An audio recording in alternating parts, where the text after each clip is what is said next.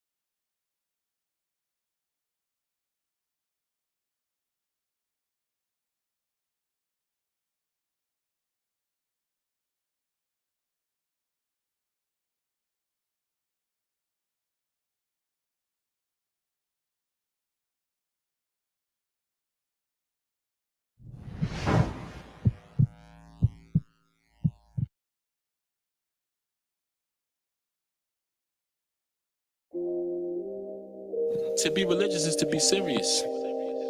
You know what I'm saying? I'm religious about what I'm saying right now. I'm serious about it. Do I think it's a conspiracy? Yes, I think it's a conspiracy, definitely. I definitely think it's a conspiracy that every corner or other corner in the ghetto has liquor stores. You know what I'm saying? It's not like that in other neighborhoods. Shut the fuck up and listen to a rebel talk. I spent years behind the metal doors. Gym sessions got me generating hella thoughts. One punch could dead a horse. I broke several jaws. A melanated mesomorph, trying to meditate and teleport. Keep my mind sharper than seven swords. Seeking progression, learning lessons that were never taught. From where I'm from, it's live smart or be a clever corpse. Weapons drawn like Desert Storm. Be seasoned with peppercorn. Showers get your umbrella torn. Wrong end of the rainbow, no leprechauns. Just teams with big machines like Megazord. Leave a brother scorched. Let me pause, I like my lemon torch. Forget them tours and their dead awards, the sixes and their devil horns, pyramids and checkerboards, blood sacrifices to get rewards. I think they mean Baphomet when they thank the Lord. I ain't trying to get endorsed. This world ain't got nothing my soul's worth selling for. Not a private jet or 911 Porsche. More message than metaphor means you get ignored. But in the mirror I see the trillest eggers ever born. These are the bars niggas should be getting. Nothing like that shit you settle for. It's food for thought, boy. You better get a foot. Yo, check 1, check 2, check 3. We in the building. Hit the like button if you're here with me. To be religious is Let to me be get serious. a sign. You know what I'm saying? I'm Give me a religious about what I'm saying right sign. now. I'm serious Hit the about like one more it. Do I think time. it's a conspiracy? Yes, I think it's a conspiracy, definitely. I definitely think it's a conspiracy that every corner or other corner in the ghetto has liquor stores. You know what I'm saying? It's not like that in other neighborhoods. Shut the fuck up and listen to a rebel talk. I spent years behind the metal doors. Gym sessions got me generating hella thoughts. One punch could dead a horse. I broke several jaws. A melanated mesomorph, trying to meditate and teleport. Keep my mind sharper than seven swords. Seeking progression, learning lessons that were never taught. From where I'm from, it's live smart or be a clever corpse. Weapons drawn like Desert Storm. Be seasoned with peppercorn. Showers get your umbrella torn. Wrong end of the rainbow, no leprechauns. Just teams with big machines like Megazord. Leave a brother scorched. Let me pause, I like my lemon torch. Forget them tours and their dead awards, the sixes and their devil horns, pyramids and checkerboards, blood sacrifices to get rewards. I think they mean Baphomet when they thank the Lord. I ain't trying to get endorsed. This world ain't got nothing my soul's worth selling for. not a private jet or 911 Porsche. More message than metaphor means you get ignored. Yo, big But up, in the big up, mirror, big I up. see the trillers against everboard. These are the bars niggas should be getting medals for. Nothing like that shit you settle for. It's food for thought, boy. You better get a fork. They keeping track of what we're doing at all times. You know, just your whereabouts. You got OnStar, Easy Pass. Yeah. All of this GPS. You know what I mean? All this stuff is keeping track. All these different tracking devices. You know what I'm saying? All our people being incarcerated, falsely accused. You know what I'm saying? It's a lot of different things. But the New World Order is here now.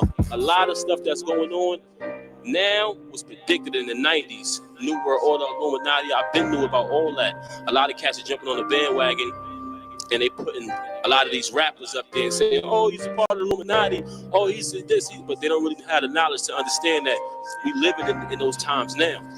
You know what I'm saying? So, yeah, definitely, I believe it. I think the New World Order is real. Yeah, I'm still doing my thing, I do it differently. I couldn't give a toss about the music industry. Man in the streets, don't judge my Insta G. I try and post stuff that my people need to see. Yeah, I gave the youth keys, I'm talking keys to be greatest they could be, show them shit they need to see. They killed Dr. Sebi, all about the figures, G. If we got the cure, they can't sell the pills, you see. Choked our young brother Rash in the corner shop. I feel like if they kill another one, it's gonna pop. It ain't gonna stop until they implement martial law. Have the blocks and the corners locked. Come on. Then let's get money. Tell me what's love if there's no respect, Donny. Hey. What's a big house if you're trapped in debt, Donny? Brothers think they're free, they can't go to the next country.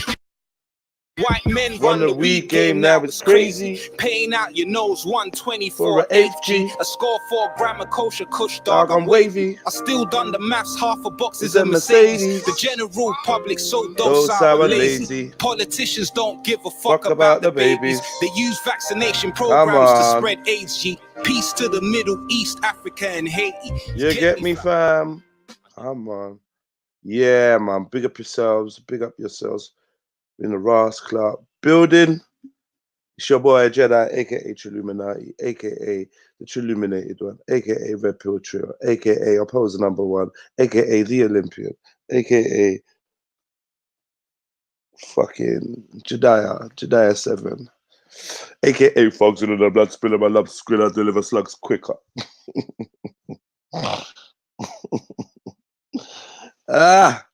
Yeah, fam. Beats nice, right?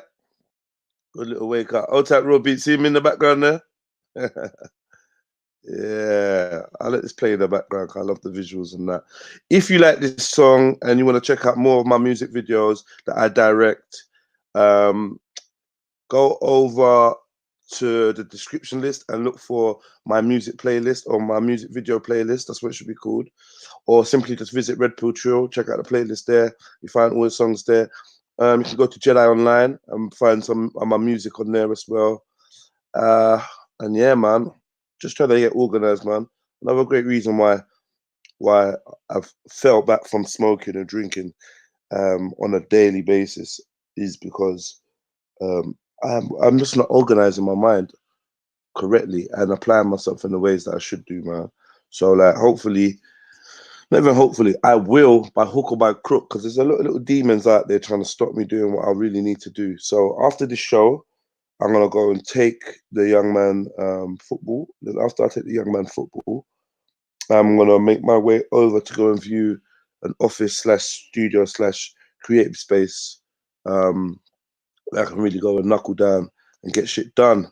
So hopefully that meeting goes off well and I walk away with like the keys to a building that allow me to step my game up. Do you know what I mean? Let's see, innit? Let's see. But that's what I want. So hopefully I can get that, man. I mean, if I don't get it there, I'm gonna get it from somewhere else. But yeah, man, welcome aboard. Please hit that like button. It means a lot. It's appreciated. Like up the things. Like up the shizzle. You know what I mean? What's the name of your Kobe Bryant song? The name of my Kobe Bryant song is Kobe Bryant. Red Pill Trill, Kobe Bryant. Yeah. I might fling it. You know what? I might fling it on a little bit because I feel like hearing some of that. Yeah. And then we're going to get into the show We got to be quick, skis. Where are all the seeds, mate? Where are all the fucking seeds? Good question. Good question. This guy seems a bit woke, but he's a bit dirty. Yeah. What they need to do is start linking all my fucking songs together. Yeah. It's all good linking it with Grenfell. But can you link my songs together, please, mate? So, right, man. Shake the dust out your eye. Wipe the dust out your eye. We are about to take it to the next level. Come on, then. Well, at least it's getting better at recognizing one or two of my songs. Oh, God, don't lie. This guy got something to say about Streatham. Streatham terrorist linked to Speaker's Corner. Oh, for fuck's sake. How's he linked to Speaker's Corner? Fucking hell. You're so desperate to be linked to Speaker's Corner yourself. Fuck's sake, this guy. Kobe Bryant.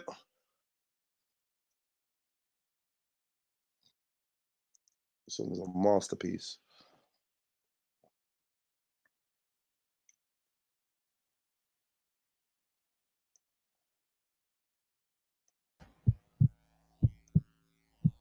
Play a little bit of this and then we're going to get into it, man. No delay, no delay. This is your captain, this is your captain, this is your captain, this is your captain, this is your captain, this is your captain.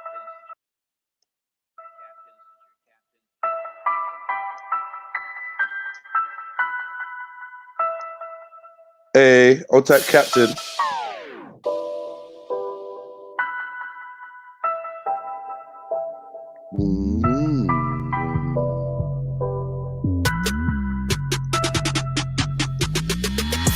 Giving niggas guidance, alliance to defiance. I'm more freedom, more violence. Speaking my truth, no one's keeping me silent. Sling shots like I'm David when he was beefing Goliath. Yeah. Catapulted into my life, I collided with giants. With a mind deeper than a trident, held in a palm of Poseidon. I'm like a scenario to pirates, get down in my way, but I fly like a pilot.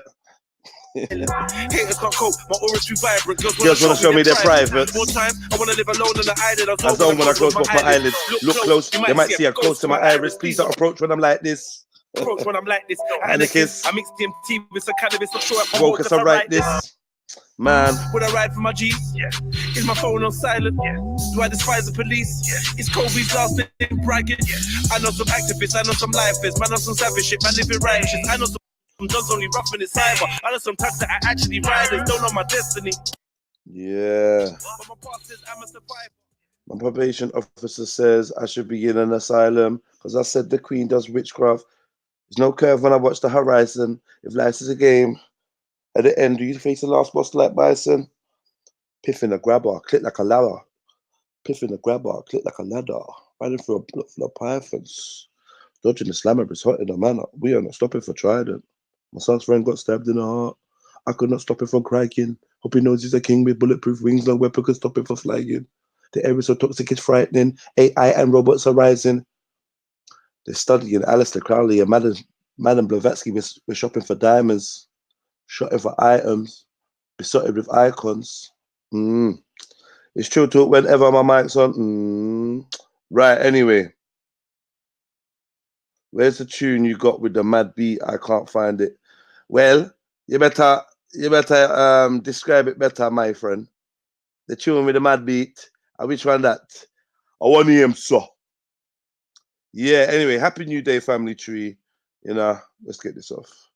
Yeah, like I said, go and check this out. Red Pill Trill. Type in Red Pill Trill, or just go to the description in the video you are watching right now, and it's going to take you everywhere you need to go to find out the information you need. And if you can't be bothered to do that, then at least hit the like button for me, fam. Yeah, hit the like button. I'm looking for a co-pilot, but we can't find one. Singing in the rain, big up, man, with the singing in the rain, man. Yeah, man, love that.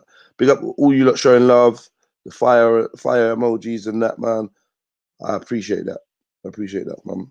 Yeah, man. I'm always gonna make music, and I'm always gonna put out quality, and it's always gonna be unique. Don't watch that. I ain't slowing down. I ain't stopping. I'm just trying to shuffle and organize, get shit out of my way so I can become streamlined. You get me? Big up yourself, Captain. Grand Rising, salute. Grand Rising. This is your captain speaking. Oh, go I on. know, I was going to say that, now. Big up, man. You right? Yeah, man. You say your work done already? Oh, bruv. I've got a little fucking private work to go and do in a bit. Hey. Yeah. Oh, private work. Oh, I think say you chat about gallon. Yeah, joking. All right, man. Okay, so let's do a quick register, yeah, quick roll call. Shit, that means I gotta be present still. Hold on. We by example. Trilluminati. One day I'm gonna have all the equipment I want and all the equipment that works properly. I get depressed when technology don't work properly for me, you know, it fucking does my head in. Yes, man. We're off to a flying start. Let me just sign the register. Let me sign in for work. Ooh, ooh, ooh, ooh, ooh. Any dreams last night, Captain? Oh, wait, actually, yeah. Any dreams? You ain't slept yet, have you? Nope. Nope. Dream is when you sleep. Me not sleep yet. Yeah, we said, Grusler, your like was like number 27. Love that, man. If you remember the number of your like, write that down in the chat. But right about now, this is what we're gonna do. We're gonna go to the top of this list. I'm gonna start calling out the register. When I call your name, you respond with here, and then your spirit emoji, which is the emoji of choice, whatever emoji that you're relating with, either this morning or this week or this year or in life in general, what describes you or describes your mood. You know what I mean? Don't have to be too deep. Just fling in an emoji with the word here and let me know you're here. Right, here we go. Trill OG, Mills Turk, Nash Lion, Bomboclad, Annette Alim, C.A. LeVay, Ian, Saramanda White, Jim Launane, TNTS Greek, Dawn Flavius, Princess Trill, Ultra Funky, Afdeling Skills, Lexi, VI Britannia, who else we got?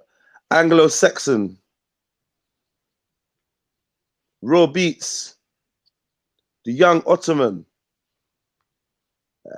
Mr. Thompson, Joe L.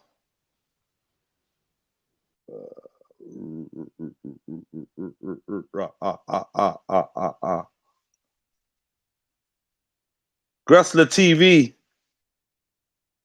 Captain Rambo, G Block Illtown.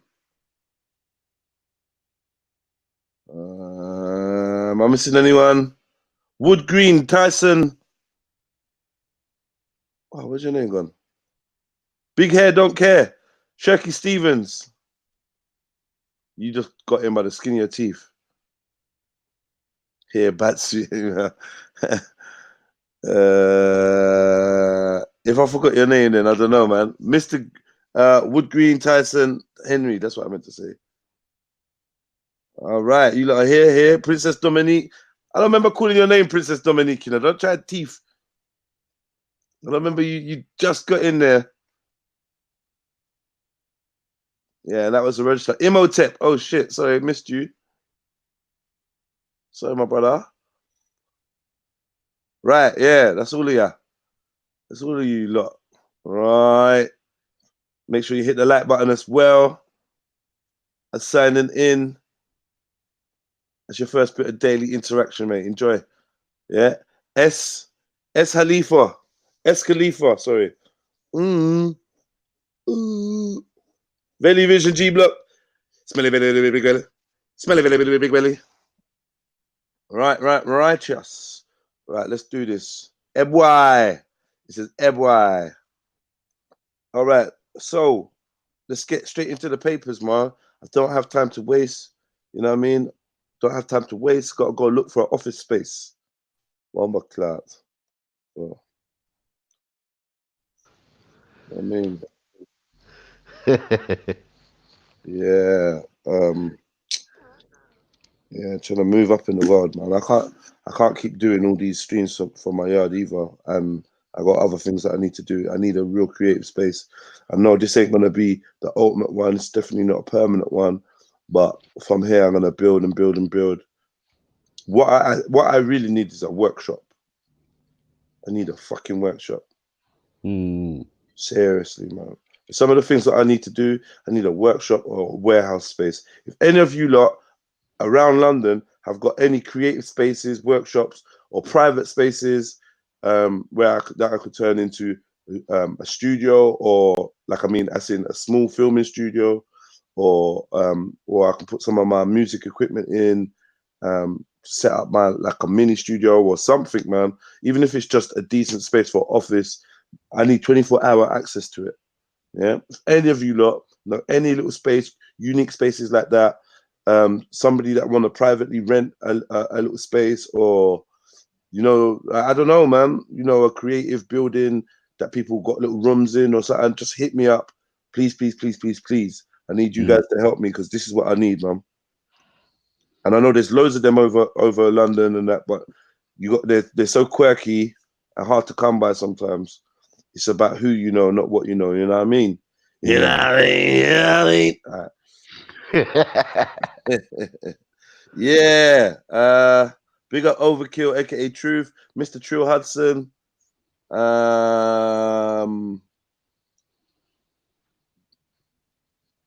Yeah, man. Okay, we're really gonna get into it. I'll type Lexi, man. Lexi, who's that in your picture? Out of interest. Answer for a friend. Let me look.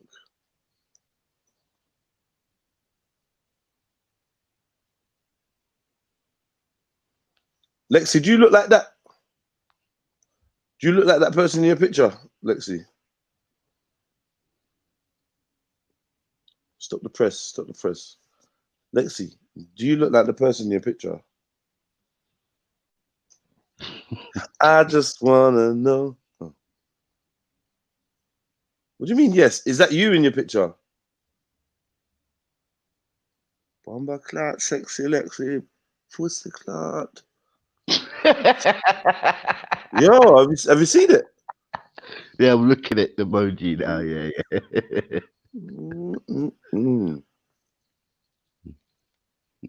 What? Lexi, come sit down beside me, man. Hold on, pon the bike back. All right, that's enough. Continue the news. Shit. Isn't CA? Come on. Yeah. All right, cool. Pelosi sensationally rips up Trump's speech as he finishes controversial State of the Union address. What?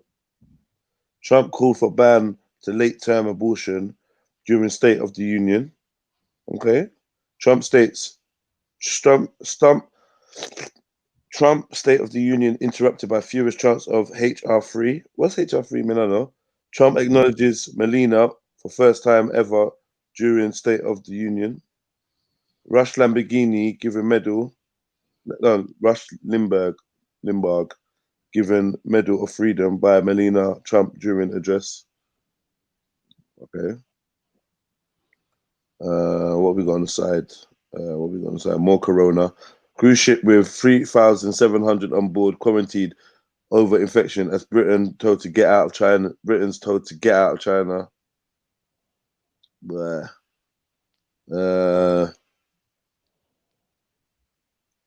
Ryanair advertises jobs for those with right to live and work in EU.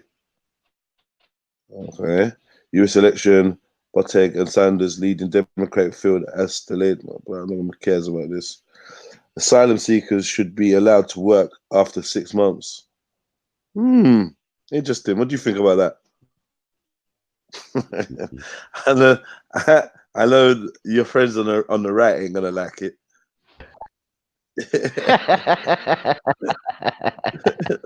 No, they ain't going to like it. But still, they should have a right to work if they've been over here for 6 months. You reckon? As a asylum seeker, yeah. No, Yeah. why? Because okay, yeah. But if you apply for your asylum seeker, Yeah. yeah. You know, let's go into it. Let's have a quick look. Let's have a quick browse. You know what I mean? Because I'm gonna end up just browsing through all the news. Because ultimately, I don't care about none of the news. I'm just gonna tell you, look, I'm a news reporter. I report on the news. We review the news, but I don't give a fuck about the news. I mean, if it weren't for this show, I wouldn't be looking at the news on a daily basis. I just want to let you lot know that. Yeah, that's why I like sometimes I review the news just so I can skip through it and be like, oh, this is all bollocks. Do you know what I mean? Like, come on, man. No, some of the stories are bullets. Yeah, sometimes I'm just like, yo, what the fuck is this, man? But this is the issue. What people saying about this immigration stuff. Yeah, it is. And I'm saying this, innit? If you come through and you applied for asylum, or say you're a refugee and you applied for it, and you've been here for 6 months, you're gonna be struggled, but you've done your thing. Yeah, you deserve to be on benefit. You deserve to be on housing. You deserve to all those access. You deserve it. Yeah. Migrants and refugees welcome here. Blame austerity, not migrants. Okay. Asylum seekers who have waited more than 6 months for a decision on their claim. All right, that's even better. Exactly. Yeah. On their claim would be given the right to work under a new bill brought forward in Parliament. The SNP's Carol Monaghan accused the government of wasting the talents of thousands of people as she launched a Commons bid to halve the wait for those seeking asylum to be allowed to work. People seeking refugee status are currently prevented from working while their claim has been processed, leaving them to struggle to support their families on just £5.39 a day. Yeah, that's not even going to get us a draw. Asylum seekers can only apply for the right to work after they've been waiting for a decision on their claim for more than a year. Even then, they can only fill roles on the shortage occupation list, such as... So what you saying then? You saying to me, you got to be an asylum seeker for a year for you to apply for another thing, for you to get all of that. Nah, man. It's now almost 2 years, Jedi, for you to get your proper... it's a joke. What you just ripped there is a fucking joke. But wait though, because on the flip side, we gotta make sure, this is me playing advocate, we gotta make sure that these people are genuine asylum seekers, genuinely, and also let's not forget that they've left their country to come to a better country, right? To come to a country that they're safer in. Therefore, your safety is priceless. So forget about how much you earn in a day or a week. You're actually not facing whatever you was facing you was running from, yeah? So, like, that's priceless. So I hear that, but what you said there is that asylum seekers got be proven that he's an asylum seeker, like he's applying for it. So when he's coming to immigration, that's when they should know who's who. Not, I don't believe that people just come here, yeah, up through the fucking Eurostar without having no paperwork. Come on, man, it's impossible, bro. So for them to be into the system, they have to wait 6 months. But according to this, it said that to wait, the process is almost over a year, Jedi. That's the problem. Like, are you telling me it's going to take me over a year to prove to this country that I'm a asylum seeker, but I could die in a few months? I get 6 months is good, but if I have to prove a year before that just to get where I'm at now to apply for a full status, another 6 months, well, it don't make sense. I think maybe I just heard that Maybe I just heard it wrong, bro. But I believe that. Yeah, because I mean, it takes a while for your application to start, and then you've got to be waiting for 6 months. I mean, in this new proposal, I think it's all right, but I want to hear someone else's views. I want to hear someone that don't, because I'm gonna be a bad advocate on this. I'm not gonna be balanced enough. I don't think I know enough. The bill passed into law. Asylum seekers will be able to work 6 months after lodging their claim. Right now, the UK government is wasting the talents of thousands of people who could be and want to be contributing to their communities and the wider UK economy because of the isolationist approach to migration. It is right. It is high time the Tories took a leaf out of Scotland's book when it comes to being an open and welcoming country.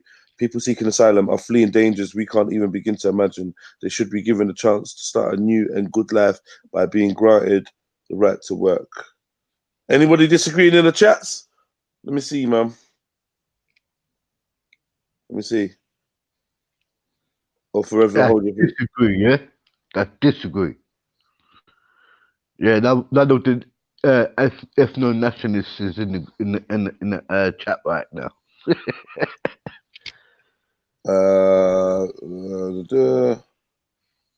You once timed me out for saying no pork on my fork on Uncle Ty's. How is the bad man? Uncle Ty is the man. Yeah, Lexi used to move outrageous on Uncle Ty's. Outrageous, man. I swear it was it Titans as well? She used to move outrageous. I was like, yo, Lexi, you're violent, innit? You're calming down in your old age. All right, well, no one's got an opinion on that. So, you know, you don't give a fuck about the immigrants, the asylum seekers. You know, fuck that, gents. Let's talk about Corona again, they're saying. We want to hear more about Corona, says nobody ever. What's that youth's face on there again? They just stored them. Someone said they said longer sentences won't do anything to suppress terror attacks. We said this yesterday, bro. So I don't even want to go in it. It's going to be stating the obvious. We said this yesterday. Do you know what I mean? You throw a man in jail for longer, but next man's going to be out, like doing it. It's not going to stop. Man pushed woman off balcony at party after she rejected him. Okay. This is the face of somebody you don't say no to. Yusuf Ali.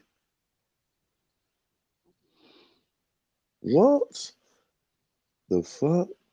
I hope the balcony weren't high. Fuck. No, do you know what I mean? I hope it was like some low balcony or something, or something.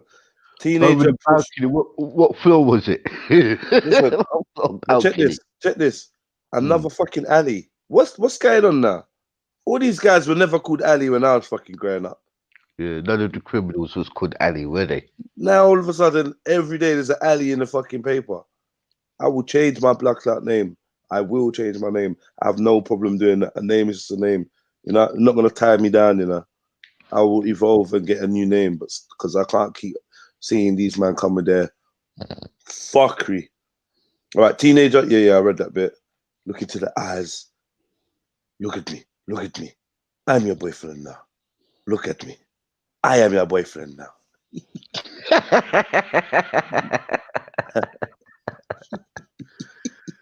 You're mine now. Yeah? I am your boyfriend now. Now, let me get a 1 in the chat to see that you lot are alive, yeah? If one has legal asylum, then they should work straight away. What's the delay? Okay, no, because they didn't have the asylum. They're claiming it. They were seeking it. So they're not been granted yet. You know what I mean? They're seeking it. All right. Yes. Look at me. Look at me. I am your boyfriend now. Man. Oh my God. A man has been found guilty of committing grievous bodily harm after pushing an 18-year-old woman off a 4th floor balcony when she rejected his advances.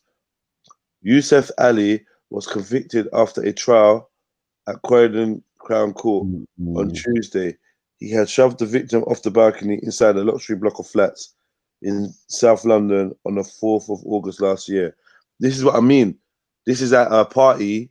You know, they do the penthouse parties and them thing there. And this is what happens. The unprovoked attack came after a party both Ali and the victim had attended descended into chaos. A friend of Ali hired out a flat at Empire Square in Southwark to host a party during which the 19-year-old had spotted a woman who he did not know. Ahead of the incident, he had put his hand inside the woman's ripped jeans, grabbed her neck and pulled her hair. Wow, the court heard. Wow. At one point, he told her, "This is what I do in the bedroom," while pulling her close to him, causing the victim to become distressed and agitated. After it became clear the 18-year-old did not reciprocate his feelings, Ali became aggressive. A fight with some other young men who had just arrived at the party broke out. Ali, who is from Brixton in South London, received a split lip during the scuffle, which prompted him to grab a kitchen knife and begin lashing out and stabbing those around him. In the melee, at least 2 men were stabbed, both of whom had to be taken to hospital, but who have now recovered. As the revelers rushed out of the flat to escape, the woman ran to the lifts and began pressing a button to try and leave the block of flats. But before the lift arrived, Ali ran towards her and pushed her over the interior balcony. Wow. The victim fell to the floor 4 stories down and suffered serious fractures to her neck and back.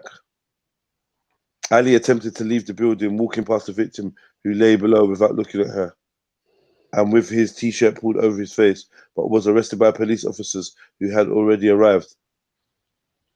Ali violently pushed an innocent 18-year-old woman off a 4th-floor internal balcony in a fit of rage, which had already seen him stab 2 men. Wow. It was only by sheer luck that she was not more seriously injured, and although she is recovering well, the incident has a huge impact on her life. Of course it has. The victim spent several weeks in hospital being treated for the wounds she sustained in the fall, and although she is now back home, she has been unable to return to college or her job. Catherine Ayer from the Crown Prosecution Service said this was a senseless act of violence during a party that went badly wrong. The victim in this case was extremely lucky to have survived the fall. I hope that she continues in her recovery and gains a sense of closure following the conviction. Although Ali denied the charges, the jury was shown Snapchat videos taken during the party that revealed his aggressive behavior, CCTV footage evidence from the block of flats, and heard from witnesses at the party. A knife handle found in his pocket when he was arrested also matched a blade recovered at the scene. The fuck? How is the blades on the scene and the handle was in his pocket? He also found guilty of affray and possession of a bladed article at Crown Court and will be sentenced next month. He's got a job mandatory for that knife, though. Man. Mandatory. What the fuck? That was outrageous, boy. I was worried about them kind of crazy people parties, bro. Shit. That is crazy, man. I am your boyfriend now. This is what I do in the bedroom. Yeah, and fling you off the bomber clout balcony. Fling you off. Sounds like he must have been on some kind of drugs or something, man. Like, I'm not making an excuse, but must have been on some of that helium as well, bro. Yeah. On the helium. Oh yeah, the balloons thing. The nitrous oxide. Did she get a lucky escape? I don't know. Yeah, that's fuckery, man. I mean, that guy should have got like I don't know, man. Child for attempted murder, bruv. Yeah. People need to learn how to fight so you could stomp people out like that properly. Stomp him out properly, man. Stomp him out so he's got a couple injuries to deal with, not just a bust lip. Yeah, because he's gonna go jail, come out. What's he gonna get? What do you think he's gonna get? 10? Nah. Yeah, what do you mean? He stabbed people. He had a knife. And he dashed a woman over the thing. Like he could have been like a rape. He's basically kind of rapey, isn't it? Like he's gonna get a 10, man. He's gonna get a 10. No, this country's getting fucking fired, bro. He ain't getting no 5, Captain. He's already been. Do you know what I mean? He ain't getting a 5. Let's see it. Let's see anyway. Hopefully we'll pick up that news story if he gets sentenced. That's fucking. Right, That's something Scar City should cover. Yo, this is Scar City News. Like and subscribe. Yeah, and then they need to put that up. Sponsored by something. Weather warnings issued across the whole UK with 800-mile-per-hour winds in the forecast. Ugh. Here we go. Yeah, that's this weekend, isn't it? Yeah. All right. Great, man. Great. Fuck's sake. What else we got here? Health, No. Africa. No. Danny McBride. If you're pushing boundaries, people will push back. I don't know what that's about. Birds of praised. Girl gang movie. Harley Quinn deserves. Not interested. TV.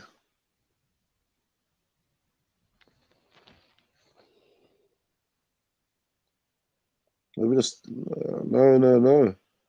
Breaking news. What's this? Come on, mate. Come on.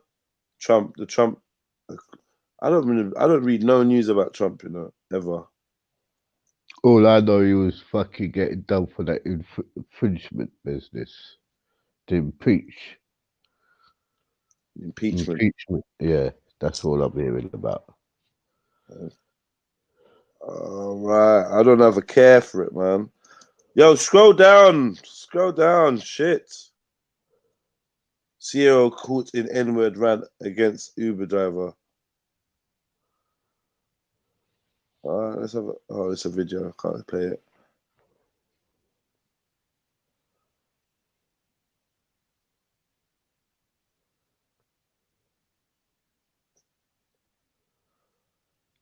White supremacist posters appear around UK town. Jupiter, is this you? this is what you're hashtagging all the time, innit? Is this you, Jupiter?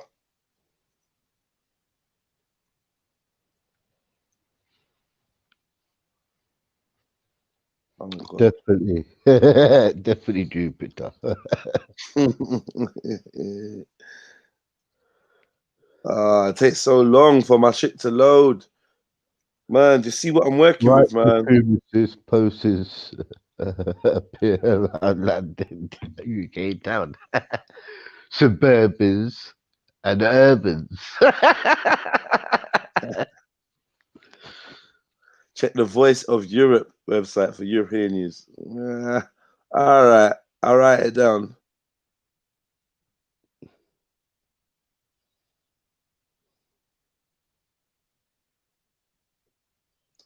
You reckon the guy should get life, Luke?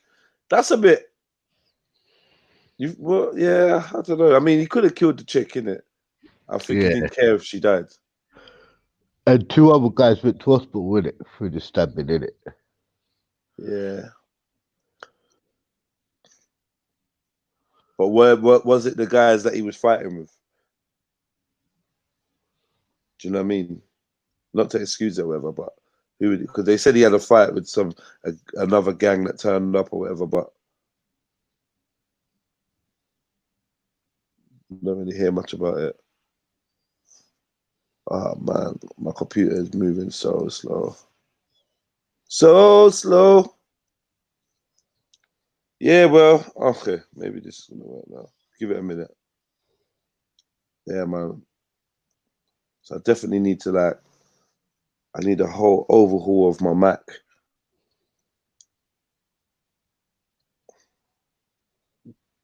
It seems like you got bare shit on your computer, boy. Do you know what? And I do try to clean it. I do try to get rid of things. Is it okay to be white posters? I don't know what that means. Harsher laws are finally coming, and it's way overdue. I don't know, man.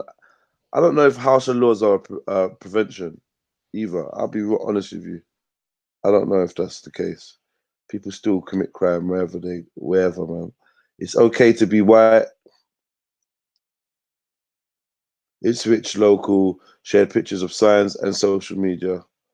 A council has taken down around 60 white supremacist posters plastered around a UK town over the weekend. Authorities have said 60. Ooh. Why is this news again? Huh? Why is this news? Like, I just want to know. 60, someone put up 60 posters and it makes it into international news or national news. Why? 60 pieces of paper with something printed on it. Really? Old women put up more posters for their lost cat than that. Do you know what I mean? In one community. Yeah. Have you seen Felix? Yeah, in 1 square mile, boy. Every lamppost. Get me? All right. A council has taken down. It's okay to be white. Reject white guilt were written on signs across IPSWITCH, according to images shared on social media. A spokesman told The Independent they have been working to remove the posters. Working.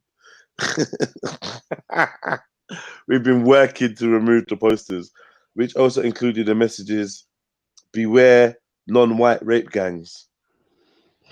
That sounds like my guy, innit? Mm. Liam's going around posting up stuff. Non-white rape gangs. So now I get the comment about the white ones. Is it okay if they're white rape gangs? Don't beware of rape gangs. Beware non-white rape gangs. So the white rape gangs seem like Get away with scotch-free. Yeah, they're not getting outed. Nah, not at all.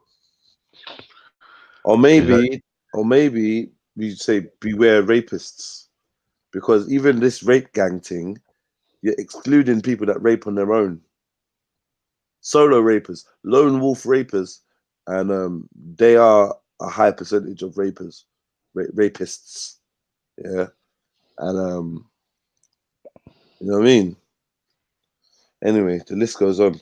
Signs saying it's okay to be white were also put up in Bristol city centre last week. Okay, so this is a little campaign that the man them are kicking off. The far right plot to normalise white supremacy in the US. Some of these posters bear the mark of 100 Hands, a group encouraging the spread of posters containing messages of white supremacy. So I covered these guys. I covered these guys on my a couple of weeks ago. On the list. On the list, yeah. This does not have a place here, she told The Independent. Sam Murray, an Ipswich resident, claimed she removed 10 signs in the town herself. Ipswich is a nice town, she said. It's diverse and normally people just get on with their lives. And do you know what, Jedi? From my experience, once you like Ipswich and going up to Norwich, you will find the difference. Like Ipswich, I would say they have racists, but they did have like a lot of black people living up there still. But when I went up to Norwich, it was a different blood clot thing, bro. And that's like back to Norfolk and them areas there. The other side of the A1 there. Yeah. I wouldn't be surprised, bro. I wouldn't be surprised at all. The racist behaviour does not represent the people of Ipswich or our town, she said. Council staff have been out over the weekend taking these stickers down. People are investigating the posters and aware of similar reports in the areas of the UK. It's okay to be white spread as a slogan across the US several years ago, and posters started appearing across American universities. An online store stopped selling t-shirts with the message "It's okay to be white" earlier this year after acknowledging backlash over the diversity slogan. I don't see why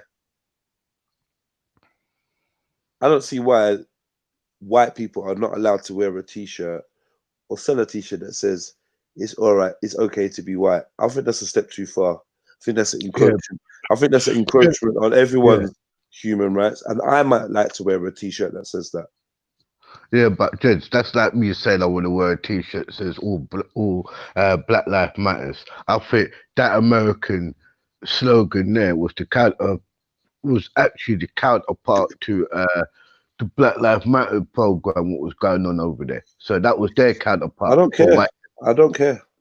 I don't care. Like, do you know what I mean? Do you know what I mean, Rambo? Like, I don't care. Like, wear what you fucking want to wear. Like, I don't care, man. I'm not gonna. I don't want to live in a world where a white man is not allowed to wear a T-shirt that says it's okay to be white. That is ridiculous. I don't want to live in that world. That's scary to me. Because then, when I want to wear my all black everything T-shirt or my it's okay to be black T-shirt, you're gonna tell me I can't wear that? No, I'm not having that. But yeah, man, that. As I'm saying, that's the race baiting fucking propaganda what they've been doing for years in America, bro. Yeah. Years, and that's what they're saying. Even over here, like it's been popped over here. Black Lives Matters. So these guys here has got their own slogan going. So it's just a little back and forth crap, to tell you the truth. Okay. Do you agree or disagree with the slogan Black Lives Matter? Do I agree or disagree with it? I didn't like it in the first place, to tell you the truth. I'm like, what do you mean fucking Black Lives Matters? Wow. Like, when did that come about? In early 2000. Know what I mean? Where was Black Lives Matters in the fucking 80s, and when it was my time to grow up and shape my fucking mentality? We don't have none of that shit. Yeah? We was calling each other niggas and we'd be quick to kill each other. That's how I was raised up on that level. Fuck the t-shirts, bro. Yeah? The only one t-shirt what really made sense to me was a black fucking fist up there saying Black Power. I understood that. I mean, but this What's the difference between Black Power and Black Lives Matters? What's the difference? Are they not saying the same thing? They're not saying no? Well, boy, you know, when I was learning about Black Power was just try to give us the right to determine our own aims and have our own objections towards our own stuff in our own community amongst our own people, bro. Yeah, this Black Lives Matters took it to a different concept in the 2000s. Like you got a new generation with their new with their identity of what they see. Like, come on, man, Rainbow Fest LGBT was a part of the Black Lives Matter movement in the first place. Mm-hmm. So they had their own conceptions of what they felt. But fuck them. Fuck the. No, I'm just saying that's how I'm. That's what I'm saying. I hear you, but fuck that organization for a minute. Yeah, I'm asking you about the terminology. I'm asking you about the terminology about whether you think it's right to say, because for me, what I understood about Black Lives Matter was, there's an organization that have taken on that name and they're running with that. That's all good. They don't own the idea that the life of a black man or black woman or black child is valuable and is one that should be protected. Because at the time of that slogan being made popular, it seemed like black people's lives were valued less in America and around the world. Yeah, they're valued less. So I felt like the statement to say, well, a Black Life Matters, like I understood it from that perspective. Then I agree with you. It did seem to morph and grow into something else that was like a big team of lesbians that identified as black and transgenders that identified as black, and it did seem to shift and evolve or mutate into something else. Yeah, it went into all different spectrums. And what I'm saying to you, that concept or that slogan, Black Lives Matters, is actually a question mark after it. What does that mean? Does it mean that Black Life Matters, meaning black people life matters? And if it does matter, that it goes to show we don't have no fucking human rights to begin with. So, bro, I'm just not with that rhetoric, bro. Like, to me, I believe all life matters, to tell you the truth, if that's the case. like all life matters. But bro, at the end of the day, I can't keep up. Anyway, big up Jedi. Continue. Say no more. Yeah. Someone asked me, Black Power is about the betterment of the race. The what? The black race, yeah? Listen, man. Go to Africa, go tell them. The black race. Who's the black race, bro? Yeah. Are you trolling? You should know that, bro. I'm not. I ask questions to get the answer, bro. It's not whether I know the answer or not. I like to hear how people think in it. Not even I know the answer. I might have my opinion, but Rambo clearly could have his own opinion. Any of you lot there, that's why I asked, bro, or sister. Do you know what I mean? Sorry, sister.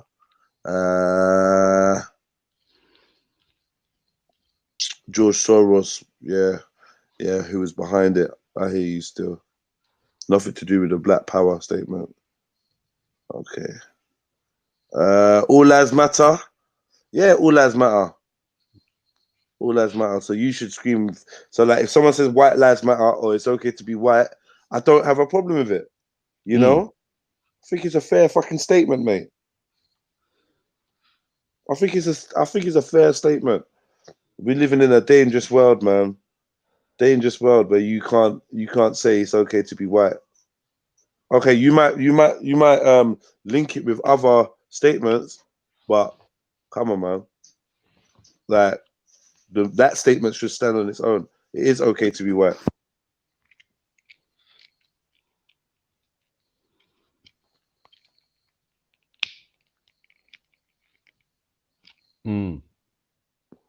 You there, bro? Yeah. So Cool. All right,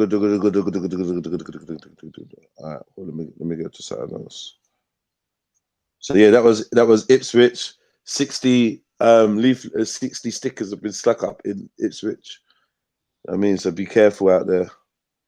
I just think like each story that I cover seems to be like encroaching on people's liberty and rights just to express themselves, and I think it's really dangerous. You know what I mean? And I might be in the minority of people that think that I want people that I don't agree with to have the right to speak. It's going to be hard for me to advocate for taking away their right to speak. And, Do you know what I mean? you know what, Jedi?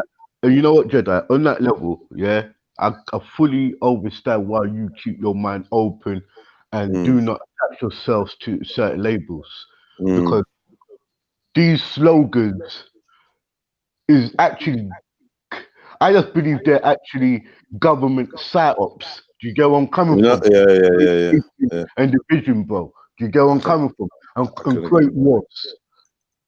I can agree with that 100%. You know what I mean? And you repeat them enough, people take them.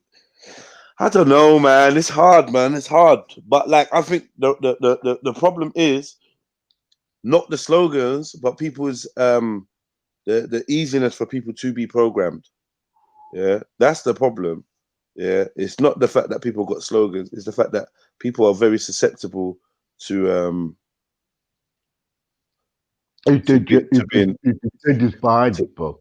Yeah, they're very susceptible. People are very vulnerable, and until we become aware and become hip to the techniques that are used to infiltrate the minds of the masses, we always going to be sitting ducks and always going to be wide open for that type of programming. So it's like we need to really educate ourselves on the systems used to radicalize us, all the social engineering techniques that are used, how they use our data against us. They've already given us a few sneak peeks with things like Cambridge Analytica and how they use the information that they collate from various agencies to create a picture of our tendencies and our preferences, and then tailor make their psyops to that. And that's what they do. They would create jobs, like Red Man said yesterday. Yeah, you could get work in the BBC for you work for BBC. Yeah.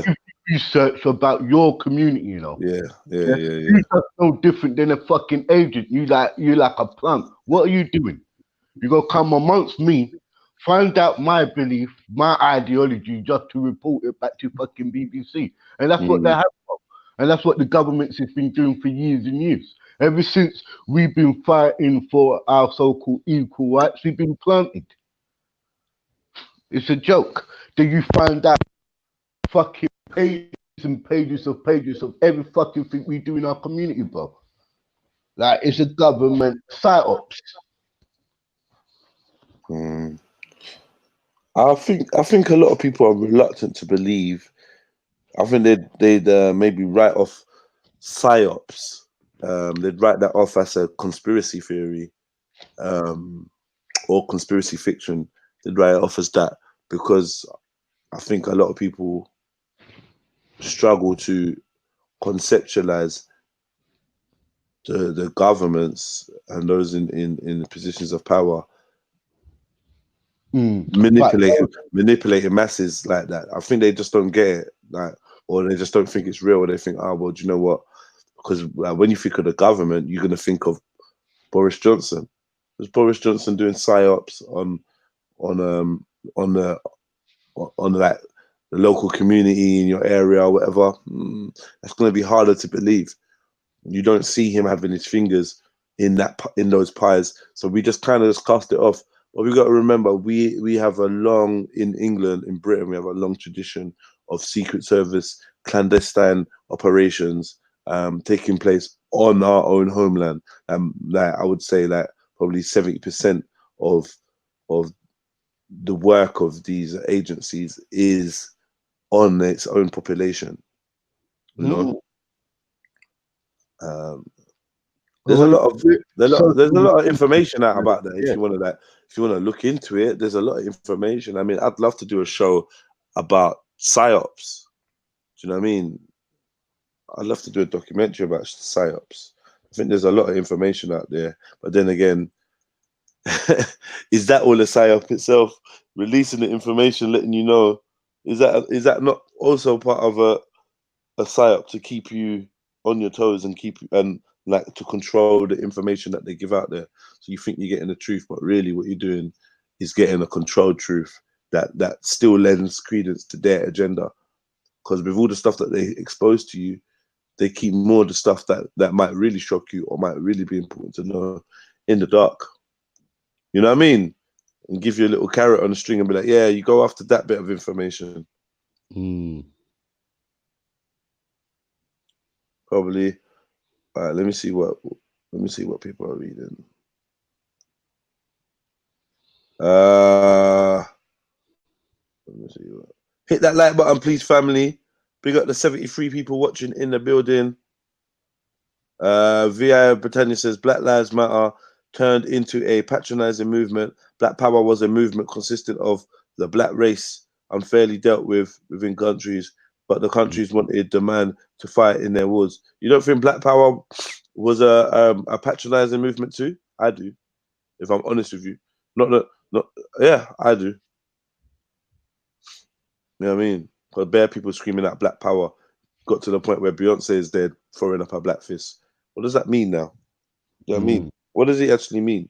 I think like you get like all these movements eventually, if not from the beginning, are taken over early. The Black Power movement, because you know what? Yeah, you know who was spreading Black Power and stuff like that, and you know a lot of these people were actually agents. Let's be right, Captain Rambo. What's different now? Like it's just, Black Power is the Black Lives Matter of the whatever of the 80s. Maybe modern days. I do get fully. I fully understand where you're coming from, bro. Yeah, it's like how we, as I'm saying, when it first came about, it did mean something for the people, or it meant something for the people, the race, the development, the betterment. But I can't deny that most of the people who was put in place they were actually agents, and 60 years later, they got evidence to say that most of the people who we could have looked at as our mentors or our guys were actually fucking agents. It's a known fact. So I can't. I just believe that how it started and how it blown up to be is government infiltrated it. The government made it big way it is now. Till you got entertainers fucking putting up their black fists, and they don't live the struggles what everyday people live, bro. So you are right though, fam. And when you do research, it will shock you that most of the black movements we ever infiltrated from the start, funded from the start, like literally. Yeah, and so what is really going on? Because just because it feels right for you, like when I say you, I mean me and you, Rambo, or whoever's listening. Just because it feels right for us doesn't mean it's not part of a psyop. Because guess what?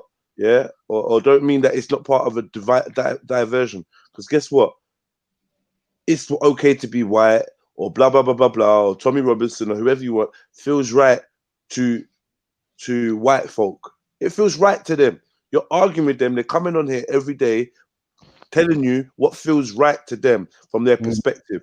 You want them to change their perspective because you don't agree with them. But hold on, are you really? Hold on. Are you willing to change your perspective? Do you know what I mean? No. You hear me? Are you going to change your perspective on Black Power or Pan-Africanism or whatever it is you claim to stand for? No, you're not. So why is Mr. Smith or Jupiter or any of them, do you know what I mean, gonna, like, you want to protect your race, you want to protect your people, and you grew in a way that shaped your mind to look for that and appreciate anyone that's helping that, and they want the same. But because it's opposite to what you're on, you can find all that's wrong in that. You can find every reason why a white man can't have a t-shirt that says it's okay to be white. You can find every excuse for that, but you can't see why it's a problem to have a t-shirt that says Black Power or Black Lives Matter. No, because of what you suffered. Oh, but we suffered this, and and it's like you're always gonna make excuses, or you're always gonna have an explanation when it's your thing. When it's someone else's thing, you're not tolerant, or most people are not tolerant. They're like, nah, don't want it. Yeah. But this is the problem. We have some people who's that extreme, they wouldn't even fucking talk to you or even look at you. That is another thing. So these are the things that's been going on from generations. Sometimes you have to say to yourself, like, we've been our tribal system. We always had the poles, and we always had the opposite. What was good for my people, what was good for your people. We always had that. So this is just a battle what can't be. If it's a battle, it ain't winning. No one ain't winning in this fucking fight. None of us. Yeah. And I don't know why a man's telling me no. What you telling me no about? Break it down to me, sis. You could not do the same. I don't know what you're talking about. Yeah, man. But yeah, I personally, like, Black Power is a slogan to me. Yeah, the concept is vague, and it's a slogan to me. I know a lot of people use it and employ it to speak to the masses and rally people around them, and they appeal to people's vulnerabilities. They appeal to people's need for justice and want for reparations, not in a slavery term, but as in they want to actually have the injustices society has dealt to them repaired. Do you know what I mean? Or repaid, or fixed, or addressed. And I think some very clever people know how to manipulate masses. I've seen it in my own eyes with young men manipulate others with the word black or the word African, and basically know how to use people for their own selfish agenda that transcends black or African or whatever. I've seen it. I've seen that same on the side of white. Yeah.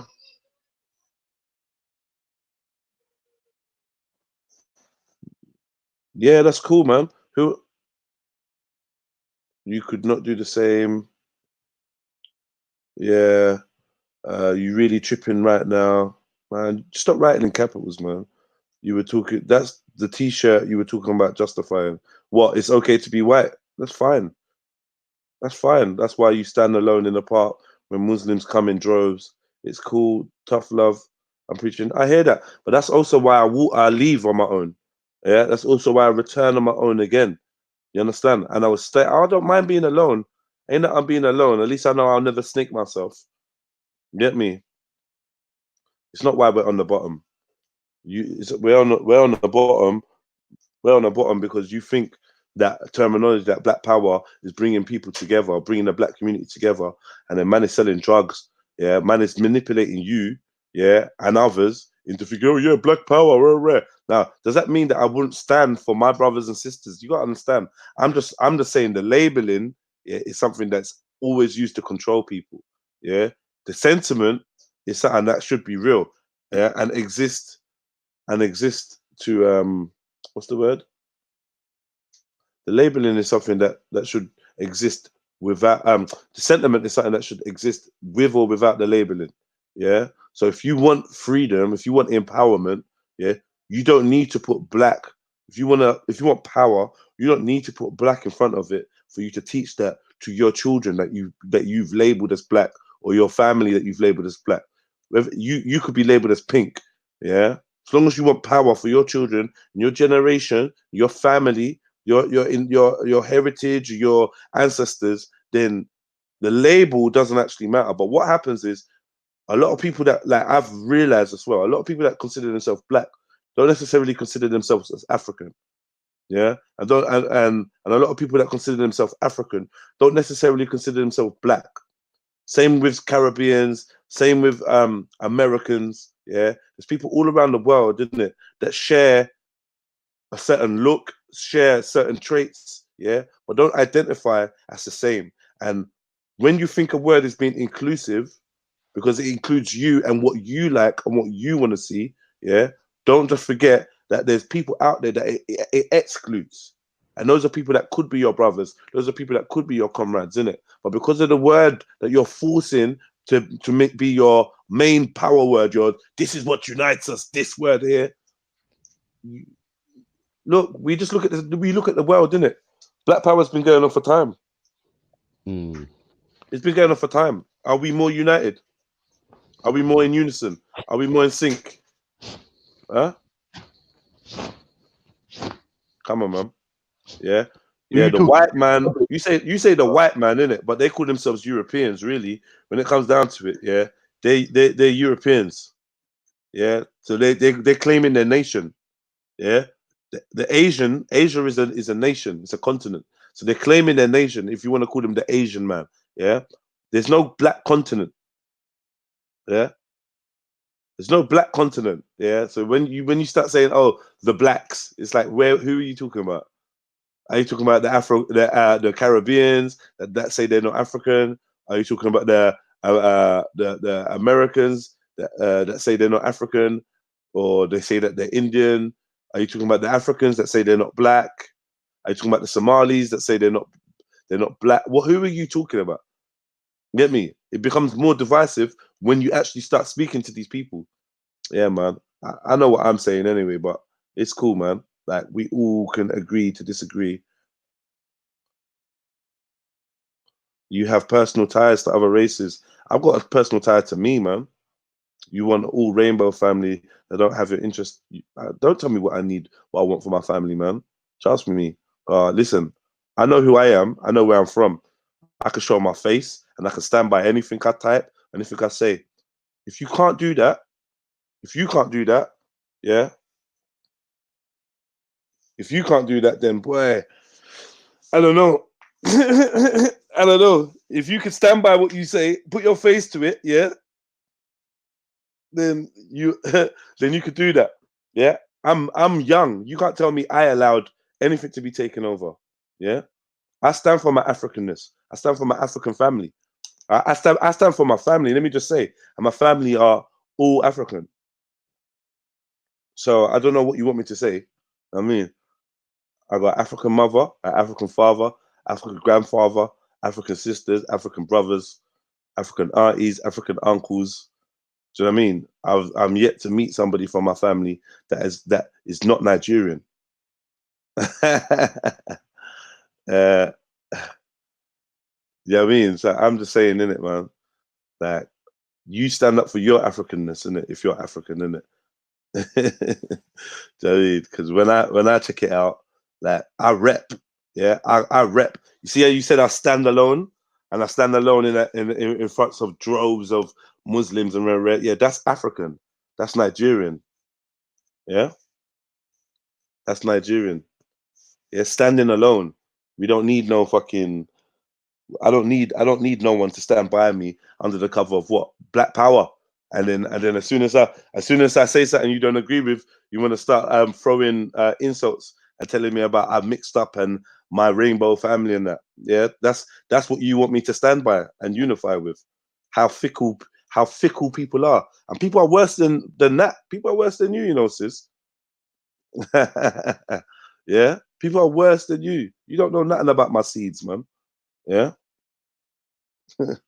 You don't know nothing about who I've mixed with or who I haven't mixed with. So stop making assumptions, man. Get me? Unless you can put your face on camera. Let me put the link in. Yeah. Let me. So you telling me I don't? Let me put the link in. Yeah. First of all. Yeah. Let me put the link in. That's why every race. What's your land? Instead of the capital letters, why don't you explain what land are you from? Yeah. The link is in the description. If you want to jump on and put a face or a voice, at least a voice behind something you're saying, then it's gonna give me confidence that you know you can stand by what you got, that what you're saying. If not, then yet again, it's someone that writes a lot. Come on, man, jump on, innit? Jump on. Let's have this debate. Because I can talk to a faceless avatar, but I'd rather talk to a human being that believes in what they say. Yeah, that So believes in what? what they say. I can stand and can represent it. If you can't believe in what you say, you can't represent it, or you're afraid to associate your who you are. Then maybe are you doing a job, Empress? Are you doing a job that means that you can't come on live and speak up? I give you my phone number.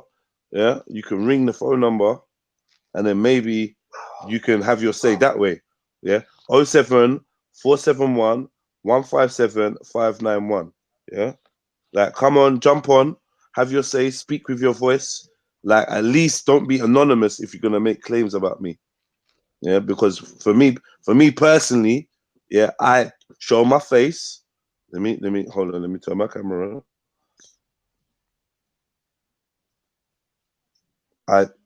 Hold on.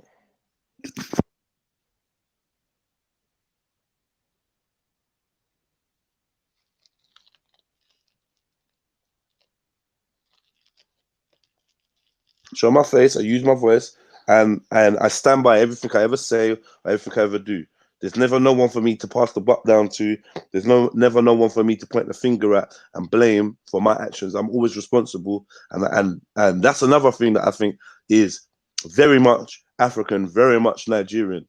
Yeah, I stand up for what I believe in, and I put myself on the front line. So if you ever seen me surrounded by people that disagree with me and see me handle it on my own, then you know that that's someone that you can be proud of and someone you can have faith in.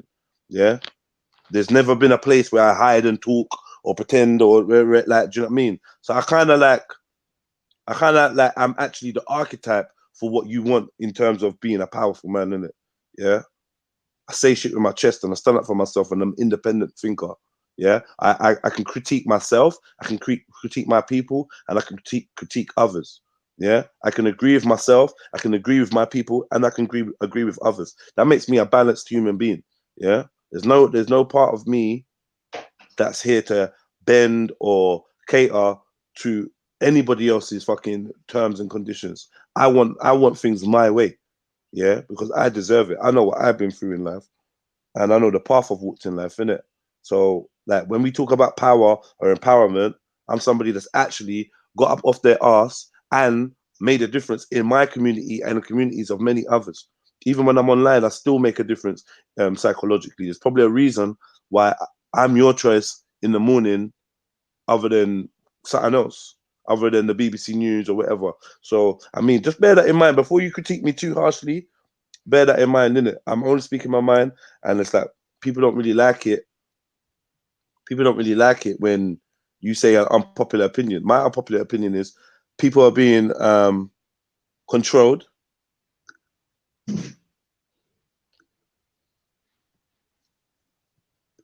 Ha ha ha!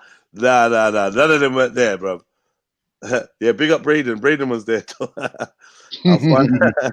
I'll find the people who complain the most do nothing themselves. Well, you know, you got my number and you got the link to jump on. I mean, but I rate you though.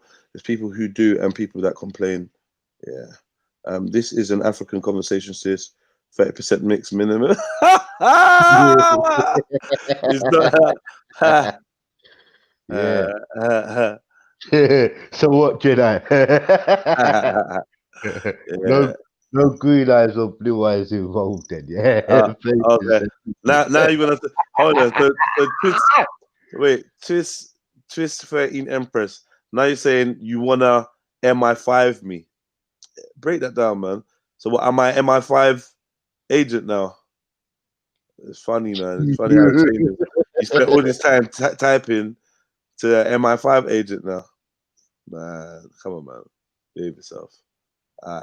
That's dumb, You're doing man. a job for your black people. Does that include Africans? do they have to agree to be black for you to be doing a job for them? Or is that just a title you put on everyone with a certain color? Remember, not all skin folk is kinfolk, man. And I said that, boy. There's a time and a place, but I'm really considering jumping on this year. So when you're ready, anyway, it's send the link out. No, she won't be forced. It's not that you're being forced, but you're typing in capitals and you made a couple personal statements, and I want to know whether you can back what you're saying in it with your face. Maybe gonna get that worldwide Dutch courage to challenge voice recognition. No, this YouTube is okay. Well, okay, cool, man. Well, then that just reminds me to take your comments with a pinch of salt, then, sis, until you're ready to stand by what you got to say.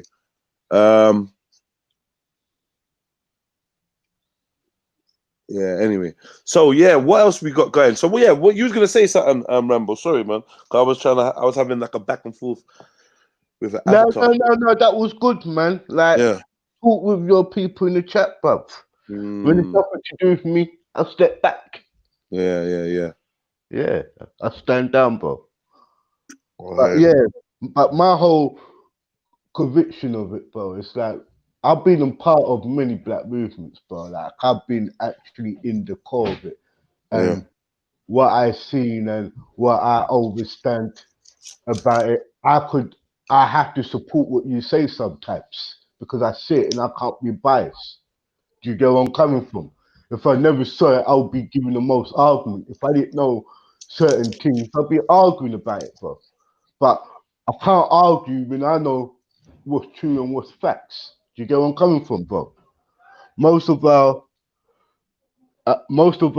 great, I believe that our great works has been puppeteered in certain aspects. Do you get where I'm coming from, Jedi?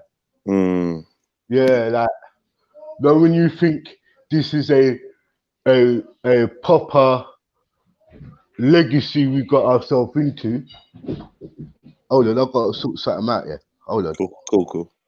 Yeah, man. I just think that, you know what, in terms of any movement should be proud and honored to have me counted amongst their ranks, simply because of my independent thinking. That's like one of my greatest skills, and it's not forced. I don't try to do it. It just, Yo, Des, I'm gonna be back in 1 minute. Yeah. All right, brother. All right. It's just how it is, and you know what? when everybody's looking left, if you got a whole nation or a whole group of people looking left, you can count on me to look right. You get me? Count on me to look right, and that means that we got like both sides covered. So nah, I'm actually a lot harder and a lot harsher than some of the people that you think you're representing. Like when you're talking about rainbow get along, I feel like personally my views make it a lot harder for us to get along, because you've got to kind of go against the mass belief system. It's harder to be infiltrated because you give everyone enough room to hang themselves. You don't just go off stereotypes or assumptions, and that way everybody individually gets to prove their worth.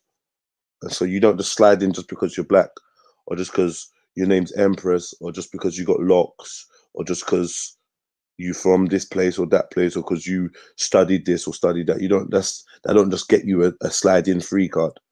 Yeah, you got to be putting in work. You got to be about what you say.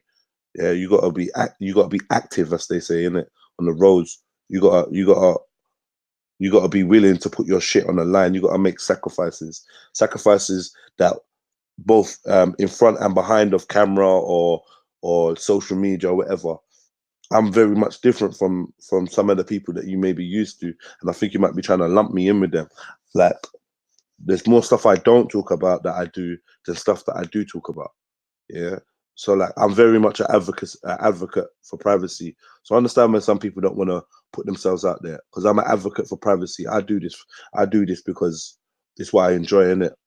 I enjoy chatting and conversating. I enjoy being active. I enjoy using my power to change certain things and to affect my surroundings. That's what I enjoy. I enjoy being counted and being present. That's why I do the register.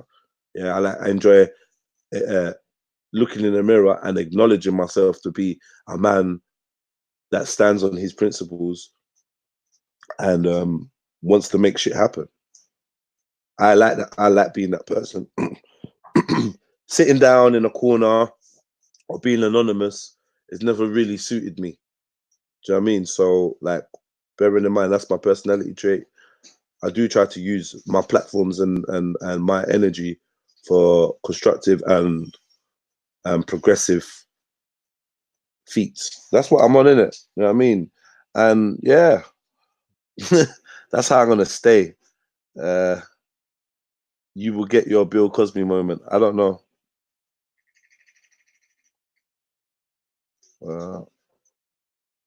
Yeah, man. Well, you can call man a fool and all that, but really and truly, it is what it is, man. You get me? It is what it is, man.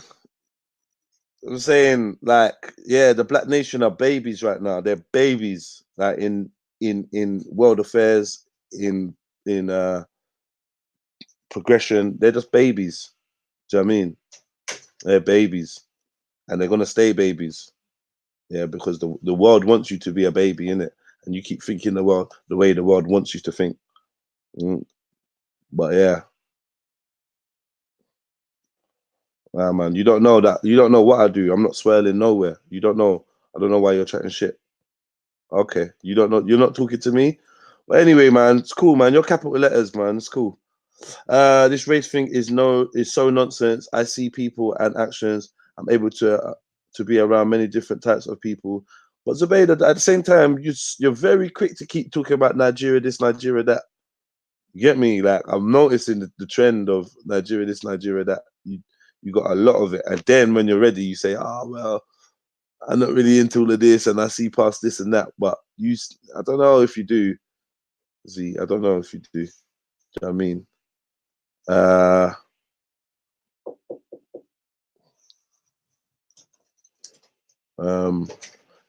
It's not jealousy, it's real life. The black man has been sidestepping the black woman for quite a while, but now they can lay down with who they want. When you lay with dogs, you get fleas. That's 0 points as that. I'm going to have to rewind the stream. Big up the Black Empress them every time, no. Big up, man.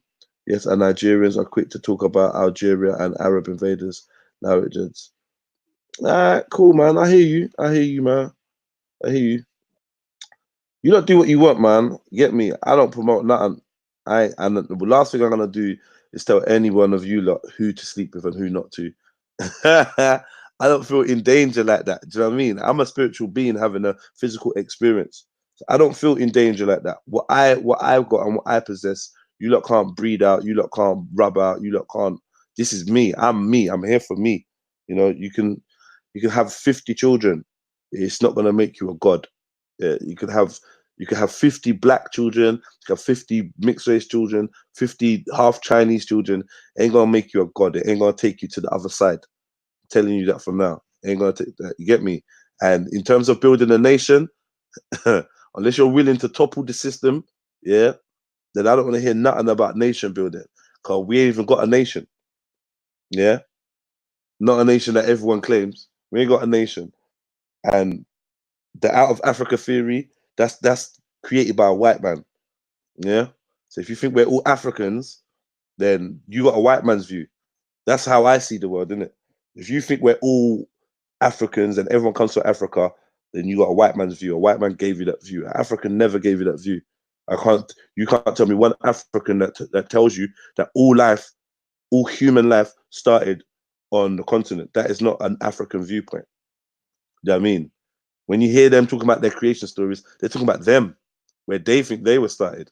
And not even, well, and some of the most ancient ones don't even think they even started on Earth. Do you know what I mean? But it's cool, man. It's all about phases and what phase you are in your education and what phase you are in your learning and your development and where you are. Like, I spent many years trying to attach myself, not knowingly, you know, because man was just doing discovery in that, but man spent many years attaching myself to labels and notions and beliefs. And then the deeper I got, the more I realized it was about detaching myself from labels, notions, and beliefs. Do you know what I mean? And attaching myself and grounding myself to myself. It's called inner standing, inner space. That's what I do, innit? So I don't underpin any notions to my personality. I don't underpin something that I read in a book or something that someone told me to who I see when I close my eyes. When I close my eyes and I delve into myself, who I see is totally separate being from most of the people that are alive today, whatever color they are, whatever race they are, whatever gender they are. Like, I'm not like these people. You know what I mean? We're not alike. I vibrate in a different fucking, just in a different dimension. Like, and I'm meant to do something that is beyond this world. I'm meant to do something that's beyond this reality of how people perceive life to be. That's just it, innit? So I'm working towards my destiny, and I wish everyone like luck on their destiny. And if we can collaborate, if I can help you in some way, then hell yeah. But just guess what? Yeah, when I step out the yard, yeah, the whole society is quick to remind me who they think I am. Yeah, when I step out the yard, I know when I'm walking down the road who I identify with when we make eye contact. Yeah, I know who feels my struggle just from waking up and looking like me. I know who identifies with my struggle, and it's not everybody that's. It's not just like, oh, because you're black, you're gonna identify with it. Because if bare black man tell me that, no, there's nothing going on, or there's no this and rare and no, man, you're just a slave to the mind if you think that we're not free to do what you want. And in the end, they want to get you to vote or get you to join more of this system that they claim that they fucking hate. Yeah, I got a man telling me about bonfire on Babylon, but then they're just promoting some monarchy hierarchy system where one man is ordained or spiritually better than the other because this is, and I ain't fucking with none of that, man. I ain't fucking with none of it. You get me? You're not gonna get me to worship fucking a piece of land either. Yeah, you're not gonna tie me down to a piece of land or get me to be like, yo, yeah, different dimension. You don't know about dimensions, but you want to be like, you're laughing, but you understand that even melanin operates on with quantum diversity. Yeah, the information, the photons that you can download information from, yeah, means that you operate in different dimensions to some other people. You don't know about that?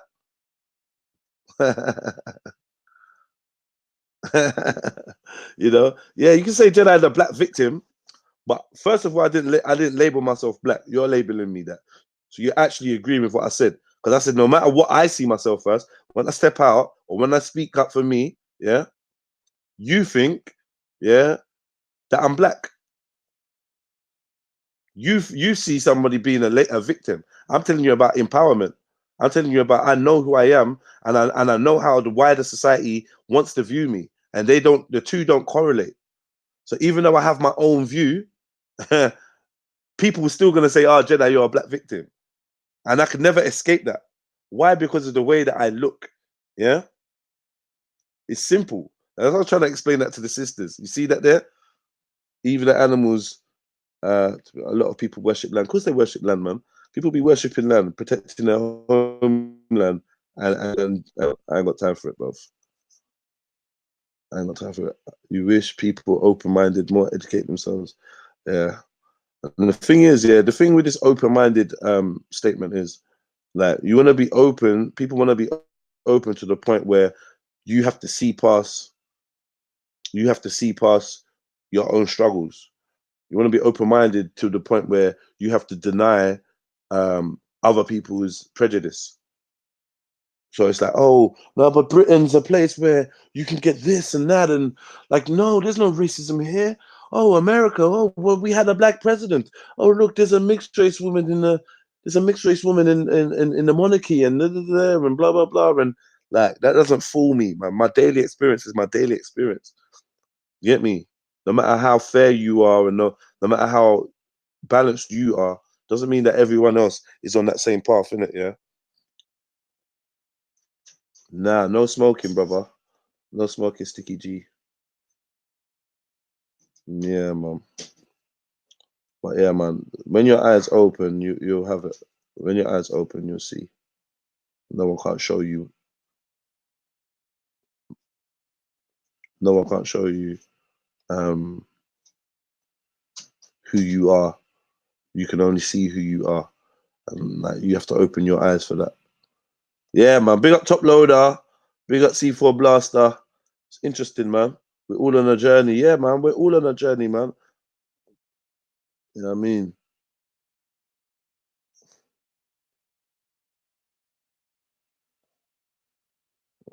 Oh, I don't know, man. Did you protect Africa? You get me? You want me to protect Africa? Or you want me to protect Africa? Like, is it Jedi's job to protect Africa? I don't think you understanding, man. I don't think you're understanding. My family are from Africa. Yeah, I protect my family. I'm down for my family. I don't think you understand. You think that you think Jedi is going to stop Chinese investment in Africa? Why? You say I got no ambition, but I don't know, man. That's a deep statement to make, but you're allowed to. You're allowed to. Me, I think.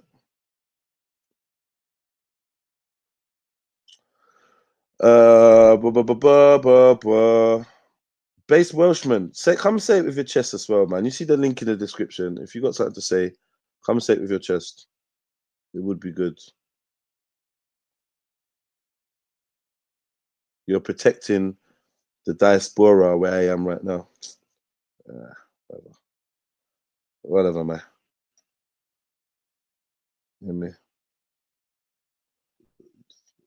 I like the fact that you know where I was born. Empress Returns. Is that what Jedi talking about? People like you don't see injustice from your own kind. Basically, will never underestimate because they're the ones with those racist ideologies trying to deny what others experience.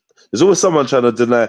But you see, is this what I'm saying? This is what makes me like an actual supreme being compared to some people. This is actually where it begins, where you start to see the difference. Because I'm there saying, look, if you want to have a "It's White and It's Okay" t-shirt, you can do that.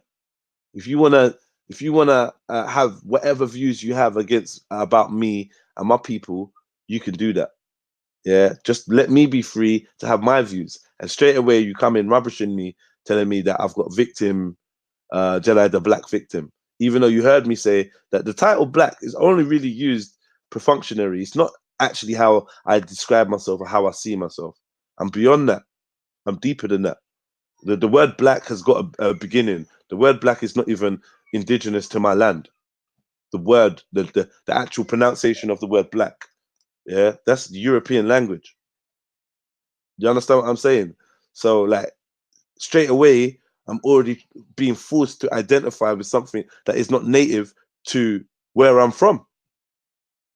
Igbo would be much better. If you really want to deal with that, Igbo would be much better. And then even Igbo at a time, when you get down to the root of it, it's gonna expire. Its need is gonna expire because there's gonna be a better way to describe yourself that's more authentic. And ultimately, I think any word, sound, or sign that you use to attribute to your personality or to your ID leaves you vulnerable. Yeah, that's what I think anyway.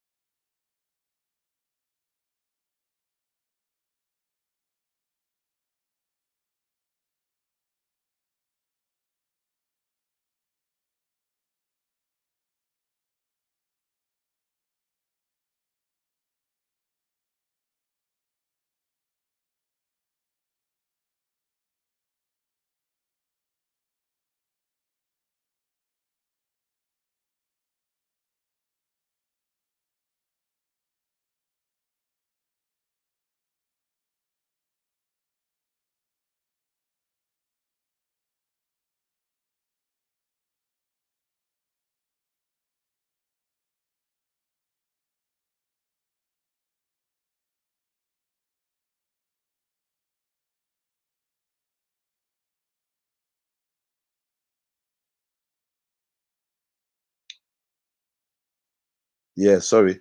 Yeah, sound just went because I was having a personal conversation. Big up scripture in the building. So yeah, man. I mean, there's many ways to show your pride, and there's many ways to stand up for your people, in it. Like, I'm an active advocate for my culture and for things that give power back to my heritage and that will empower more children that live like me, look like me, and will eventually have similar experiences to me because they're born in a world that is kind of tailor-made to be anti what you are and who you are. So personally, I feel like every time that I even step into any arena, I'm seen as a black man first, innit? I'm seen as a black man, an African man, a man of color, whatever you want to call me. That's what they see me as first. Yeah. Secondly, they judge me for my size, or my height, or my facial features. So they might see me as being someone that's stern or whatever. Then they judge me for the energy that I have. Yeah, just the energy that precedes me. So often people that have no need to are intimidated or see me as aggressive. This is a given. Yeah. Then I have to deal with the way I talk.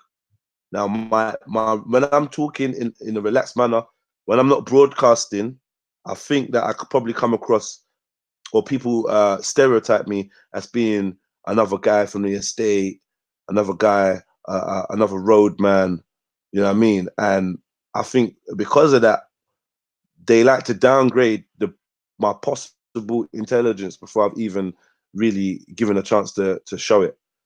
So that, like, I've had to learn to adapt, and we spoke about this yesterday. Through my experiences, I've had to learn many tools of communication. I've had to access parts of in order to give me a better chance in just standing a day-to-day existence without losing my shit, without being victimized, or without being persecuted. I found ways to traverse the system through language and through demeanor. And it has been a hard and long road. I'm sure that my experiences are like a horror story if I was to reel them off, compared to some of my other brothers and sisters that grew up in exactly the same place. And that's because essentially I do represent the archetype, yeah, for many people. And, you know, gold teeth, tattoos, whatever. Some will say some of this stuff is self-inflicted. You know, now I got locks. And I could go on and on and on. But yeah, man, like, it's, even if you want to be like all rainbowy and airy fairy and all inclusive, you're reminded daily that you're not part of us, you're not part of them, you're not part of this, or you belong over there. You're reminded all the time. When I get up and I go and get on the tube, I'm going to sit down on the tube, and people are again going to be reluctant to sit next to me, like I have every time. Why? Because there's an innate fear, there's an innate suspicion, and there's there's many elements to it, man. There's many elements to it. But I'm just saying, on a day-to-day basis, I don't have to go about and scream, I'm a black man and I'm proud. The way I carry myself, my head up, my chest up, you know what I mean? The way I communicate shows my pride in who I am, who my parents are, and where I've come from. Black, melanin. Yeah. Yes. Bless up yourself, gents. Yeah, man. Big up, Nines. Yeah, sorry, Bob. I just had to pop on because I'm sort of trying to ascertain. You know what I mean? I'm not sure. I want to know what. Get me? What are you talking about, Bob? No, we were just talking. We was having a conversation, going through news, and then I don't know, man. We just got this is what we got to start talking about. In Norwich, or Ipswich, somebody's been posting messages like it's okay to be white, blah blah blah blah. And I was just saying that the statement "it's okay to be white," I'm fine with it. The newspaper are calling it white supremacist, and basically it's like they want to ban people saying it. There was a t-shirt company that had been printing out t-shirts, and they'd stopped printing them now because they've had a backlash. I think they print out slogans for anyone, and like they're refusing to print that one now because they've had a backlash. And I'm just like, why would someone have a backlash over saying it's okay to be white? Because when I want to wear a "it's okay to be white" t-shirt, I don't want no one to stop me. When I want to wear a "it's okay to be black" t-shirt, I don't want no one to stop me. Then some people was like disagreeing. Nah, they shouldn't have that, and blah blah blah. I'm like, but this is whatever anyway. Then we went into Black Lives Matter. And I was like, so what do you think about that slogan? Some people agreed, some people didn't agree, but I'm just like, yo, like, regardless of the organization, I think people's right to have that statement or say that statement is very important, or to say an opposite statement is very important, because the minute that we start advocating for people not to be allowed to say that it's okay to be white, then you're not allowed to say it's okay to be black, and that's an issue. And even if, and forget about that, forget about even worrying about what happens to you. Why don't you want other people to be able to say it's okay to be white? Why would you stop them from that? Yeah, well, if that is what it is, then I agree with you 100 on that matter, Bab. 100. And then but what I would have want to ask, sorry to cut, you know, what sort of persons were requesting it to be taken down? You know what I'm saying to you? Because often I think that we will get the blame for things that we don't even request. You see what I'm saying to you, Jeds?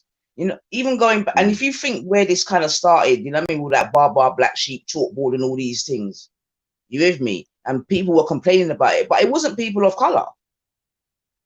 And I'm sure to even with this story, I bet you it's not even people of color that are moaning about it. You see what I'm saying to you? We will always get them, you know, them ones. Anyway, you know the thing, Jets. But I agree with you in that respect. Yeah, Carl, like you said, if I want to buy shit, nobody can tell me nothing. Tell me nothing. Yeah? Do you know what I mean? And if you do your thing, then do your thing, man. And why do I want to live in? Why do I want to live in a world where a white man's not allowed to say it's okay to be white? If he identifies as white and he wants to wear a t-shirt saying it's okay to be white, I don't care what that makes other people feel like. That's his right to wear that. Because is it not okay to be white? If it's not like saying it's okay to be a rapist. You know what I mean? Which is a very different statement. If you're white and you want to wear a t-shirt that expresses it's okay to be white, the t-shirt could be white. It's just silly, and we need to be careful, because soon we will be on the brunt end of that. Trust me. Soon it will be us that will be on the wrong end of that. And then it just spiraled into a conversation talking about Black Power versus Black Lives Matter. What's the difference? And then I just basically was saying that there's a lot of people that hijack the terminologies in order to further their influence in said communities. And but even that Black Power thing, I don't even think it was started by black people. Well, this is what we got to. This is what I was trying to say. And then I'm like, yo, so how is a man who is so staunchly proud of his tribe in Africa going to abandon labeling himself as the tribe he's from to take on a European word, which is black, to stand under that? Fundamentally, that's a flawed concept. Now, I'm not saying, oh, don't call me black or don't wear rare, because clearly I've learned that this is a label that helps others to identify you, and other people feel comfortable using that terminology, but it's usually not the given or the terminology of choice to us. It's one that we accept, like, yeah, well, they called me black, they see me as black, well, I'm going to be seen as black, I'm going to be written down as black, so it is what it is. You know what I mean? Them lot over there, those people from that black country, they're going to call me black. They're going to say we're black brothers and sisters. So, and that's usually how we all end up accepting the term. Now, I'm not trying to fight against the term. I'm just saying that ultimately, when I close my eyes, yeah, and I go deep within my inner self, I see myself as being black. I don't find that label as being befitting for me. I see myself as being so much more. And for me to have to even think in my mind's eye in the European language is also like opposite to what I'm claiming to want. We want to be so free and so independent, but we're not free and independent to even perceive ourselves. Because in your deepest recess of your mind, you are connecting yourself with a word, not a color. Because you know, let's no one pretend that they're connecting themselves with that jet black. They're not. That's not what they're connecting with. They're connecting with the term black, which identifies a group of people politically. And who's the people that are doing the identifying? It's those that are supposed to be your quote unquote oppressors. So I just tried to like kind of I just wanted to step away from that and just have a thought exercise about it. But yeah, man. That was really it. That was really it. Brayden, you're just So talking you, rubbish. Bro. yeah, sorry, okay. So I know you don't like the word black, this, that, and I heard what you just said, I yeah? know, Okay, cool. it's not that I don't like it. Mm. It's not that I don't like it. It's just like it's not enough for me. It's not Yeah, I enough. hear that. It's not old. It's not old enough. It's not original enough. It doesn't unify enough. It's more problematic than it is So a what help would for me. be your suggestions going forward then? Because I hear what you're I ain't saying, got you no. understand? I ain't got no Hmm? suggestions for nobody. I'm too. This is This is the thing. I'm not desperate to group everybody under a label name. So, like I said, I'm not trying to get rid of the word black. But if you ask me on a personal level, do I identify as a black man? I do by default because I've been born and raised in Britain, and I've had it browbeaten into my head. Black this, black, black, black, black, black, white, black, white, black, white, black. But when we start talking about others, yeah, we start talking about Europeans, and that covers everybody that's white, the European, Asians. That covered everybody that's of that persuasion. But when we talk about black, there's bare mix up. You're gonna say it with your chest until you go to Africa, in Africa black, and certain man's gonna tell you about themselves. I'll tell you about yourself. Yeah? You're gonna go to other parts of the world, they're gonna tell you, like even in America, you can't really call everyone black now. Because they're waking up to the fact that that term is not built for them. So they want to be indigenous. I want to fight for their right to be indigenous if that's how they see it. They want to be Caribbean. They fight for their right. They want to be Indian. I fight for their right for that too. Because it's the only thing that's going to stop me wanting to see others celebrate their identity in their way is ego and fear. Like, oh, you're not going to join my group then. Oh, that's less. That's like 50% left for my group then. All right, so I'm going to lack power. And my power comes from myself. This is all about self-empowerment and self-determination ultimately. So no, I don't want to relabel everybody because there's no need for me to do that. What I do want to do is get everyone to readjust how they label themselves, how they view themselves, and take back that little piece of power. From that one step, yeah, you can see a whole change in a group of people. You can see that they are now determining who they are, and they're proud of it. And if you need to learn 50 different labels, then so be it. Yeah, because it's good enough for the LGBTQ XYZ. Yeah, they're all recognized in their own rights. They don't all want to be called black man. They don't all want to be called gay. They don't all want to be called whatever, perverts or deviants. They want their registered thing for how they see themselves. Yeah, and that's why I say these people always take what is right, what is progressive, and they twist it. So by the time it reaches our minds, that we had this concept first. We identified ourselves by our fathers, by our tribes and whatnot. We had this concept first. They're the ones that took that away from us on a whole, whether it be linguistically, whether it be through slavery, whether it be through whatever process, yeah, through them little forms that you have to tick. They took away our choices of how we identified ourselves.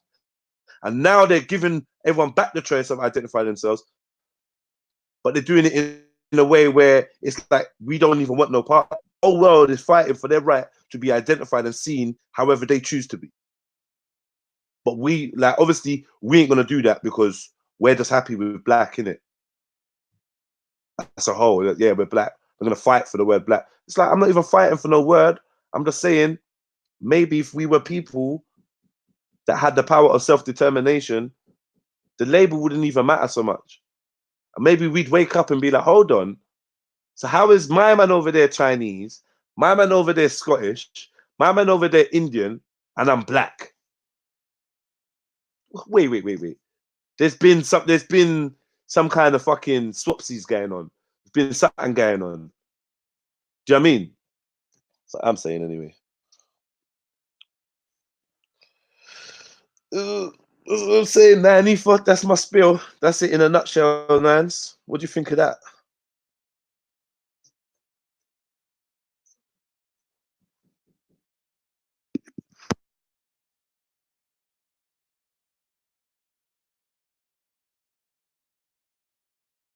Bloody hell, sorry. I was on mute.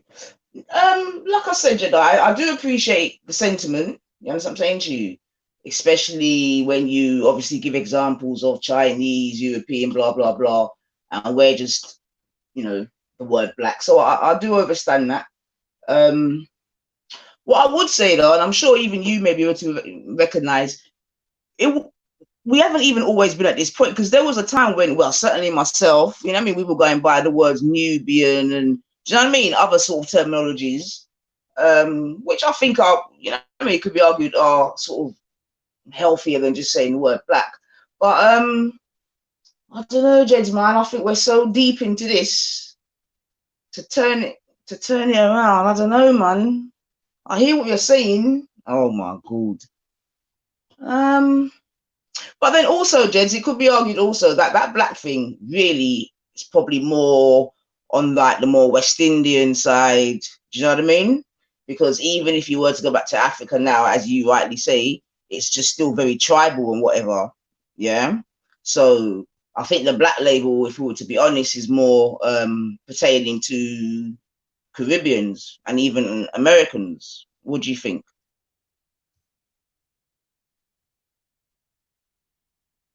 Jeds? Oh dear.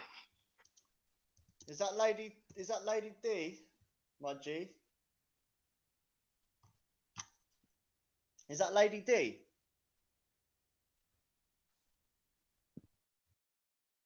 Babes, can you hear me? I'll just do a little monologue then. Look, from a white English native nationalist point of view, just give me a one if you can hear me, because I've done this before. Do a monologue and no one can hear me. Give me one. It's kind of embarrassing. I don't know, I've been kicked.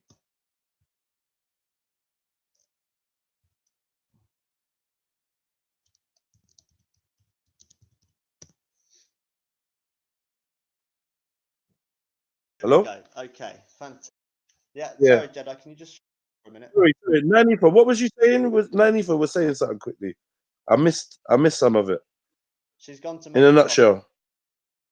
Okay. Oh, you're back. No, I was saying I hear what you're saying, and I'm saying because you was because even in Africa, in it, you were saying that the word black is not used in it. If anything, they're gonna go by tribe, region, etc., etc. So I'm really saying also that it could be argued that the terminology black is really more upon like West Indians and Americans. You understand what I'm saying to you?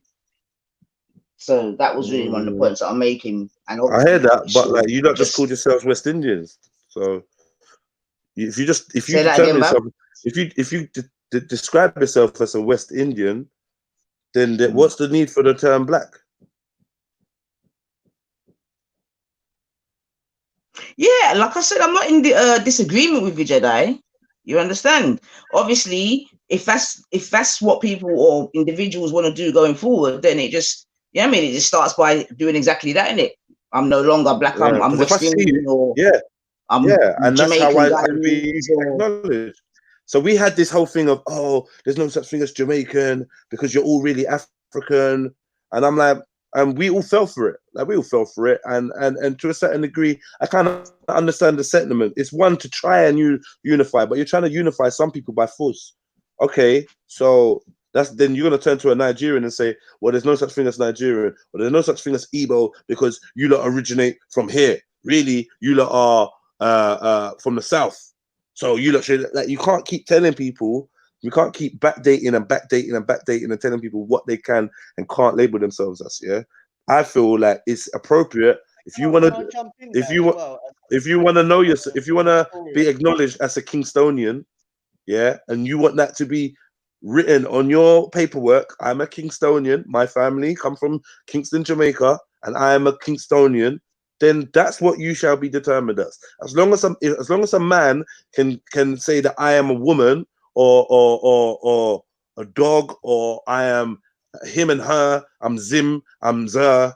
As long as people have the right to do that, it clearly shows that legally we have the right to be labeled and to be called anything that we choose to, and that means black as well. You're allowed to be called black if you want to be called black, and no one should and can determine who any individual should be known as. Now, based on forming some form of coalition, people want it to be a uniform name, but we are not a uniform people, and we're going to have to come to grips with that. Europeans can stand under a European banner, but they are fractured under that banner. Asians can stand under an Asian banner. How's that? But they, How's that? How are we fractured? What do you mean? How are you fractured? How are we fractured So, under the banner of being European? because you got people that don't want to be part of Europe, hence Brexit. Like, okay, no, but that's a political thing. That's not Political or not, yeah, political or not. I know white people that do not class themselves as European. They want to be British. They are British. They're from the British Isles. Yeah, they believe that they are part of on an island. They don't believe they're part of the continent of Europe. Yeah, and they want to be differentiated from the Russian or from the Polish or from the Bosnian. Yeah. And I believe that they have a right to feel that way. Do you know what I mean? We have people in Sweden. We have people in Sweden and that call themselves Nordic. Yeah, we have people that call themselves Balkan. They are different regions, different areas, different cultures, and slightly different histories. And they want their shit to be preserved and them to be recognized. They don't want to be lumped together in some big superpower, which is only for political purposes. Yeah, as I am European. They're not standing under that. There's many people that would many French people that don't want to be labeled with British. Yeah, they don't want to stand. So they're French, Sicilians, yeah, Portuguese, yeah. They are proud of their individual histories and they want to be recognized as such. They don't want to be called European. So that's how they're fractured. Continue. So what I was saying and what I was thinking by your monologue is you're more interested in European history and European identity than what you are when you look in the mirror, which is okay. Okay, it's a good thing if that's what makes you happy. Because the thing is, Europeans actually have a civilization, actually have a history. And yeah, Jez, I've got to jump off because this is killing my thing, but I'm going to try to jump back on. And plus, I don't even want to listen to what I'm about to listen to. So I'll leave you to deal with it, man. Big up yourself still. Have a wonderful day. All right, one love. One love. Well, some do say the truth hurts, and I don't mean it in a bad way. I mean it in all the right ways. Because if what you're saying and what it sounds like is that you appreciate European civilization and history and culture, and why wouldn't you? I mean, as an observer, you go into an art museum and you look at art, doesn't mean you're an artist. You just appreciate what somebody has created, and that's a noble thing. That's a normal thing. And European civilization has given the world so many benefits, and unfortunately, people can't mimic it. Unfortunately, people can't copy it. We would love nothing more than the Congolese to mimic Northamptonshire or Norfolk. We would love nothing more. I mean, why wouldn't we? We give so much in time, effort, and money to try to bring these civilizations up to ours. We don't wish them ill. We generally don't. What annoys me is when people think that the English or the Europeans don't want these people to compete with us or don't want them to be like us. That's exactly what we want. I mean, we bring them into our countries. So what was you say? So like, look, I was talking about people's right to determine themselves, and you wanna tell me about the great achievements of who you call the Europeans. Yeah, I don't know if you mean the British, but you're talking about the Europeans. You're being quite broad because Europe is a big place. Like I just said, filled with many different people from many different heritages. But I mean, at the end of the day, bro. Like, you're not very intelligent. You're not very astute. That's not an argument. I never said it was an argument. I'm making a statement, right? Time and time again, you come over here, and you end up with egg on your face, looking a bit silly. I'm gonna try a different approach. I'm just gonna let you rant on and just waffle on about some stuff that quite clearly actually helps the world to see how deluded you are. Every time I do a show with you, yeah, I end up with classic sound bites that I can use to prove the ignorance of people that think like you. Yeah, you like, and I think you know it as well. That's why you pick and choose when you come on, because you usually get intellectually spanked. Right about now, you're talking a load of waffle, and you're just taking the conversation somewhere else, some ground where you think you're comfortable. I'm gonna let you, but I just wanna let you know that you've come off topic, you've come off the subject. So now just tell us about the grandiose achievements of you and your European brethren, and like, No, just get on with it. But there's no need. There's at the end of the day, Jedi. I mean, you had several backhanded compliments in there, and I appreciate it. I mean, I know to your audience you can't compliment me because your audience wouldn't like I've it. complimented you But I many a get it. time. Like, stop being. Listen. One thing you're gonna do. One thing you're gonna do is try and be, if you can be, try and be honest. Yeah, Practice stop that. waffling. Yeah. Fuck's Try sake. and be honest. One thing you have to do is be honest. Jedi will compliment you if I think a compliment is befitting. If I think you deserve a compliment, I'm gonna compliment you. Yeah, I don't pander for an audience. Right? People that do Yeah, pander but for an audience. 1 second. If you know no, people that do pander, Jedi. 1 second, please 1 second. If you know people that do pander for an audience, and you might be used to being on their shows, I get it. But when you come over here, refresh yourself. We may look similar, we may have similar traits, but we're different people, and we deal with honesty differently, right? Right, cool. Well, I didn't know if that was like a lesson or you was becoming the teacher. And to be honest with you, I don't go on other panels. I'm not on many other panels. So, if anything, it's a compliment to you that I've decided to come onto your panel. So, I don't want to be spoken to or dictated to of how I should be acting. You either want me on here or you don't. I don't really care. It's irrelevant. I'll just be in the comment section until I get blocked, and that's fine. The thing is, I am a project of what a European, an Englishman, a Nordic man should be, and the aspects of what the English and the Nordic and the Germanic tribe went around and actually, I mean, there wouldn't have been a global map if we didn't do it. When was the Nigerians planning on sailing around the world 300-400 years ago to when was the South Americans? When was the Aboriginals? When was the Russians? No, it was the English. And you're lucky to be in England, and we're glad to have you if you're if you're gonna when in Rome, if you're gonna behave like us, if you're gonna act like us, then we've got no problem. The problem that we have is when you start acting like it's like back home. Like this ain't back home. This is England.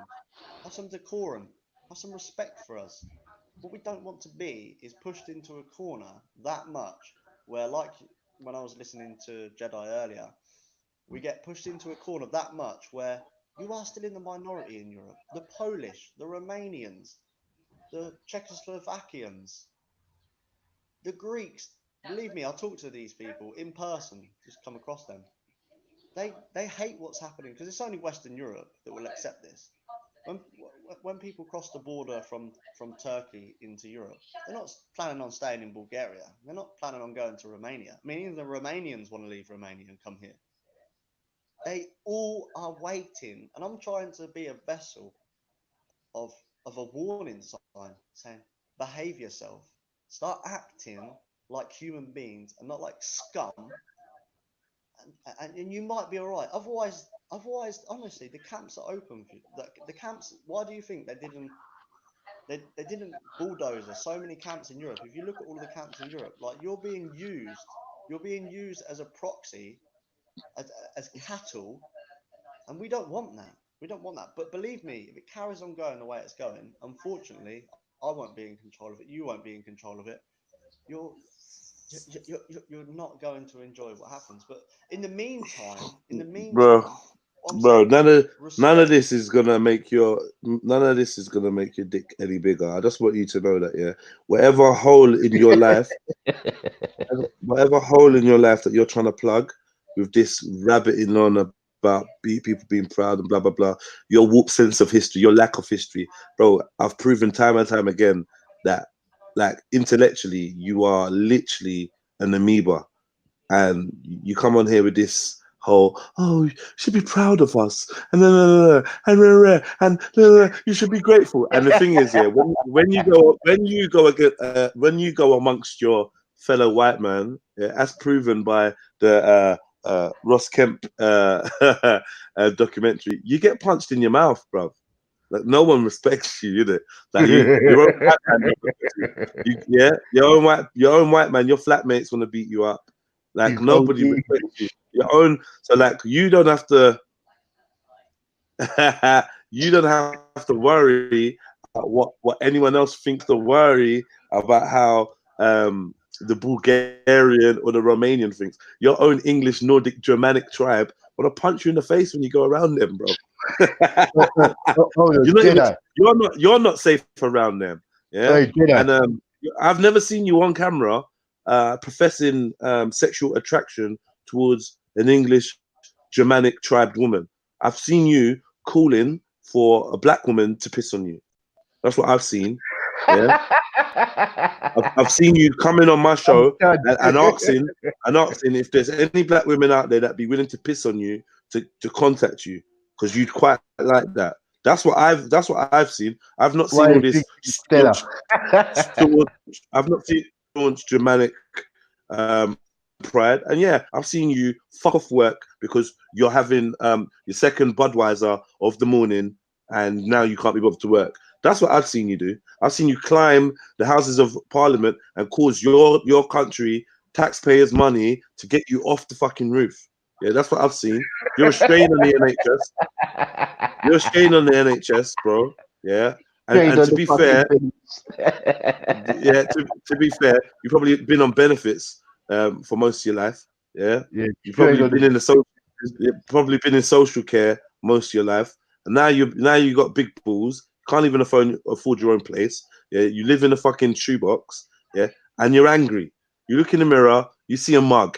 Yeah, you look in the mirror,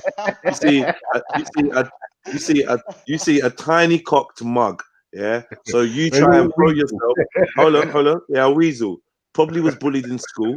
Yeah, because of your social difficulties, because of the your learning difficulties, and you know whatever you said, you got Asperger's or whatever it is you said you got. It's probably made it really difficult for you to get on with people on a normal basis. Yeah, I leave the door open for you, Brayden, because I think at some point maybe you can get some healing from just being around normal folk that know how to have a conversation and not always trying to be fixated on something to try and find some sense of identity.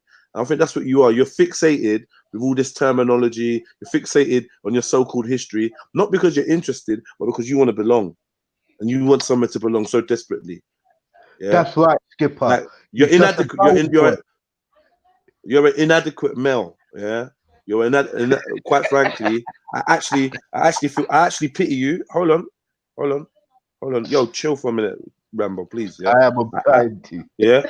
I actually pity you. Yeah, and I think most people that see you pity you. When people say, "Oh, Brayden's a racist," rare, I'm like, you know what? I don't even think that he actually believes half the stuff he says. Maybe he's brainwashing himself to believe it. You're radicalizing yourself to believe it. But when I look at that tribal tattoo on your shoulder that looks like me, that image, I understand that you're just confused. You're just confused. You're hurt. All of what you're saying. I'm not sure. You want chill, bro. Chill. You went on for a while. I didn't interrupt you once. Well, I've heard. Yeah, I've heard. Yeah, just chill. Let me finish. Let me finish, please. Yeah, I know. Truth hurts, isn't it? Truth hurts. But sit tight and just hear what I'm saying to you, yeah? No matter what you try to spew at me, bro, yeah? The difference is, yeah? I am outstanding, yeah? When I'm compared to you, with all my faults and all my flaws, I am an outstanding human being, yeah? I am godlike when compared to you, Germanic, Nordic, Brayden. Yeah, and I think what you need to do is just take a little humbleness, a little chill pill, yeah, and actually see the traits, yeah, of your African savage brothers or whatever you want to call us, yeah, and understand why you hate, why you feel so inadequate. What is it about us? Is it the energy? Is it the spirit? Is it the rich history? You try to rub out the whole history of sailing, yeah, and start 400 years and talk about you were sailing 400 years ago.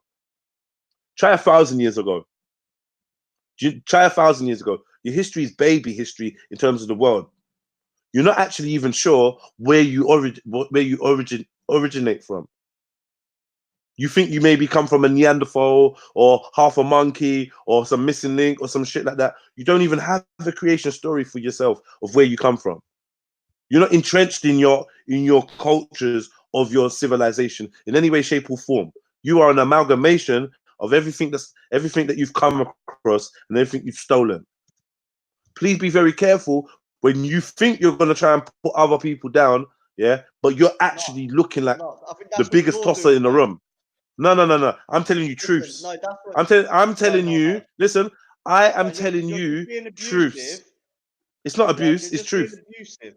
No, you're just being abusive towards me personally, and it just doesn't make you look good, to be honest. I mean, your audience clearly shows how inbreded your audience is and how stupid they are.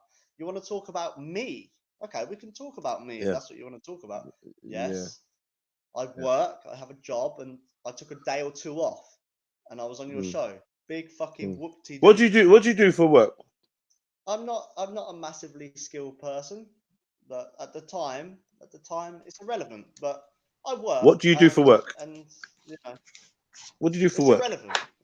It's irrelevant. I think it's highly relevant. I think it's highly relevant.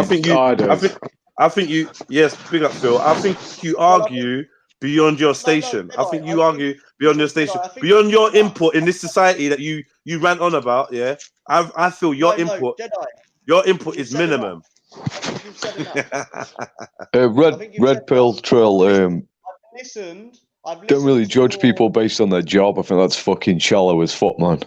I just want to know what his job is. No, because he judges people on everything else. So he's saying he works. So I'm saying you work. I'm saying, okay, that's nice you work. What do you do for work? You're not being judged. But the first thing he said is, I'm not massively skilled. I'm a pipe fitter. Next question. No, I wasn't answering you. Oh, great. Nothing.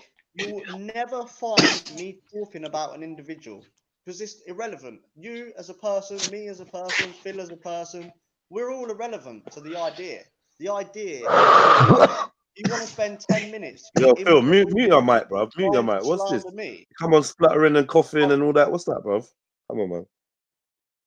Like, oh, I'm sorry, bro. Your job's not as good as whatever job. I mean, I just want to know what you do. I want to know what you do for a living and how you contribute to your society personally. That's all I want to know. Well, I work, so I pay my rent. Yeah, I want to know, what do you do for work? Well, I work. It doesn't matter what I do, but I work. Okay. So, cool. Does it matter? So that's how you contribute. So everybody else that works is not contributing to your society. I'm not on about people. What I'm on about is immigration. You are trying to slander me, and you don't even speak your native tongue. Do you speak? Okay, if do you speak? In westernized. You're talking about. I was born here. I was born here. You're talking about You're talking about immigration. You're talking about immigration, but then you're talking about immigration. Yeah, all right, you talk about one second. Why talk about immigration and then you claim to be Nordic? Yeah, are we on Nordic land? Are we on Nordic land? We're not. Yeah. Yeah, we are. Not. You know where Nordic? You know where the Nordic land is?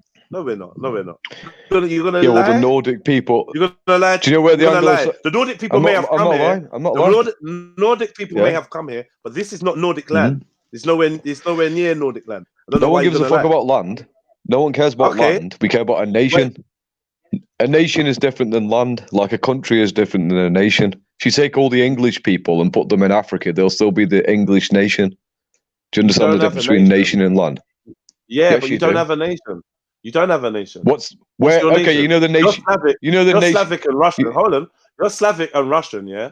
Yeah, superior to you. These people are not Slavic over here. I don't give a fuck. We're white at the end of All the day. right. I'm higher up in the hierarchy. So you're white. You're white, Yeah. Slavic, Nordic. So we only care about white people. We're of the same I know you tribe. only care about white. I know you only care about white people. I don't give a fuck about white immigration. I don't give a fuck if white people come here and immigrate here. I don't give a fuck about that. I don't give a fuck about that, really. That's not what you said 2 weeks ago. Well, that's not what you said. Admittedly, I want to reduce it. I don't want that to be. Man. I want this to be a last resort. You're the one who's been Europeanized. You're the one speaking a European language, dressing like a European. I am. Fucking hell. Who's got the dominant culture? We have. You've adopted our values. You've adopted our values, our customs, our traditions. I don't have your customs and your traditions. I live in England. You do. You have freedom of speech. Favour freedom of speech? We don't have freedom of speech, as you pointed out. Yeah, but you want that. And you're not. I want that. Listen, you're tolerant. Listen, Phil. Are you gonna come on and just contradict everything you've ever said on my show? Because I've got a good memory. Are you gonna be consistent, or are you just gonna waffle on? Well, what did I say then? What did I say then? You said we don't have freedom of speech here. You said we don't have freedom of speech here, and we should. I didn't say that's a straw man. I said that you adopt those values, your values. Stop. Chill out. You said that we don't have freedom of speech in England. You've come on my show and said we don't have freedom of speech here, and you don't think we should do. That's your words, Phil. Now you're coming on saying that. Now you're saying that I've got the benefit of freedom of speech when you don't believe freedom of speech exists. JEDI. I didn't make that argument. I said I didn't make that argument. I said that you did say that. No, I didn't. You just straw man my argument. That's a straw man. Shut up. Just be quiet for a minute so we can have a conversation. Yeah. Stop being so reactionary. Wait your turn. Learn the ebb and flow of conversation. Yeah. Let me teach you something. So you came on here and said that man's benefiting from European culture, right? Now, one of these benefits of European culture you listed was freedom of speech. I then went on to say that, hold on, you told me they isn't. Bruv, chill out. Mute your mic. I don't need your Just mute your mic. When I'm talking, I don't want to hear your noise. Yeah? So you came on and you said this, and I said, hold on, this is contrary to what you've said in the past about there being no freedom of speech in Europe or in England, and that you don't want there to be freedom of speech. Just like you said that you don't want there to be any fuckers from any other part of the world, no matter whether they're white or black, you don't want them over here. That's what you said. These are two things that you've now contradicted yourself in within 2 minutes. Well, can I answer that then? So the thing is, I didn't make that argument that you just made there. I said that the values that you have are European values. They're not African values or Jamaican values. What this lad has is not European values. It's his DNA, his biological wired up. Even if he comes across as quite European in his way of... No, he has degenerate European values. I'm not saying that they're the correct ones, but they do come from Europeans. African belief systems. He doesn't have an African belief system. He has a degenerate European fucking belief system. It's not the same as my. There are different types of European belief systems, but my point is that all the values that JEDI has are fucking degenerate, fucking liberal values. Question: would you want Europeans to go to Africa and adopt their values? No. So you expect Africa to go to Europe? No, I don't expect Africans to come to Europe. I expect Africans to stay in Africa, but I also believe that we should supervise their fucking civilization, mainly because they've got a lot of resources and some of it. I just wanted an answer to the question that he asked. I don't want some fucking ear, man. Yeah, the ones that are here, such as JEDI, they can't help but be African. They just so the thing is, it's like they're not African though. We look at Africa and they're from Africa. They're from Africa, but they haven't got African values. Africans fucking hate them. Like when Africans come on these streams, they're like they fucking hate fucking African Americans and British Americans because they're degenerate. British Americans, completely. What JEDI, I mean, luckily enough, British black people and British fucking black people and American black people are fucking. Yeah. Hey, can I just speak for a second? We used to have to see it. It used to make Europeans feel guilty when we looked at our fellow Europeans starving in concentration camps, dying of Oh my God. Fortunate enough, we don't see that anymore to a certain extent. I mean, if you look at Romania in the 1990s, third world country, it literally was a third world country. Now we look at how the thing is, how does JEDI look?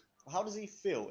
I know he's not going to admit it, but how do you feel when you have your TV turned on and you see your fellow man, your fellow African, constantly asking Europeans for help and money?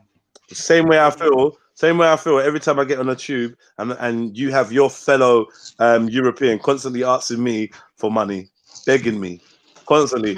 I can't go anywhere in London or England without being begged for money, not by a black man, not by what did you call it, a black African or black British or British African or whatever label you've used, yeah, but by a European. You should say thank you to. Not by a European, by a European. It's a European that makes me for money. But can I just say something, please? You should say thank you to white people for allowing you that freedom, Jedi. You should say thank you, white people, for tolerating me. No one said. Or for just being tolerant, because we could just say fuck you, take your shit and kick you out and send you to Africa. We could do that. Yeah, but then your country would be full of shit. Yeah, but can I just say something, Jedi? Yeah, these two individuals, these two degenerates, are acting as if they have some sort of authority to do anything. I'm the degenerate. You've got Jewish ancestry. Get the fuck out. Go, Can I finish, please? Thank you. One second. Can I ask? Yeah, as part of your European values, BRAYDEN and PHILL, where does etiquette and respect factor in? Exactly. Where does etiquette come from? That's granted to European people. We can talk to you however the fuck we feel like. Look at it. Anyway, can I get back to my point, please? Yeah, like I said, yeah, these two degenerates, you know, like I said, one doesn't work. I'm the degenerate. Where's your child? Where's your child? That's fine. That's all right. I'm gonna ask you one more time. Hold on. That's not issue. 1 second. I'm gonna ask you one more time to respect. I'm gonna ask you one more time, yeah, to respect the platform, innit? If you're gonna like, obviously you never come from this angle of being just straight rude and straight whatever. But if that's the angle you want to go, obviously I've got the power to boot you off. I don't want to do that. But if you're not going to respect the platform and allow others to speak because they're not European, then I'm just going to cut you off.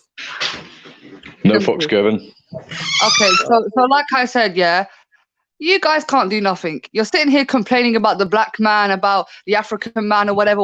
But at the end of the day, I love it when I go into London and I see a multicultural society and I see white faces, I see black faces, I see brown people, and it's spreading. We're spreading by the numbers and we're here and we're chilling. No, you're not. The government don't care, but we don't care what you feel, because at the end of the day, you're going to have to get on with it, mate. Do you understand? We've all got British passports. If the government can't kick us out, then who the hell are you? Who the hell are you? You understand? We are the people. Who's been the government are? Yeah, the government I love it when I see a Pakistani-owned shop. I love it when I see an African shop. They're out there playing their African jumps on British street. And what? So what? What are you going to do? You're going to sit in the internet and cry like a little bitch, and you won't be able to do nothing about it. Well, you understand? You're going to have to deal with it. If you don't like it, you get the fuck out. Do you understand? If you don't like it, you go somewhere else. Okay, go look after your child. Go look after your child. You don't. You're triggered. You're triggered. You're triggered. I'm not triggered. That's how you know I've won the argument, because you're triggered. You want to start referring to children because you have no intellectual answer. You haven't got. Because you're a degenerate, isn't it?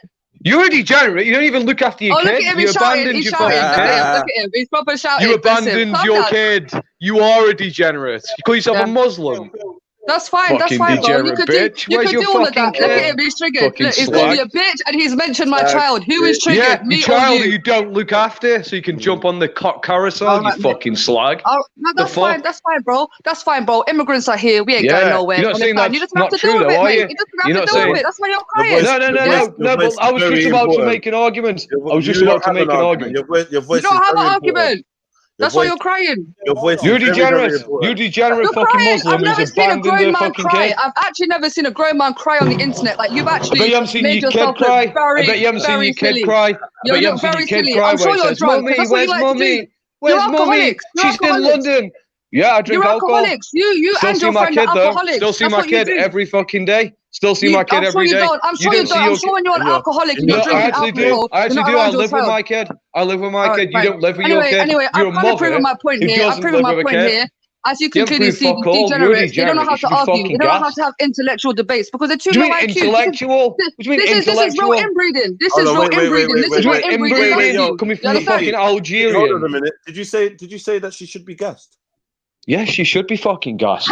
She abandoned a fucking kid. Kind of fucking mother abandons a kid. This guy's a joker. He's a joker. Calm down. Right. So she abandoned the kid. The kid's probably Let wondering him where go. its fucking mom is, and she's jumping on the dick carousel in London. That's fine, bro. That's fine, bro. You can have your assumptions. That's okay. That's no problem. No, that's the truth. That's the fucking truth. Okay, You've abandoned your kids so you can jump on the cock carousel. If you can prove Jump it, on the then cock carousel. you proved your point. But until then, Who are you it's just calling a a bunch of fucking waffle. degenerate? Jumping on the No, cock carousel. you are a proper degenerate, and I feel sorry for your kind. How many You make dicks have yourself you look sucked very this week? silly on the internet. Fucking degenerate. That's why you're an alcoholic.